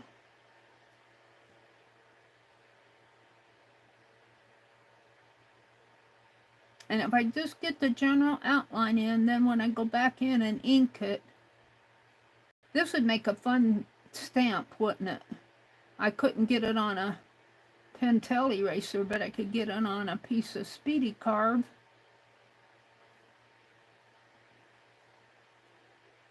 It'd be fun to do a stamp series of things, of animals and insects that are on the Tree of Life. Wouldn't that be fun? I might think about that. I haven't carved in a long time. I haven't done any stamp carving in a long time. Yeah, you gonna start something new, Mary?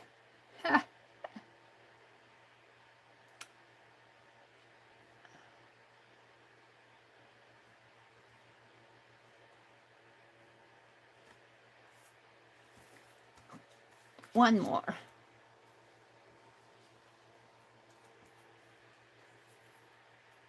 And then we'll go back and ink them in and they'll make more sense. This is what I'm doing here. This little rabbit. I'm transferring him onto a 2-inch square. I zoomed in so you guys could see, but you can't see everything. Whoops, I'm gonna have to lower him. Can't get his ear on. Had him up too high.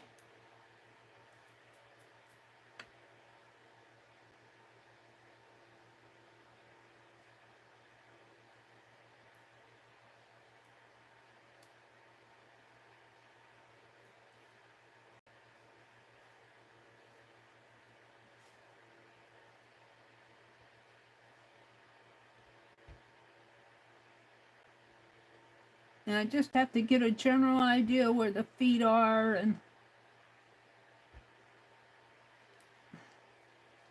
the ears are and stuff like that.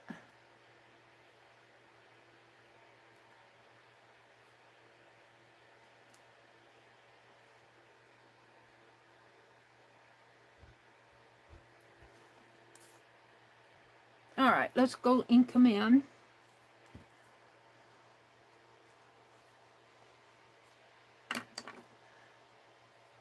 And I'm doing that with my Sharpie pen.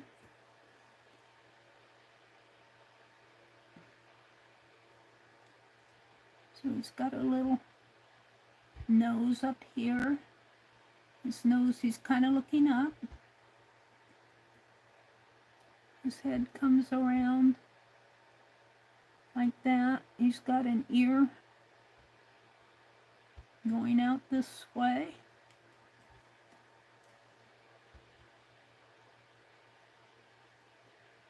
And an ear here. So far, so good. We've got some whiskers. And an eye.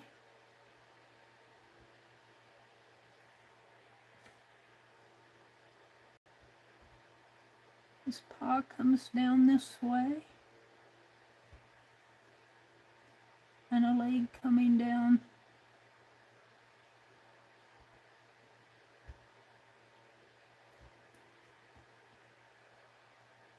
this way. A little bit of a tummy. And he's holding on to a leaf.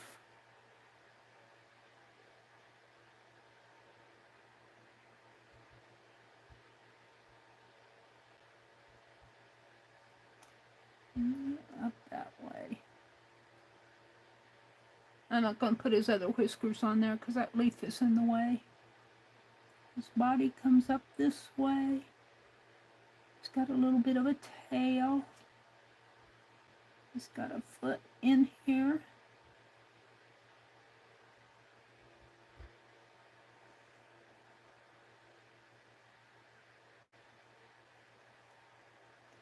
And another one coming down this way.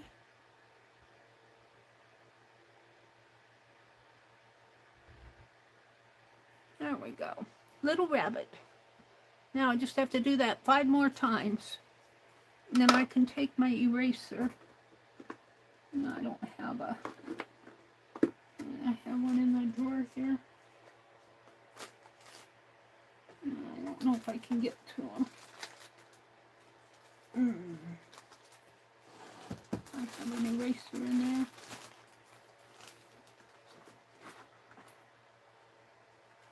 Got a glue stick. Glue sticks and glue sticks. I don't know if I have erasers in there though. I thought I had erasers in this drawer.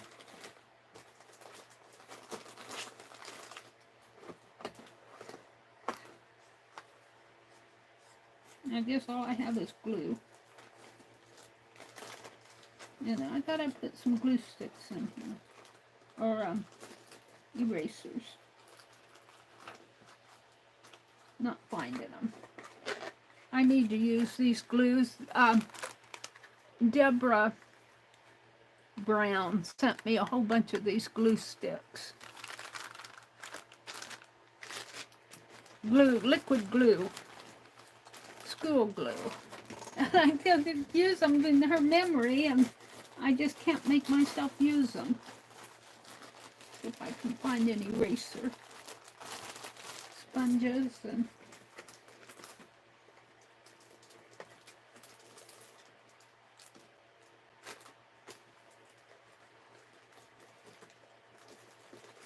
It's all glue stick. All right, there's no eraser there. Let me put this stuff back.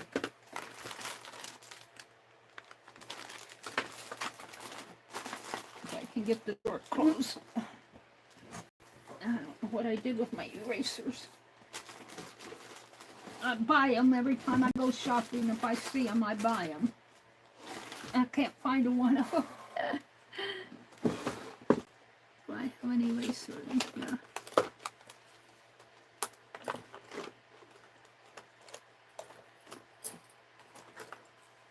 I should have a spot in my drawer for erasers.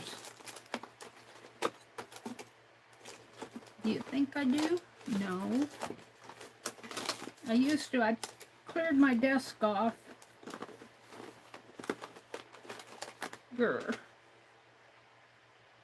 You know, these I got at Walmart, and I can't find them at Walmart anymore. They quit selling them. They quit selling these 3-inch bobby pins at Walmart too. See, I fall in love with stuff. I like it because it works for me, and they find out that I like it, and so they quit making it. They quit selling it. It's probably made. Well, I'm looking for a eraser, a Pentel eraser. I guess I'll use the one on my pencil. I guess I'll use it. I like those white erasers better. We want to erase the pencil marks.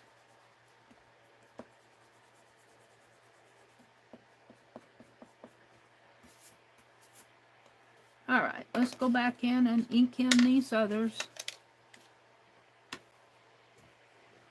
Working on Twinchies for Beth Schuler Swap.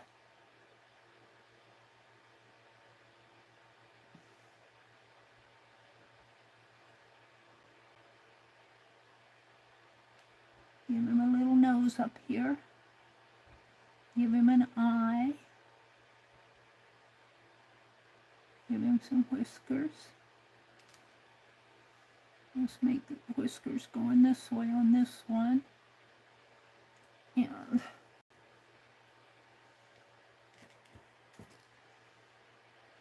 do his ears.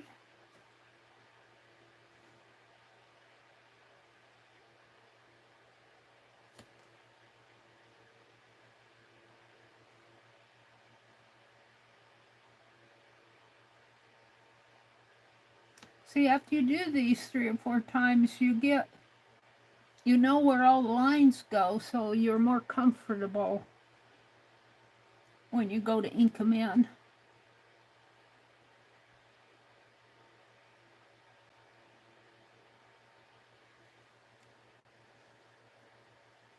It gets easier.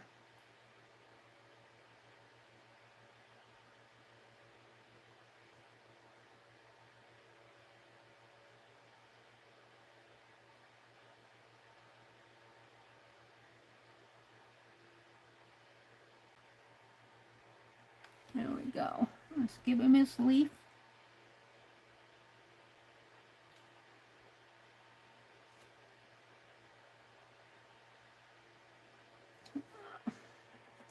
So there's that one.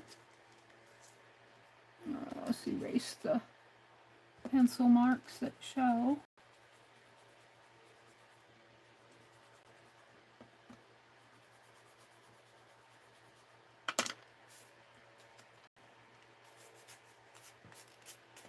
What I did with all my erasers. I need room on my desk, and so I push things, shove things off, and then when I want them, I can't find anything.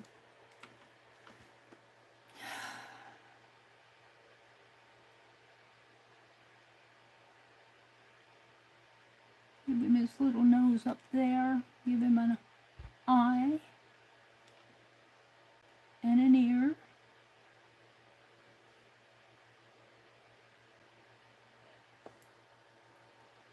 Give him some whiskers here. Maybe going out that way.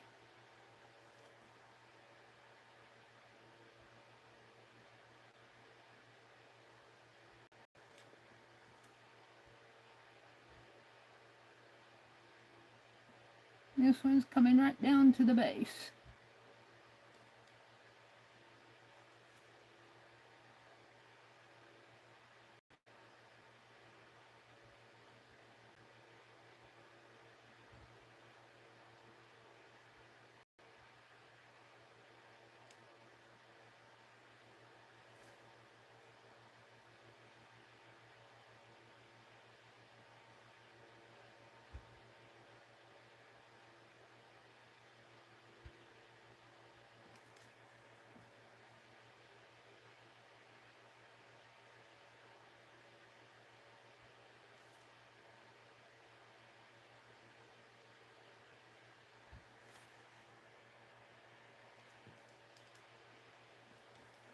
Alrighty.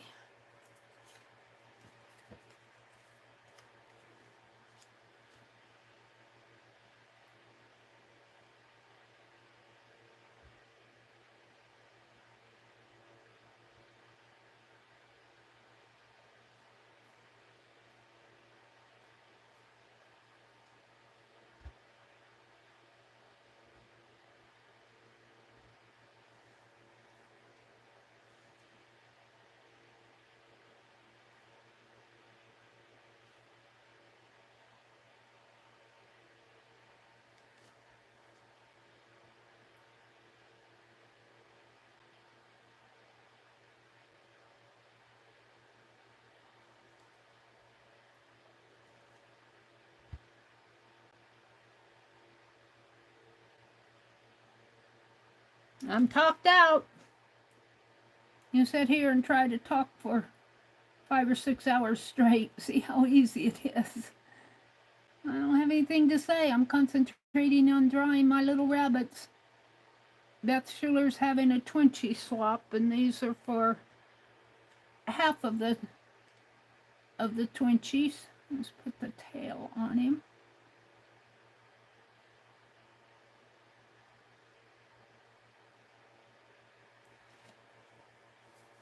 And I'm swapping with 3 people. I'm making one for Beth, one for me, and giveaway. We'll have our giveaway. Mary, this is a funny story. You take care, Arlene. Have a, let's see. What's a funny story, Cindy? I lost track of you. What's a funny story? I'm going to have the giveaway at 8:30 this morning. So if you're out there in the balcony or if you pop in, let's see. I'm going to give away one. Let me type this in. Let me do it on my phone. It's easier. Let me go back in and let me go back to that bowl and get it up there. This is the rabbit that I'm doing. The little rabbit. The more doctors poke, the more they find. That's right, Roy. Let's see. Am I up to everything? Yes. Rust dyed fabric and envelope and lace. Oh, you did. Jacqueline, I asked Jacqueline if she dyed any fabric, and she said she did some rust dyeing of fabric and lace. All right, I want to go in and type on my stream. See, my chat disappears. Chat filter. Top messages, chat filter. All messages. Oh, there's Teresa. Hi, Teresa. Good morning. Oh, the fly story. Oh, the zine fly story. Oh, it's a cute little story, you know. It's just, it's from the prompts from Dee Dee. And, yeah. Oh, you just dyed the rust fabric and lace. Really. Meri, do you do a podcast? I do. And it's interesting that you would ask that, Jacqueline, because I have a podcast here. If you go on my channel and you look for podcasts, it's between live and playlists. It is a YouTube generated playlist of podcasts that I've done. I've only done 4 of them, but I've been thinking about doing some more, and they're mostly chat. I might be doing something in my hands like I am now, but I'm talking the whole time. It's like I'm straight talking. And like this one that I did, Journals and AI, that podcast lasted me 3 hours and 3 hours and, wait, how much did, wait, I might have that wrong. Let me, I'm not, oh, because I'm in it. Let me get out of this again. 3 hours and 12 minutes. Now that's too long for a podcast. And I started making them shorter. But I think they even need to be shorter yet, because when somebody's talking to you for 20 minutes, unless you're doing your art or something while you're listening, it gets a little, you're interested, but it becomes noise in the background. You're like, huh? What did I just listen to? I was listening to, and this first one I did, I really got into it. It was about art journaling and artificial intelligence. And I really got into what I was saying, and I think everything I said made sense, to me anyway, but it was so long that I got bored listening to myself. Just, unless you're doing art or something and just listening in the, having it on in the background. So my goal for my next podcast is to make them shorter. You know, I might do some other things, but I was playing around with it about a year ago. This podcast was a stream, a live stream. That may be why it was longer. But I have one on the U of YouTube talking about, YouTube is not only business related, it's also people related. And a lot of people come in, just a lot of us, especially arts and crafts, come on to show our art and to do art and join the art communities. We're not here so much. It's split. There's people who come on to sell stuff, like what Jacqueline does with her papers, but Jacqueline also shows she does shorts too. She does a lot of shorts showing her dyes and everything. But there are other people who just maintain a straight business on YouTube. And then I'm trying to say there's 2 focuses. There's kind of the business side, people that are more business oriented, and people that are more, I don't want to call it hobby, but it is kind of craft and more personal, more getting community related. I don't see, businesses can have communities, but it's still business. It's not the same as joining an art community and being informal. I think the business communities have a little bit more formality to them. That's just my opinion. So, stretching in your art journey, stretching out and doing different things. And then I did one on style. But I have a list of things I want to podcast about, but I'm trying to, when I do my podcast, I want to limit it down to make them shorter. I think I'll keep the attention of my audience a lot more. But if you go to my channel after the live stream tab and before the playlist tab is a YouTube generated tab called podcasts.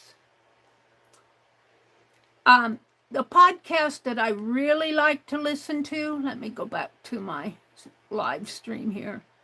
The podcast that I really, what do I have? Oh, that's an ad. The podcast that I really like to to do listen to is the Frugal Crafter, Lindsay. She does some wonderful podcasts. She does, her podcast is like Sat Chat, Saturday morning chat. She calls them Sat, S-A-T chat. I enjoy her. I don't know if she's just been to, no, I got out of my stream. No, I didn't. I'm here. She went over to France, and she was doing some art over in France. So I don't know if she did any podcasting. Let's see. I've got 4 of these done. 5, 6. This is the one I want here.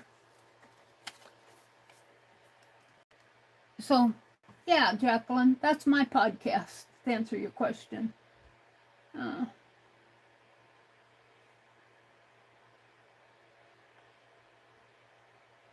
I think I need to refresh my chat over here. My tablet does not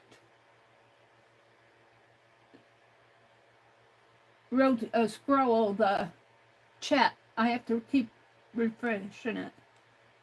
How do you record it? On Anchor, or I just record it on YouTube.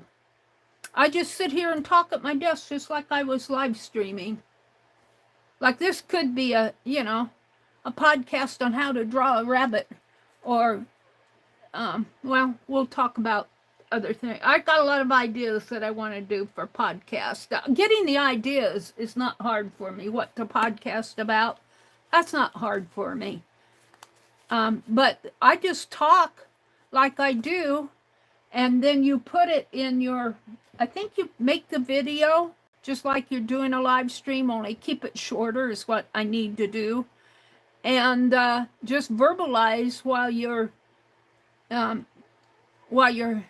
can either show your face or show your art, make yourself doing something. Or you could just put a picture like this down there and talk. But I don't generally do that because I think people who are watching, mine is a video audio podcast. I just make a video and drop it in the playlist, make it a podcast. I can't remember if you have to somehow, I can't remember how you get it into the playlist. I think you just drop it in there. But I'm going to have to, it's been a year and I've kind of forgotten some of the rules of it. But YouTube will take that podcast and put it out on YouTube Music. And it will become a podcast. People who use YouTube Music, they can hear your podcast over there. That's how I do it. I just use my phone just like I'm doing a live stream. That's how I do it, or how I did it back then. Now, I don't know. I haven't done any podcasts for about a year, so I won't speak to have there been any changes to it since then. And I was just playing around with it. I call my podcast playlist Meri's Soapbox, because that's generally what it is. It's me getting up and talking. I think I know what I want to do for my next podcast. That's an interesting question, Jacqueline, because I was just thinking about that. I think that YouTube will have some interesting things coming up with podcasting, but I don't want to get into that because I don't know for sure what's going on. But I think if you want to do a podcast, you should jump in and experiment with it. I like your shorts, Jacqueline. I think you're doing a tremendous job on shorts. And I thought you did a really good job with your, let me draw while I'm talking here. I think you did a really good job with your live the other morning. And I didn't even know you were going live. I happened to jump onto YouTube for some reason, and there you were. So I thought, oh, there's Jacqueline. I'm going to pop in and say hello. And she was showing all of her dye projects. Well, that one should come out more that way because I'm going to put an ear here.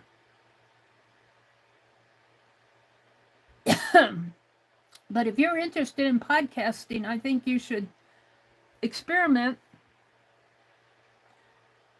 There's some things that I probably need a refresher on because it's been a year since I've done anything. I get so involved in so many different things that I kind of lose track.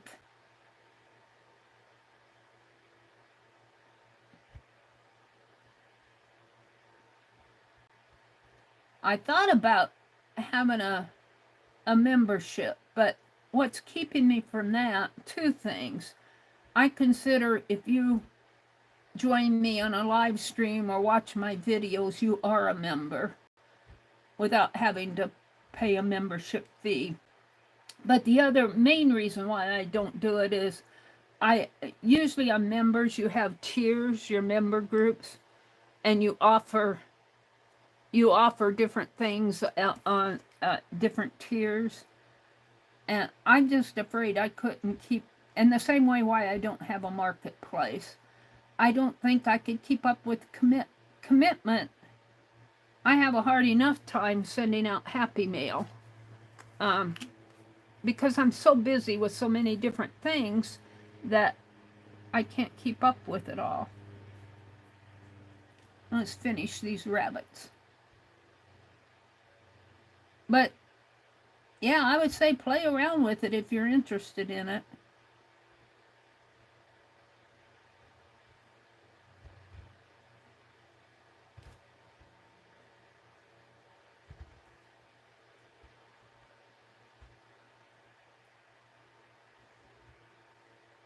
A lot of podcasting for me is me sharing my my take on things, my interest of things. But I have to say, I listened to that one and I got bored. I think I make them too long.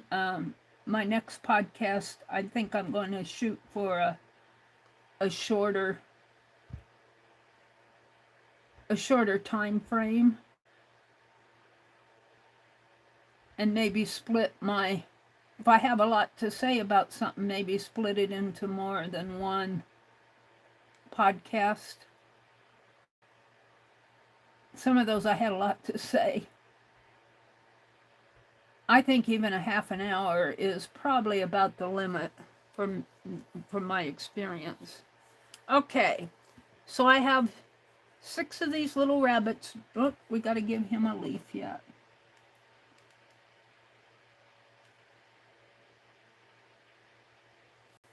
We have 6 little rabbits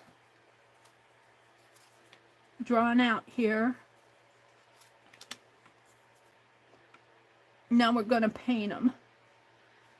Now, I wish that those paint pens had a gold and a brown, but they don't. And this rabbit was gold. I don't know whether to continue with the gold. I think I'll make a blue background, and I think I'll do that with the Sharpie. Now this is not a zine, so I can go clear out to the end. I think I'll use my Sharpie paint pens. Where I put those here. And which one do I want to use? The dark blue or the light blue? Let me.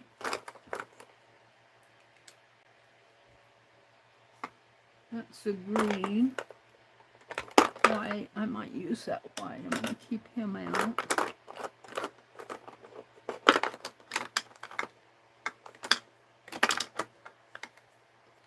That's the green. That's the green. Where's my other blue?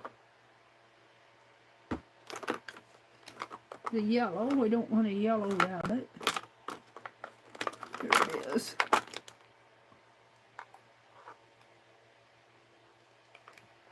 See, I have trouble. That's green. Is that green or blue?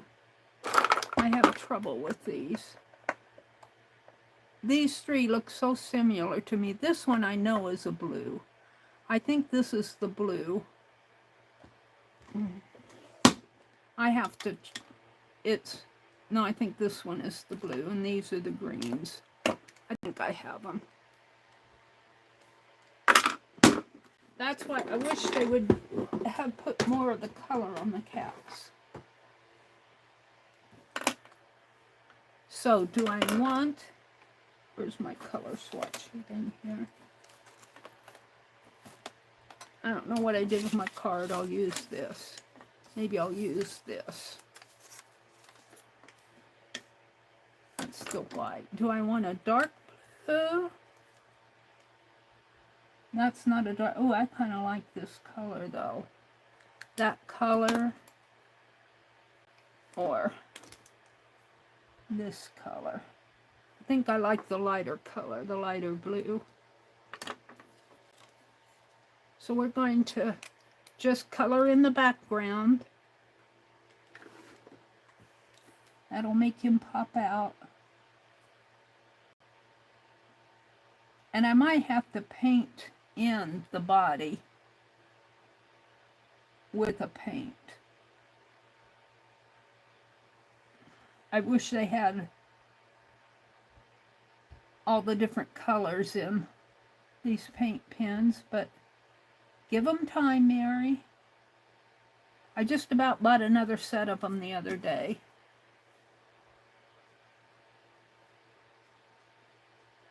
I really do like the control that I have with them. Now I'll come back in with my whiskers and everything after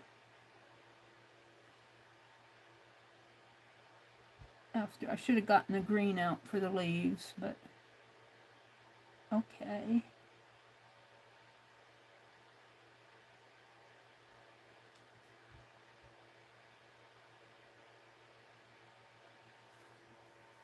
And to tell you the truth, I might make the leaves gold too, because to see a green leaf with this blue is going to blend in. And I'll put the lines back in. You'll see it when I get it done here. Right now I'm just kind of filling in. There'll be stems going to his mouth.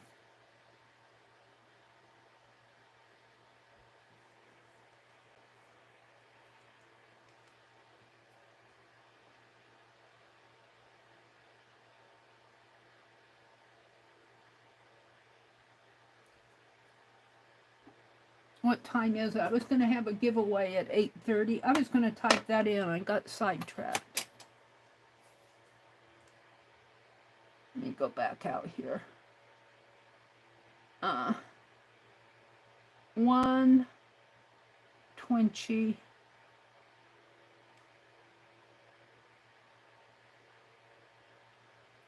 Rabbit. Maybe I'll work on that one and finish this one up for giveaway. Rabbit giveaway at 8. That's good. 8:30, because I'm gonna at 8:30. That's about an hour, a little under an hour from now. At 8:30 a.m. And I'm going to pin this. Pin message. Oh, Lodge Podge. Oh, I like that, Jacqueline. That's an excellent name. Your podcast is going to be called Lodge Podge. For Crafty's, Lovely's Crafting Lodge. Lodge Podge. What a good name. Yeah, going live the first time can be very, very scary. It can be scary. But once you do it, you realize that most of the folks who come in, and YouTube, I have to say, has done an excellent job of cleaning up all those. We had so many spammers not so long ago, and they did an excellent job of cleaning up all the spam that was going. I'm going to get that other green out.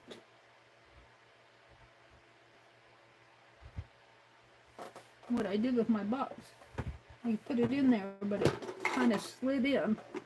I'm going to make the grass green. I want the lighter green. I think this is it.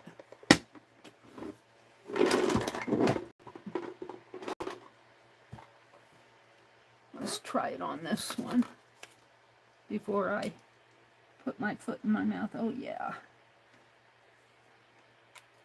And I think my rabbit and even the leaves are going to be gold like this. Like this one.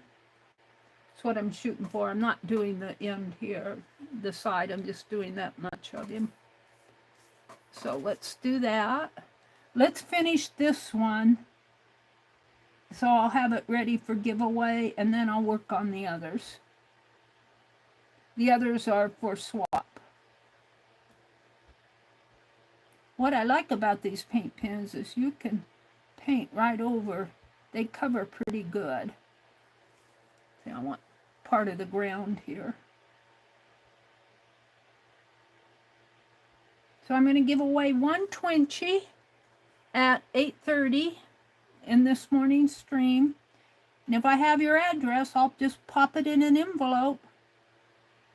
You probably won't be much more than the 20 and maybe a piece of paper.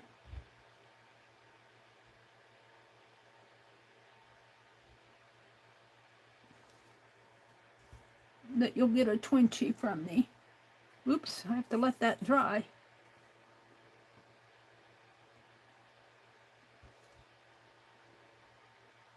I'd like to have a gold. Doesn't have to be gold metallic, just a nice gold. And I'd love to have a brown. I don't know why they put a purple in there instead of a brown. Alright, so now what I'm going to do for the rabbit, I am going to make him gold. And I want a pink nose. So let's see what I have here.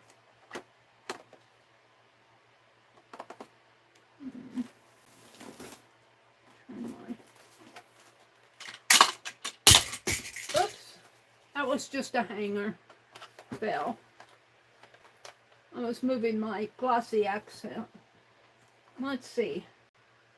Here's Golden Sunset and King's Gold. And I have a yellow. I don't want a yellow. I want a pink. This is Martha Stewart's pink. We're just going to do it for the nose. Rabbits usually have pink eyes, but I don't know if I want to do. I want to do a pink eye on this rabbit. Let's do the gold. And we'll use my new tiny brushes that I bought. Is that the one I want? Or do I want to... I think this one will do. And I'm going to outline him again after I put the paint on. We'll outline him and let's see. Which gold do I want? They're about the same. I think this one is a little brighter.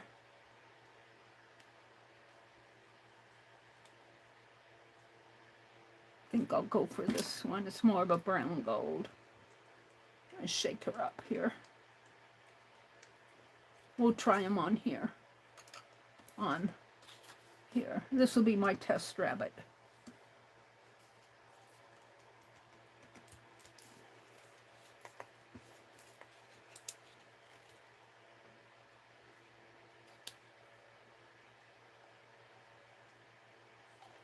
Alright, I need to get out a piece of wax paper, I think. I'll take all of these and put them up here. I hope I didn't knock my goats over the cliff. I'm wondering, because I've looked every place for those goats. I'm wondering if they're over the cliff. I'm going to have to check and see. I was in here bopping around the other day. I might have knocked them over.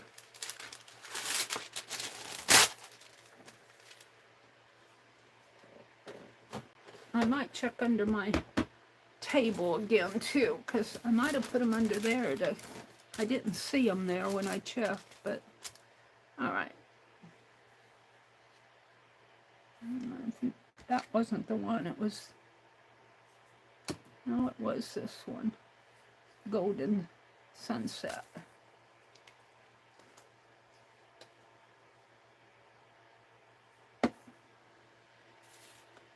Oh, Penelope.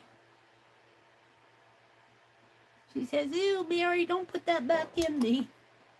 Let me wipe off the paint before I put it back and give it back to Penelope. There.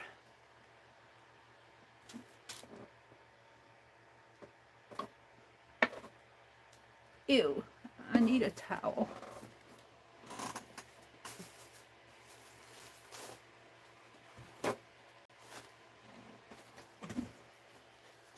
It's like a goober coming out of it there.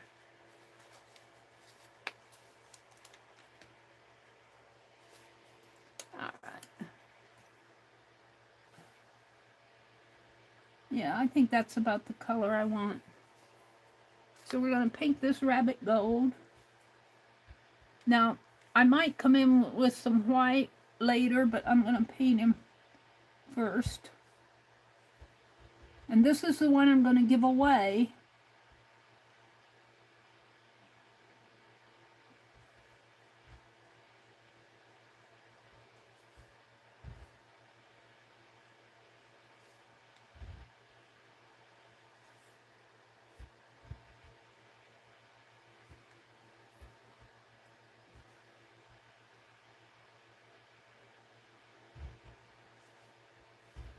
And he's going to be a gold rabbit. I need to get that blue a little better there.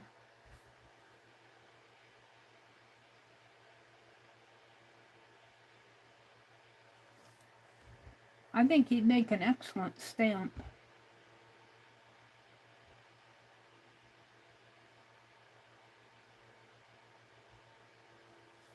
These are Twinchies for Best Rulers giveaway.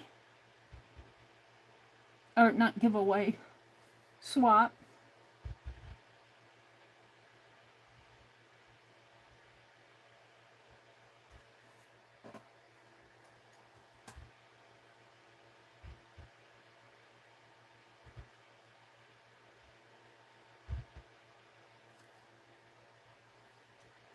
Twinchie swap. Meri said, oh, I'll join. I got plenty of time. I can do that. For 3 people.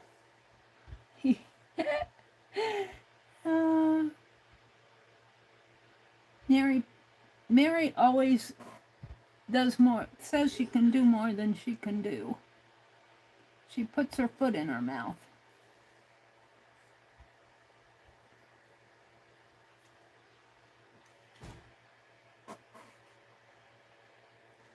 Now I'll be coming in and outlining this again. I'm wondering if that other gold, let's try this other gold, this King's gold.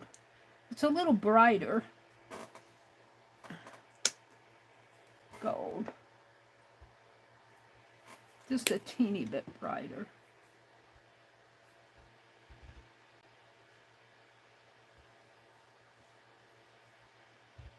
Make him a 2-tone gold rabbit.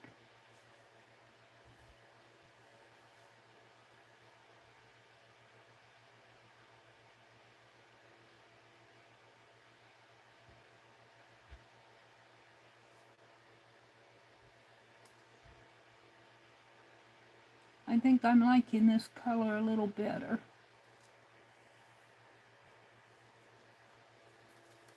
And when I get in and reline this, put lines around it again, it will bring things out. It'll make it pop more. I think I'm going to paint over this. It won't be as bright because I've already done it in brown, but whoops. Maybe I dipped it in the wrong. Let me wash this out.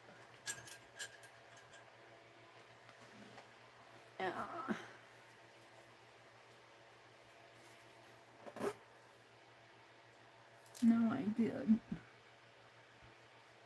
Where I've already painted in brown, it'll be a little darker, but that's okay.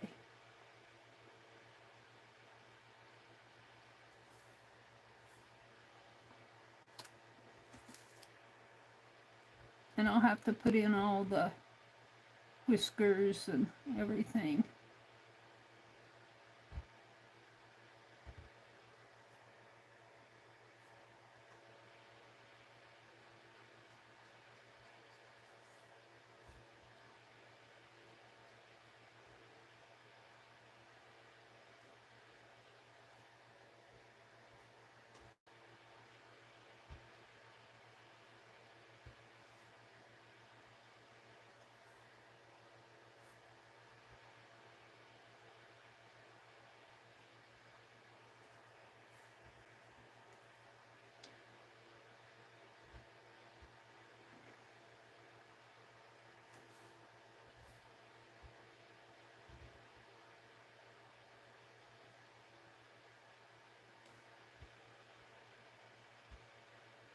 I don't know. Should I make his eye pink?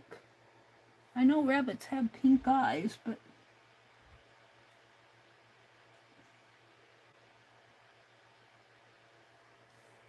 now I'm going to make the leaves gold too, because I think a green leaf would blend in too much.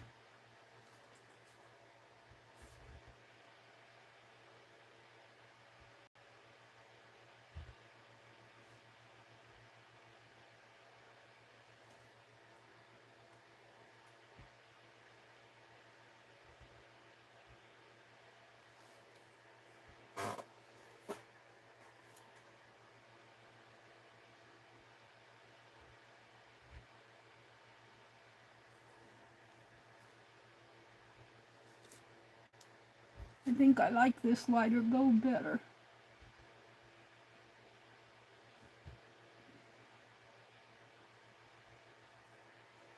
Alrighty, let's wash my brush out.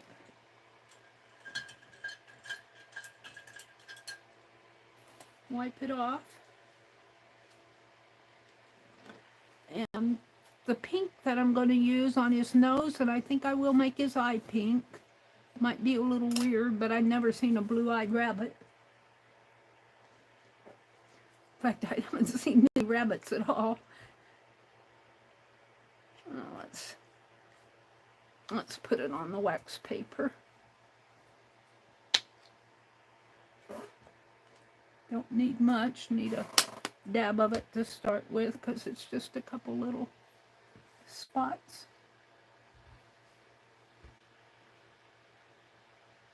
Under my nose here. And a pink eye. Now we'll come back in and outline that. And when I outline it, it'll make it pop.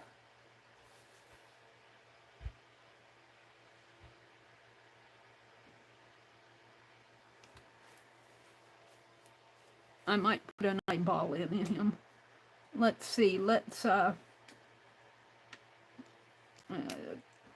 take care of some of the spots on here.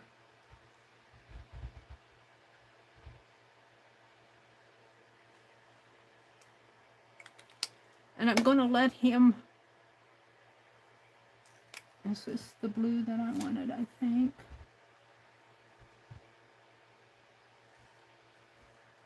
We're going to let this one dry a little before I outline him.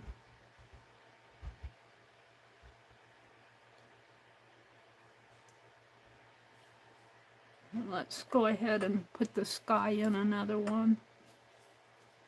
We'll come back to him.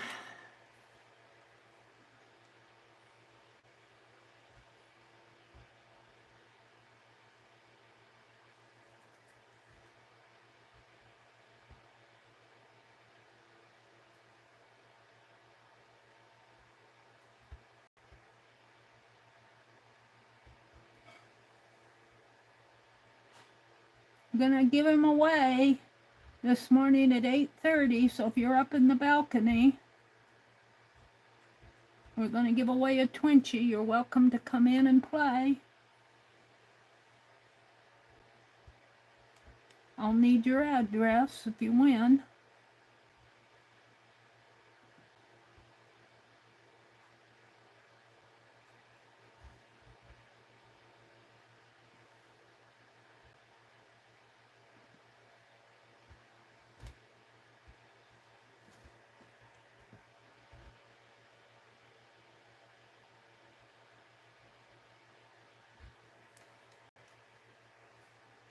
Oh, put my hand right in that paint. Let's move it while I'm doing this. Put my hand right in it.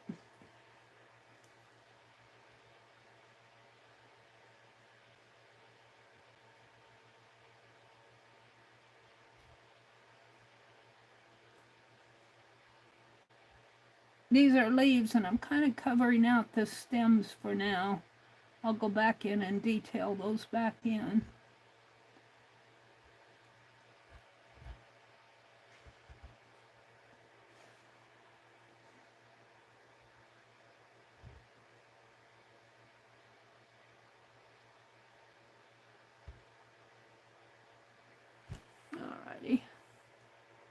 Well, let's do the green grass.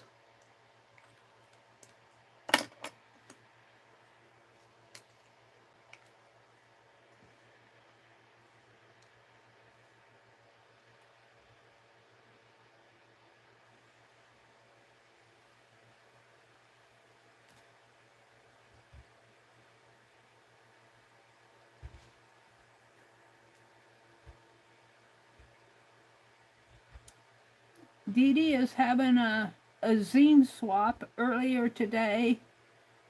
We did find out my zine. I chose to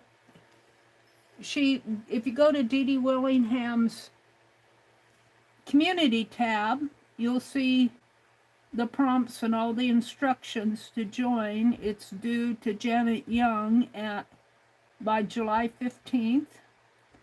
And Dee Dee gives you 15 prompts to pick from. I let Random Org pick my prompts, and it was donut, fly, and any letter. And I interpreted letter not as an alphabet character, but as a written letter. And using those prompts, I'm writing a letter to Dee Dee and Janet for suggestions on, I might give away this one because this is more of a two-tone grab, but I might keep this one for myself. Suggestions on how to entice FIBdiggity Donut, their business, FIBdiggity Donut, into FIBdiggity. Now I want my gold. So, and the fly is Pogo. Pogo is my brother, that my grandniece couldn't pronounce grandpa. She called him Pogo. And he has a pet fly called Wilbur. Nina named the pet fly Wilbur for us. So that's his name is Wilbur. It sounds like a name that my brother would give to a fly. Wilbur. And he comes in and lands on my donut. I have a donut and a cappuccino, and I'm writing a letter. I have the FIBdiggity news paper with me. It's called the Daily Fibber, and which was named by Lucia McGill way back when. And he lands on my donut, and the donut is a glazed raspberry jelly donut. And we did a little mind mapping this morning, putting this story together from those prompts. And I told him, I threatened him, I said, if you don't get out of here, get off my donut, get out of here, leave my donut alone, I'm going to swat you one with the Daily Fibber. And he gets a little belligerent. I gotta do a belligerent fly. And he goes, nah, nah, nah, nah, nah, teasing me. And he flies away, and he comes back with all of his, Jacqueline said he brought all of his friends and relatives with him. So I had a whole swarm of flies. And I think that that's a good way to portray that, maybe as a picture, as the donut and me with all the flies flying around would make a good picture. I do kind of like a little cartoon caricature of myself with my white hair and my hair clip. And so I said, I'm going to give you one more warning. If you don't get out of here, you're all going to become fly specks on the floor. And I was telling about my brother swatting flies. This is in real life. He'll swat flies, and instead of sweeping them off into a wastebasket, he sweeps them off on the floor, and then I have to clean up all the dead flies. And I got on to him about that. I said, you can sweep them off into the wastebasket just as easy as you can sweep them off on the floor, but he has to walk over across the room and get the wastebasket. It's too much trouble. And I'm going to have to touch that up with blue again. And so they all flew away, but they left fly specks raining down on my donut. Yuck! That's how it ends. Yuck.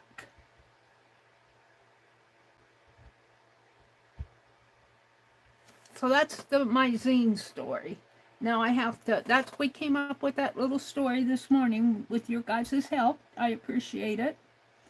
Now I have to illustrate it and create the zines. And when I do the zines, I'm not going to paint clear out to the corner. My drawings are not, because I'm not going to fool around with trying to get borderless prints. Too much trouble.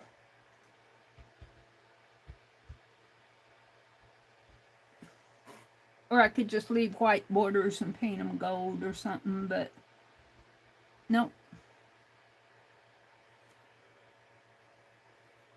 He's got a little white speck on his paw and on his ear here.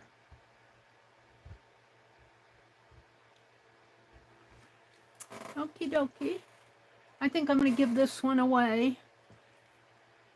Let me wash my paintbrush out and we'll paint his eye and his nose in. And while that one's drying, what time is it? It's 8:03. I'm going to give away this one at 8:30. So you're welcome to come in. This is pink. I'm going to give him a pink nose. It's hardly tell it next to that gold. And a pink eye.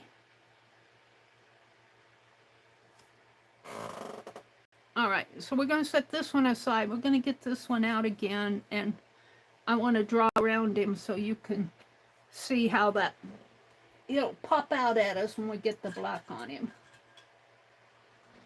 And I think I'm going to try it with the Sharpie paint pen, the black one, the little one, the brush tip, which is in here.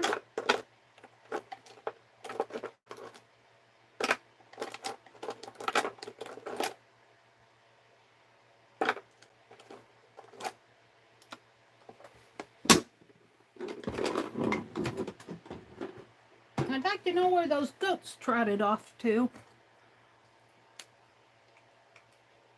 So let's see if I can, these should all be dry now.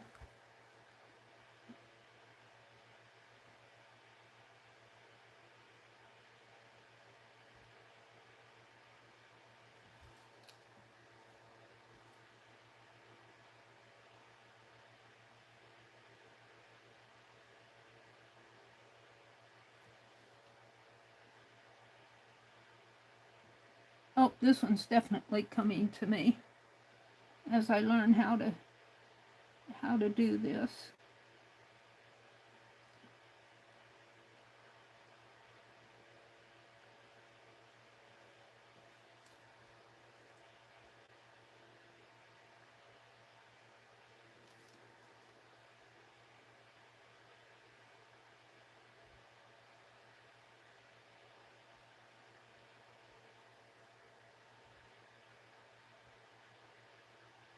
So it's almost like a brush. It's called the brush tip. You can get a thicker line if you press down on it, and a thinner line if you don't want as much, you don't put as much pressure on the pen.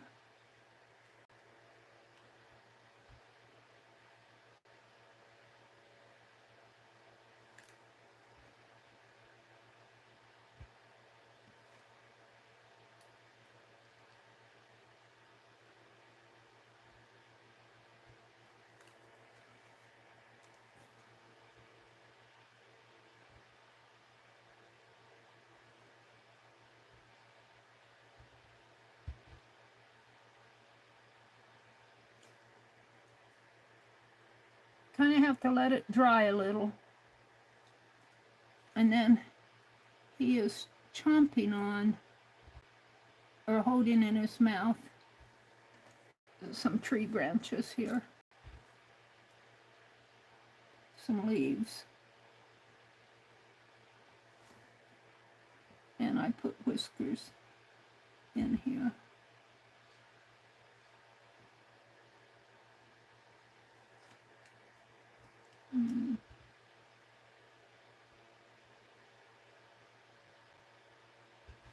So there he is, my little rabbit. And this is what this was what I did this on week 13 of my doodle deck, and I'll show you the original that I got inspired from here. It was called Running Hare, and it's coming up. It's the Metropolitan Museum of Art. It's a bowl with a rabbit on, and there he is right there. Now they have white lines in there. I don't think I'm going to put those on. I think I'm going to leave it just like that.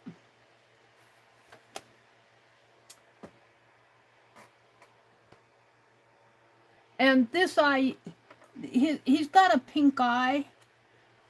And if you look at it, you can see it. Now, should I outline this? No, I think I'm going to leave it just like that.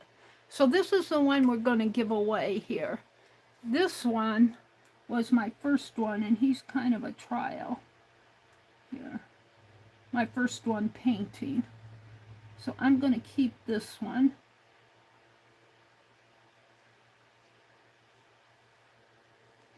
I'm going to put the leaves in here.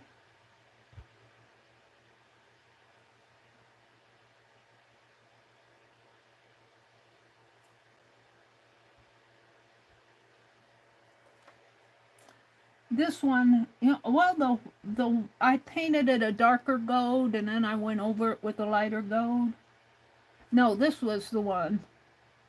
This is the one I'm going to give away. This one is all the light gold. This is the darker and the lighter. So this is the one I'm going to give away that I'm working on right now.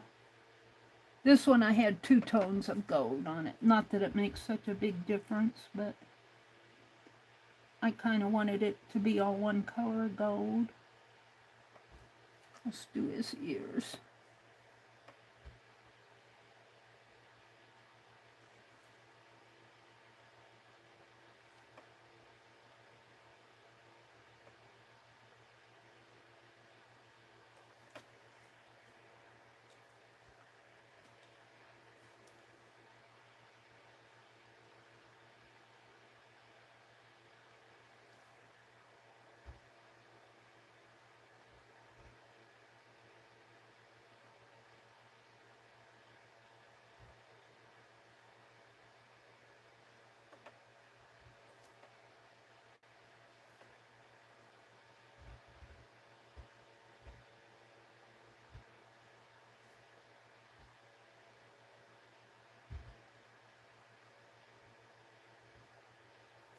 There we go.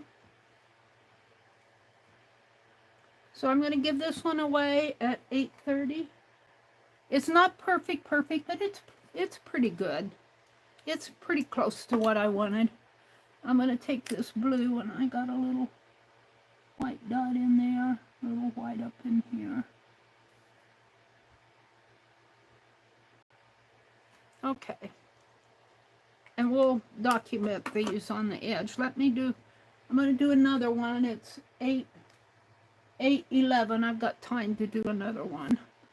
I need to do 6 of them. So I think I'm going to paint in all the skies first. Here, get this more.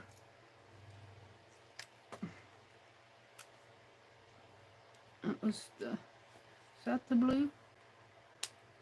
That's the green. This is the blue. Or is that the green? This is the blue. Let's move this paint out of the way.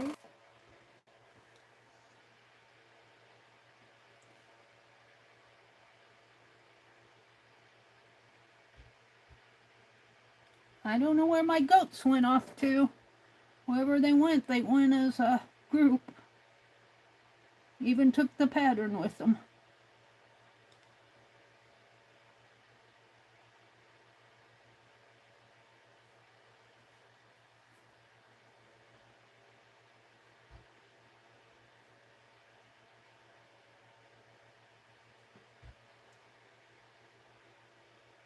And this is a design on a bowl in public domain at the Metropolitan Museum of Art. And the design is called Running Hare, RUNNINGHARE.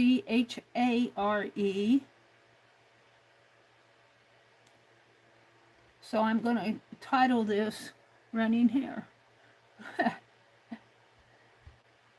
Let's see, I think I'll bring this guy clear down here.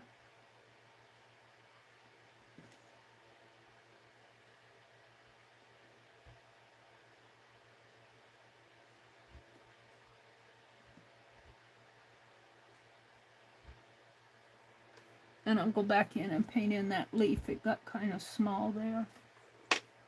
All right, there's one. I got to do blue on 4 of these.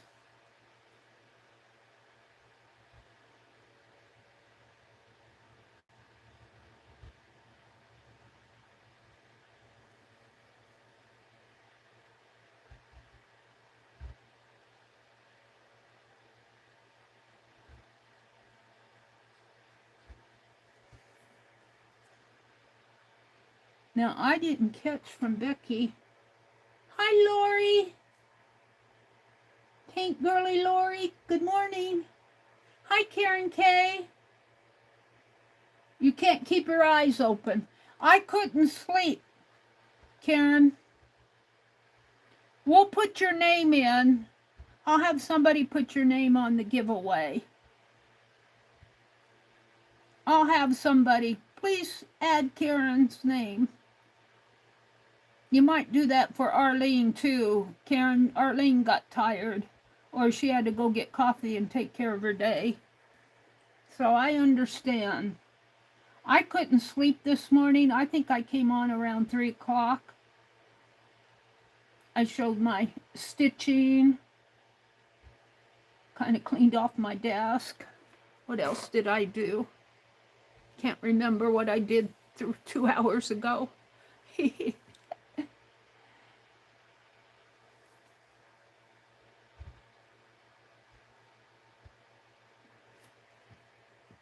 I wanted to work on my goats. I can't find them. They're here someplace. I think they're probably behind me someplace. I need to find them. I think I'm going to end up sending about 10 of those out. I know we're sending one to Becky's mother. I'm sending one to Katia, one to Teresa, one to Linza Renz, one to myself.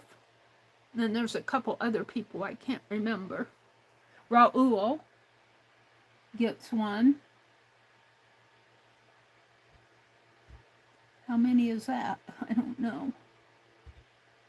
I think I'm up to 10. And I was in the mood to work on them this morning, and they're nowhere to be found. They ran away.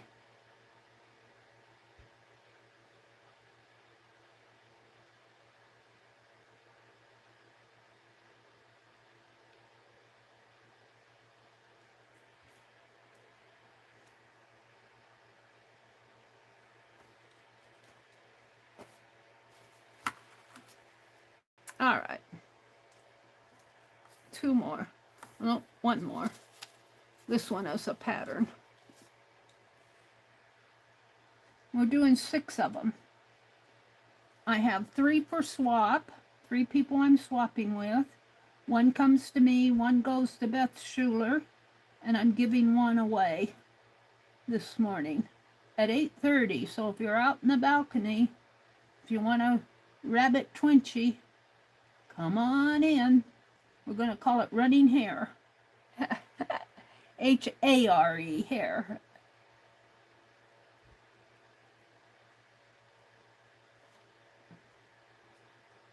My little, well, she's not mine, she's my brother's great-granddaughter, is going to get christened on June the 16th.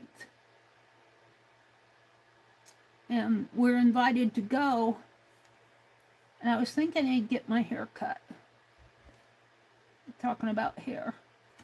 I was thinking I'd get my hair cut, but I don't know how short. I don't know if I want to go short or shoulder length or medium short. But I think I could get it cut and then grow back. I like to wear it. I like to wear it in a clip.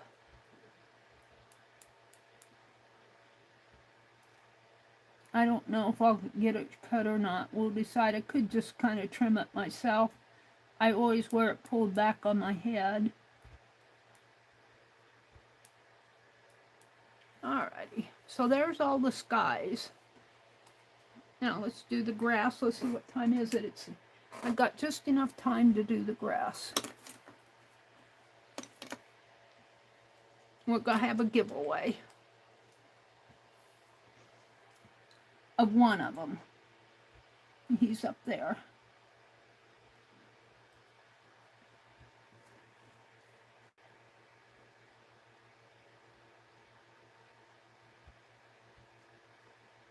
I'm trying to think of things to say. The sun is shining nice now. They had thunderstorms predicted on the weather. Maybe that was my imagination. I want to work on Becky's, Aunt Beck, crochet along today. I finally got the yarn that I wanted. The shell stitch is slowing me down now because I'm having trouble with it curving on me while I'm crocheting. It wants to curve in on me. And I think I'm just going to go to the next one. Becky said it wasn't hard. And then I'll work with this one, come back to it. That way I'll keep up. All right. We're good with that one.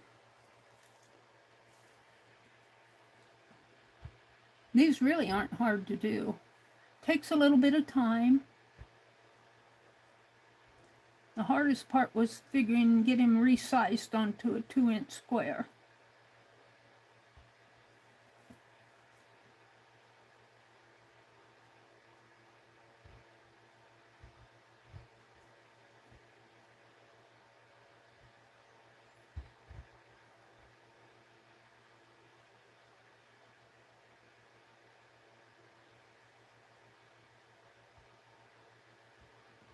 Is that the blue I'm using? No, that's green. Well, I'll tell you, it looks blue to me, but it's green. The wet looks blue. When it dries, it looks blue. When it dries, it looks green to me.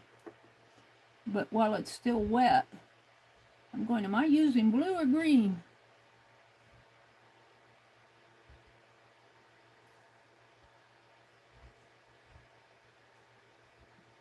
I think this would make a nice stamp.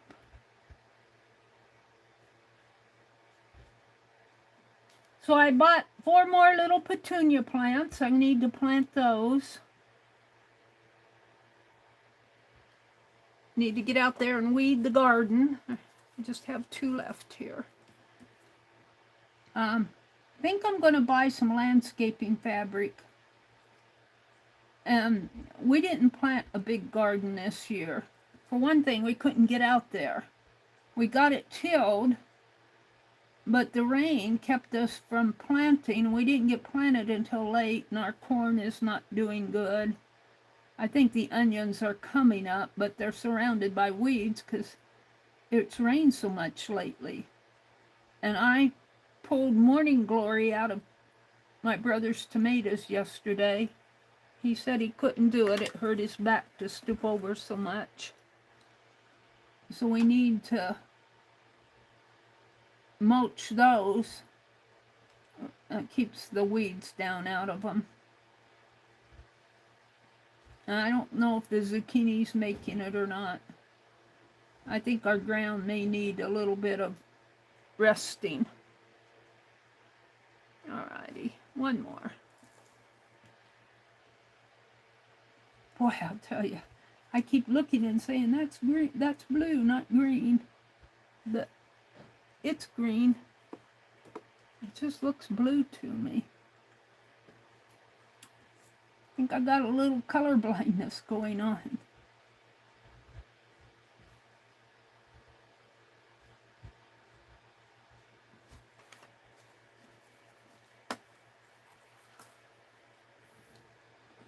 Let me finish this one.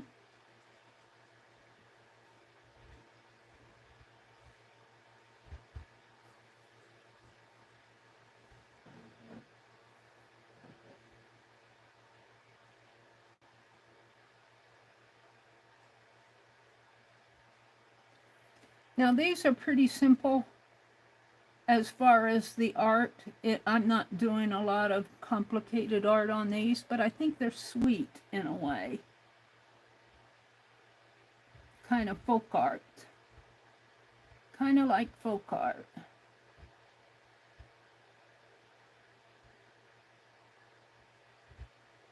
All right, what time is it now? It's 8:23. I don't want to get out. I need to paint the rabbits gold. I could paint their eyes, but I generally do that last. And I'm not having my giveaway till 8:30 because I don't want to tell somebody it's 8:30 and then it's not. You said 8:30, Mary. So let me come out and look at chat. This is the one we're going to give away.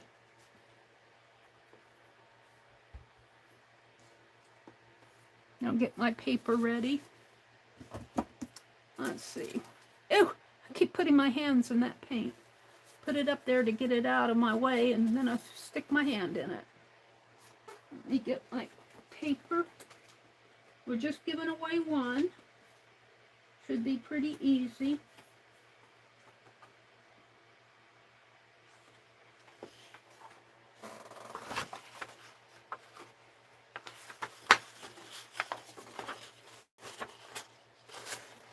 Let's document it on the back. Pen, Sharpie pen. Where's my Sharpie? So I'm going to call this Running Hair, because that's what they called the bowl. Running Hair.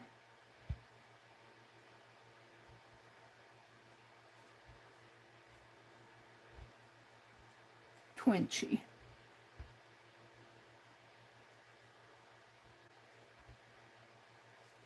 And this is 6/7/2024, and I'm going to sign it.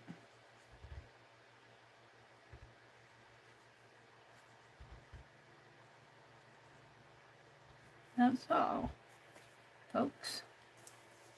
So there'll only be one. So Running Hair.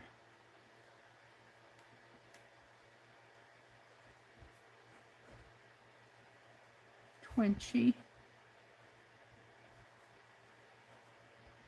giveaway.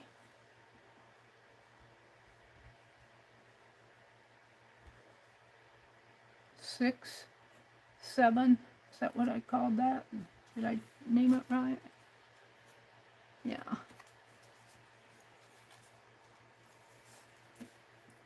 $20.24. And there's only one. The range will be between 1 and 100. I kind of like that for it gives you a big range. So in 4 minutes, let me see what you guys are saying.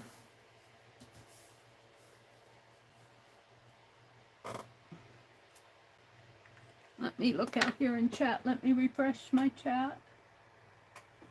Chat filter, top messages. Chat filter. All messages. Brenda. Hi, Brenda. She says, Running Hair loved little bunny with a love as big as the sky. Running Hair loved little bunny with a love that couldn't die. Aww. Wish I would have seen that before I wrote all of this. Let me put that on here. Running Hair loved little bunny. See if I can do this. Running Hair loved little bunny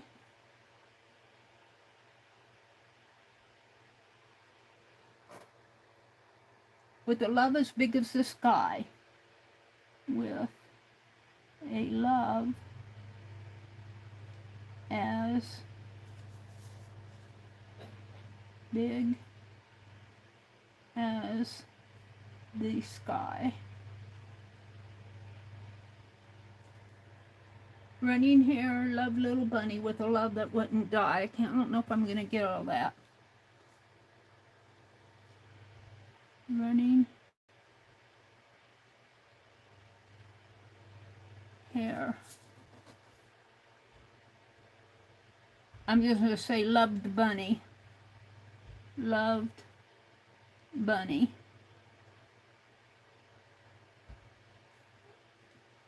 With a love. Uh-oh. I can't get it on there. That would not die. I had to squeeze it on there. Don't know, whoever wins it will in here, they'll know. Not me.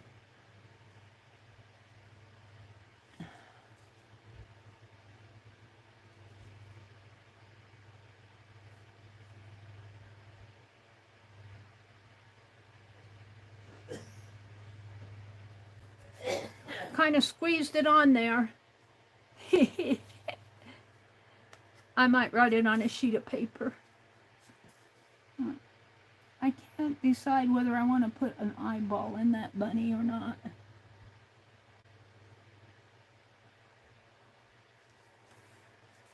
Alrighty. So it is 8:29. Angie, hi Angie.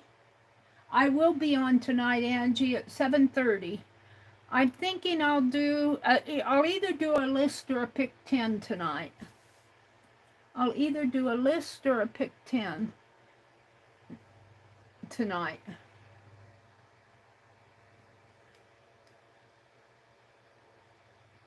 Is that a real song? Or is that a song that Brenda made up? It sounds like a real song, doesn't it? Brenda, did you make that up?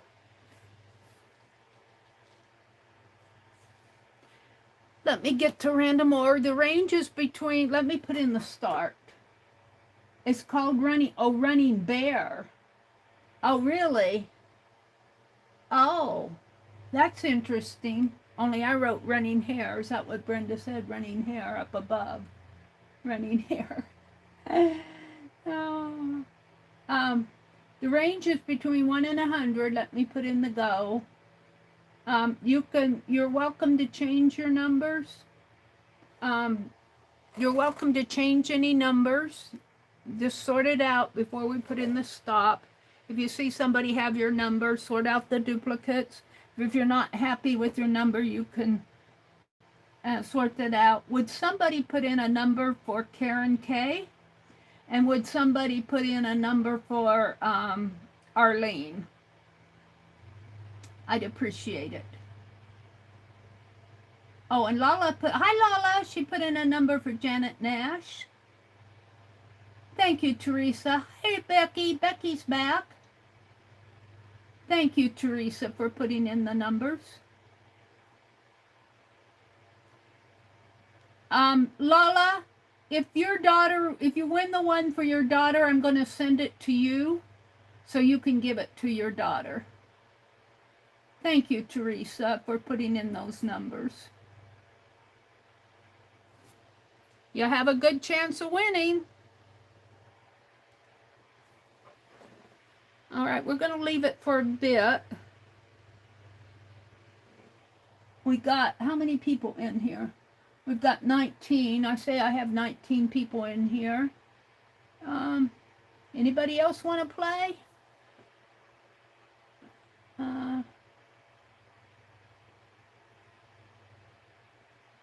Okay, that's all right. I'm going to count down. 10.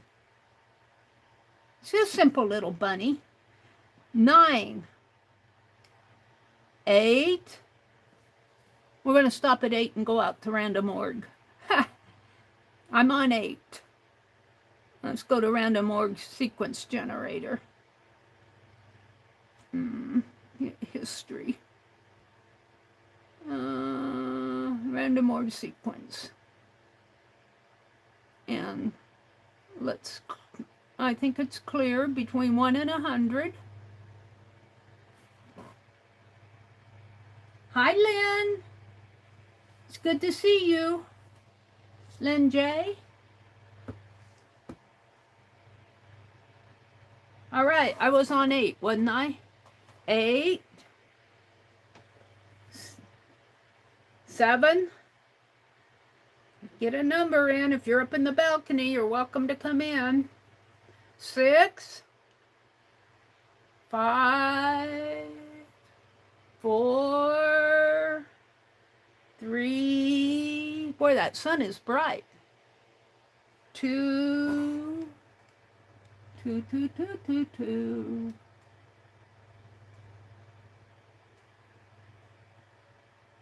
1. Happy Friday to you, Lynn. Stop. All right. I'm not going to bother putting my, well, I guess I will. I'm not going to stand up. I'm tired. Let's turn the lights down a little. It's way bright. I was outside. Let's turn the lights down a little so it's not in your face.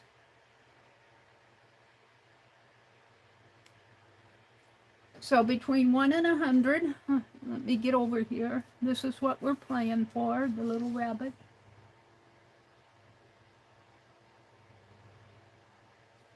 All right. I'm waiting for my laptop to catch up with me. All right, it's between 1 and 100. Smallest value. The numbers closest to the number without going over will win.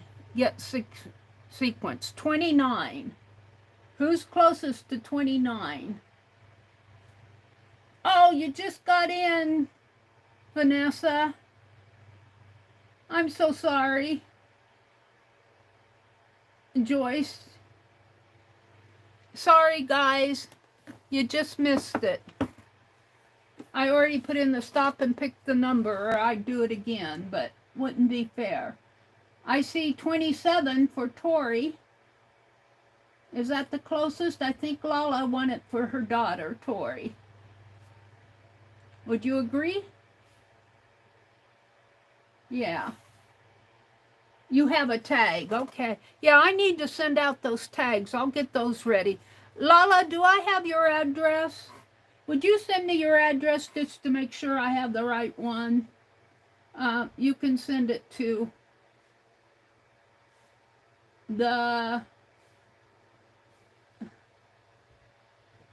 where's the dot here?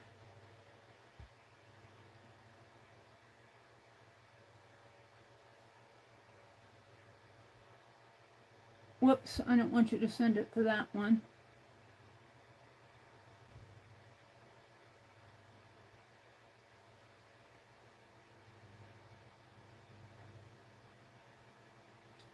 There's my address. Send me your email your snail mail address, and I'll pop this in. There's nothing special about this. It's just kind of like a 3-tone rabbit with black outline. But he's kind of cute, isn't he? He's kind of cute. Yes, you do, but I'll send it. Yeah, do, because I don't always keep things around, or I have a hard time finding where they are, and I would rather just be able to go out, and I'll pop it in an envelope, and I might put something with it. Let's see, what can I put with it? Shall we put a page of stickers? Let's find a page of stickers.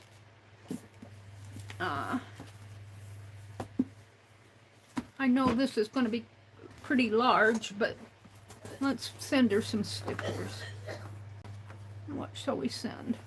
What is she like? How old is your daughter? Does she like, this is all animals.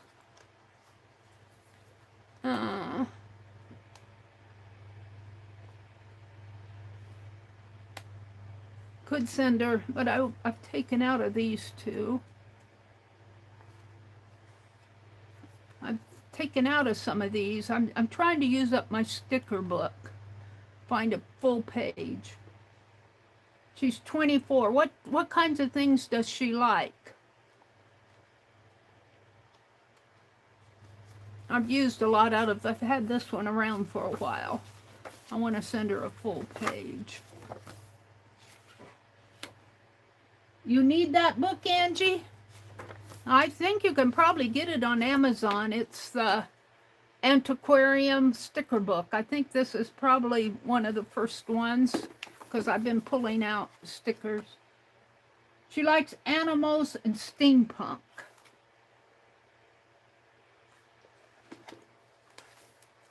Well, this is sort of steampunky. And it's got a bird and a snail on it. Let's see what else is in here. There might be some more. I don't see steampunk there. Let's try. Now, let me mark this one and let me check another book, see if I can't find. And I'm sorry I'm zoomed in so far. I've been painting on the rabbits here. Let's see if I can't find something. This is the Imaginarium one. Let's see if I can find more steampunky.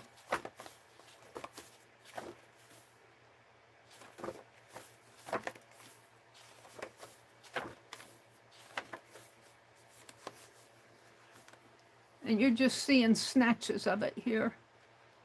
There's animals that I've been pulling out of things.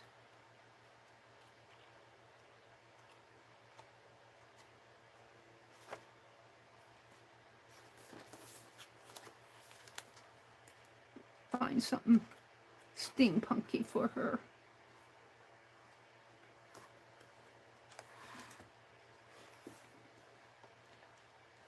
I want to find a full page for her.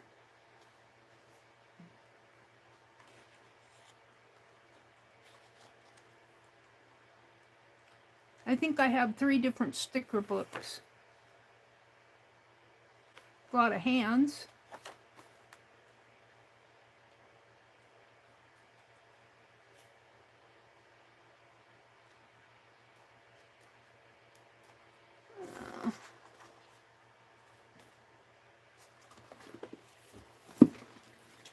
Let's try the other one. I'm looking for something steampunky. Oh, this is all alphabet. Let's go to the S's. That's G.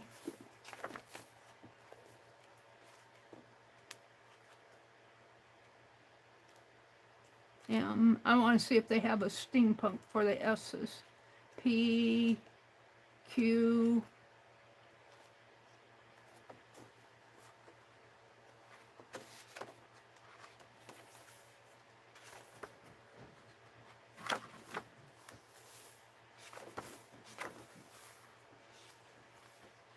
R.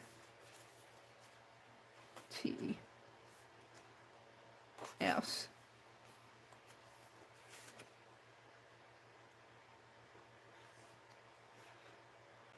I don't see anything there.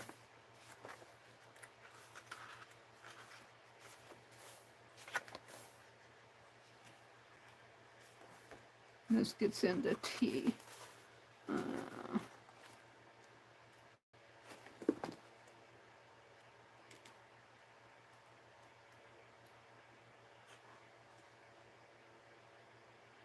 This is kind of steampunky. Oz. It's got the goggles and the eyeglasses. Oz for O. They did this based off of the alphabet. That's Halloween. I know I'm zoomed way in. Becky, are you still here? Are you having your crafting chat today? I guess I'll find out after the stream, but I'm leaving at 9 o'clock. I'm not seeing anything in here either. I think that other page was my best bet. Let's go back to it.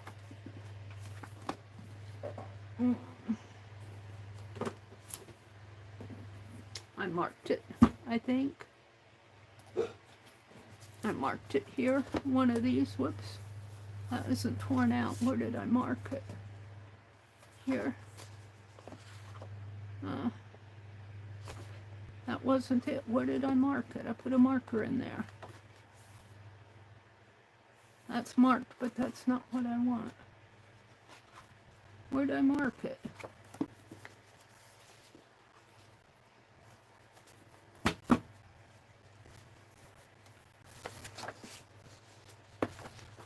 Huh.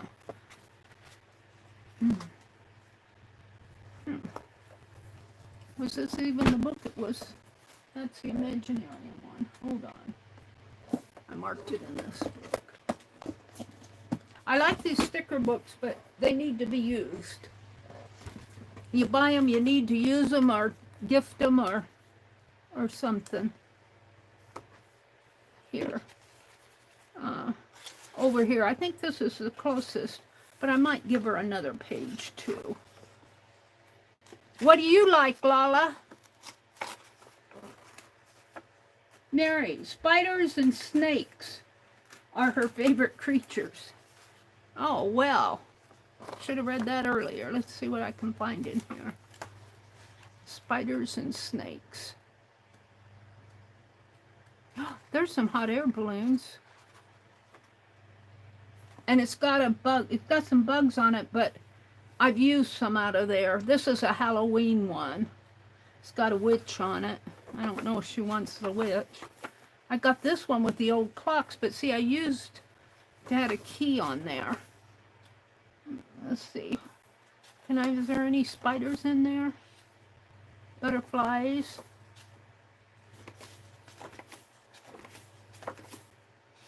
Halloween, you think there would be some spiders in here.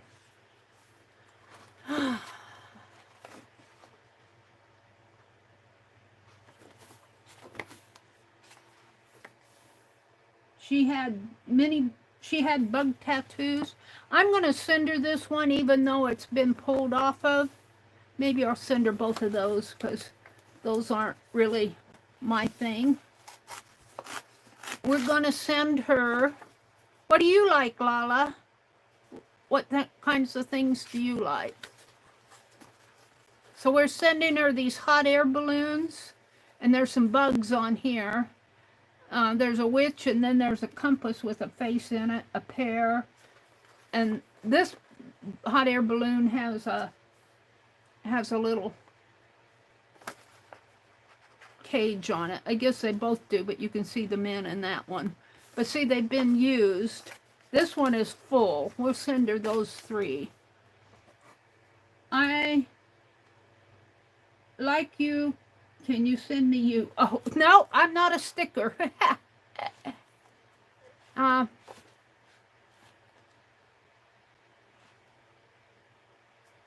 What do you like? What themes do you like? Floral, ladies? Here's sort of a steampunk in here too with the bat. You can't see it. It's got some dolls on there. Maybe you can share.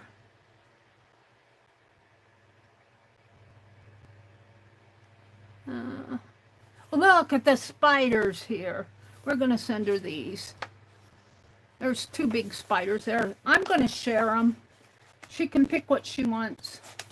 I still haven't figured out what you like. Under S, well, these are some big spiders. Bugs. We'll send her these. You can do with them what you want. I wanna share. I want to find something to send to you. You still haven't told me what you like. Do you like Victorian? Do you like animals? floral ladies. I'm okay with anything. I like creepy stuff too. Ah, she'll like the spiders. Okay, well, if you like creepy stuff, here's some creepy stuff over here. Let's go to, you said S under spider. Was that the Imaginarian one? Which one was the alphabet? Was this an S? Alphabet under S. I think it was the other one. I have 3 sticker books. I think this was M.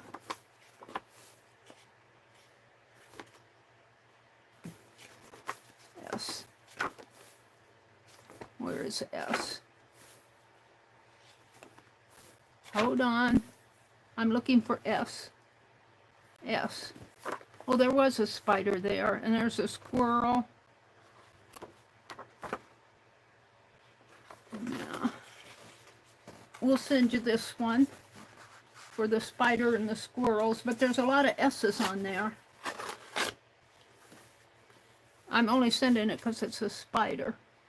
I'm going to send you, look, there's a skeleton. You like creepy.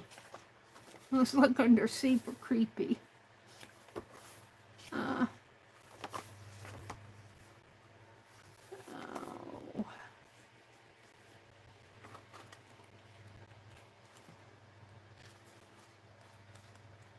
I don't, well, I just hear some creepy stuff here. There's a skeleton, 2 skeletons.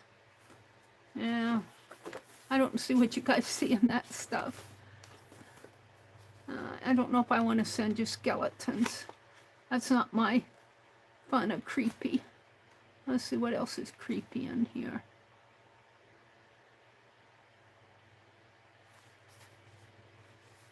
I'm going to send you this page with the rabbit reading, the hand-holding cards. There's a butterfly, interesting butterfly up there. And there's a little devil there. And a king. We're going to send you this page. I'll send you a bunch of them, Lala, and you can use them or share them. And I saw a creepy one over here, I think. I wanted to send you. Creepy? So I probably would not use this. I wouldn't use any of these. I'm going to send these to you. We'll send you a bunch of them. And we'll send you the one little gold rabbit's more my style. What time is it? It's 8:50. All right. So I think I'll put that in a yellow mailing envelope. Do I have one out here? What I could. Can I get it in one of these? No, it's not big enough. I thought I had yellow mailing envelopes out here. They might be out in the other room. Oh, what's this? It's a bubble envelope, but I'm going to send it to you in one of these. We'll just send it like this. This little guy here. I'll send you all of them. My twitchy ones. 1, 2, 3, 4. Where's my other twinchie? The painted one. Oh, he's under here. I think this was the two-toned one. This is the one we played for here. All right. So, let me open this. I'm going to send it to you in a bubble envelope because that's what's handy for me. And I'll throw some stamps on it.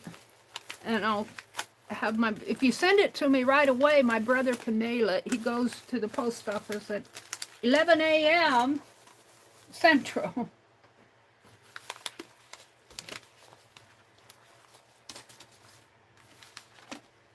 And let's see, I want to put, I have these that I got from Pearl. Let's put the little rabbit in an envelope here. Where'd he go up to? We're gonna, I think I'll put him right on here. How am I gonna do that? I hate to put him in there, but I guess, oh, that's a card, isn't it? That's the card, not the envelope. I'm going to put him in the card. And you can, let's get the envelope out, and I'll give you both. I got these from Pearl. These are invitation envelopes. I don't think, those are the cards. I don't know if I could get all those stickers in this envelope. I think it would stretch in it. So we're going to put that. And I'm just going to give it to you blank. Boy, they're kind of big envelopes for such a little card. I guess they were meant to go this way. They had a fold, though. Well, that's what I'm going to do.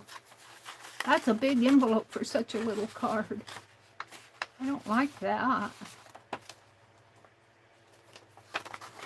I'm going to do it like this. I'm not going to send that. I'll use that for journaling or something. I'm going to do it like this, Lala. And you know what it is, so I'm not going to put any documentation or anything in it. I want to get it. I want to get it sent. Boy, are these going to fit in? I'm going to have to fold them.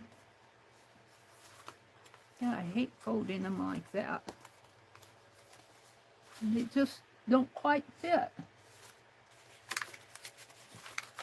Let's do it this way. Let's see if I can get them in there.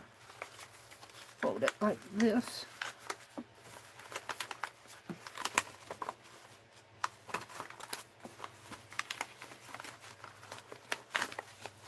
That's not all of them. I hate to fold the stickers. Maybe I'll just fold it. Border. I think that's just it, the border here. I think I can get them in if I fold the border. And some of these aren't full sheets. I'll fold the border over here.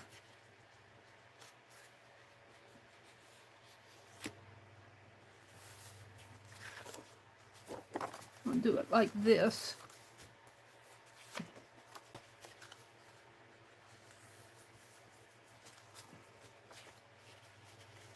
Why did she fold all those? Because I couldn't get them into the envelope otherwise. I guess I'm going to put them all one way. That's how they act. There's 3 of them there.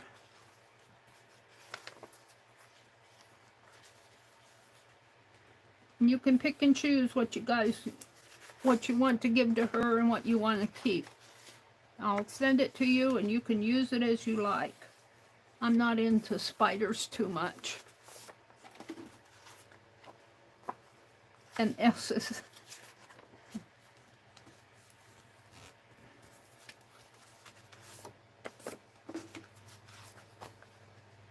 This one's kind of cool though. I like that hand. I like the flower. There's a king and an egg and a seashell and a little devil with a pitchfork. Just a little pitchfork, though.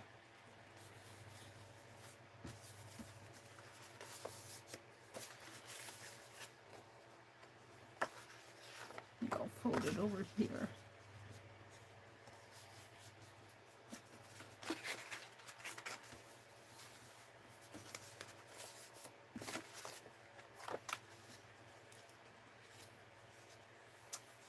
Lala is a good mod, so she's always leaving daily quotes comments.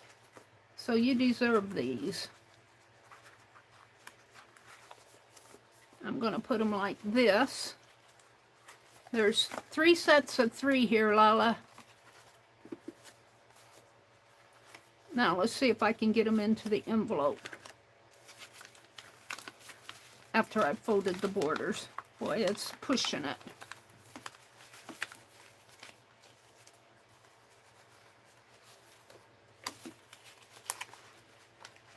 I'm going to have to put them all the same way, I think.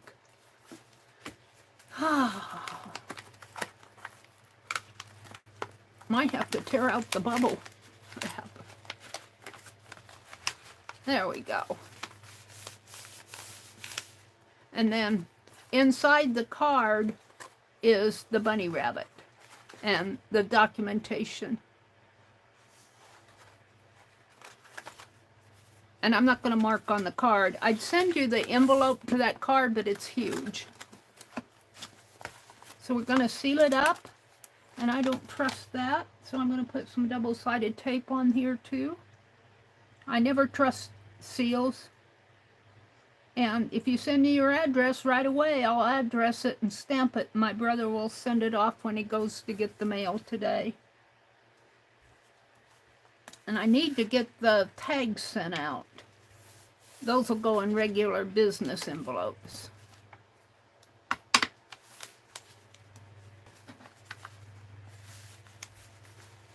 See if I can get this up with no problem.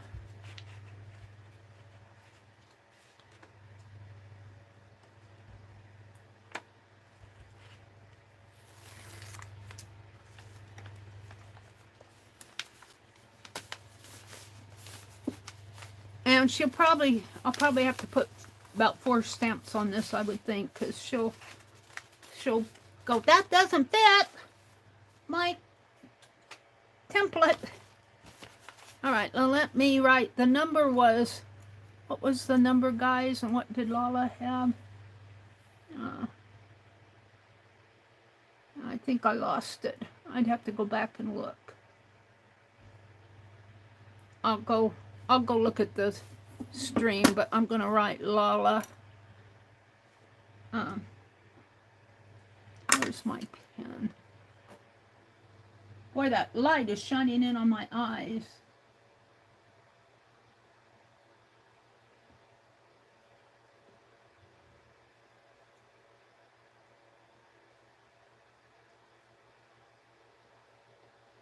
What did you have, Lala?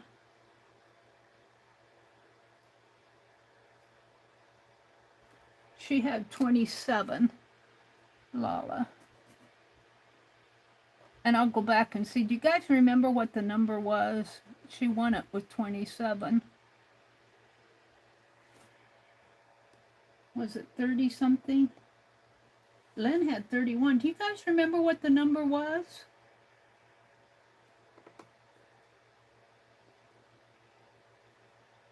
Bye, Becky. Have a great day. She says, I'm going to run and open a chat.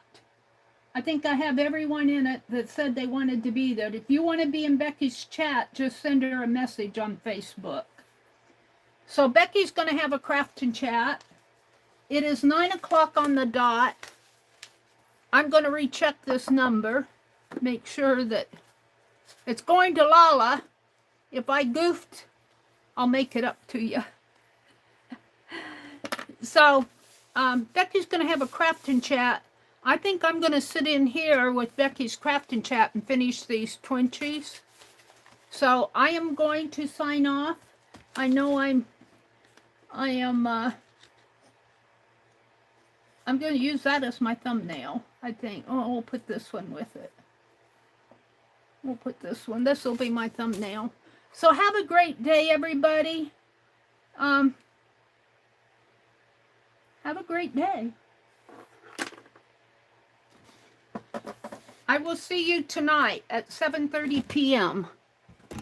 Don't forget everybody else that's on today, Friday streams. Bye.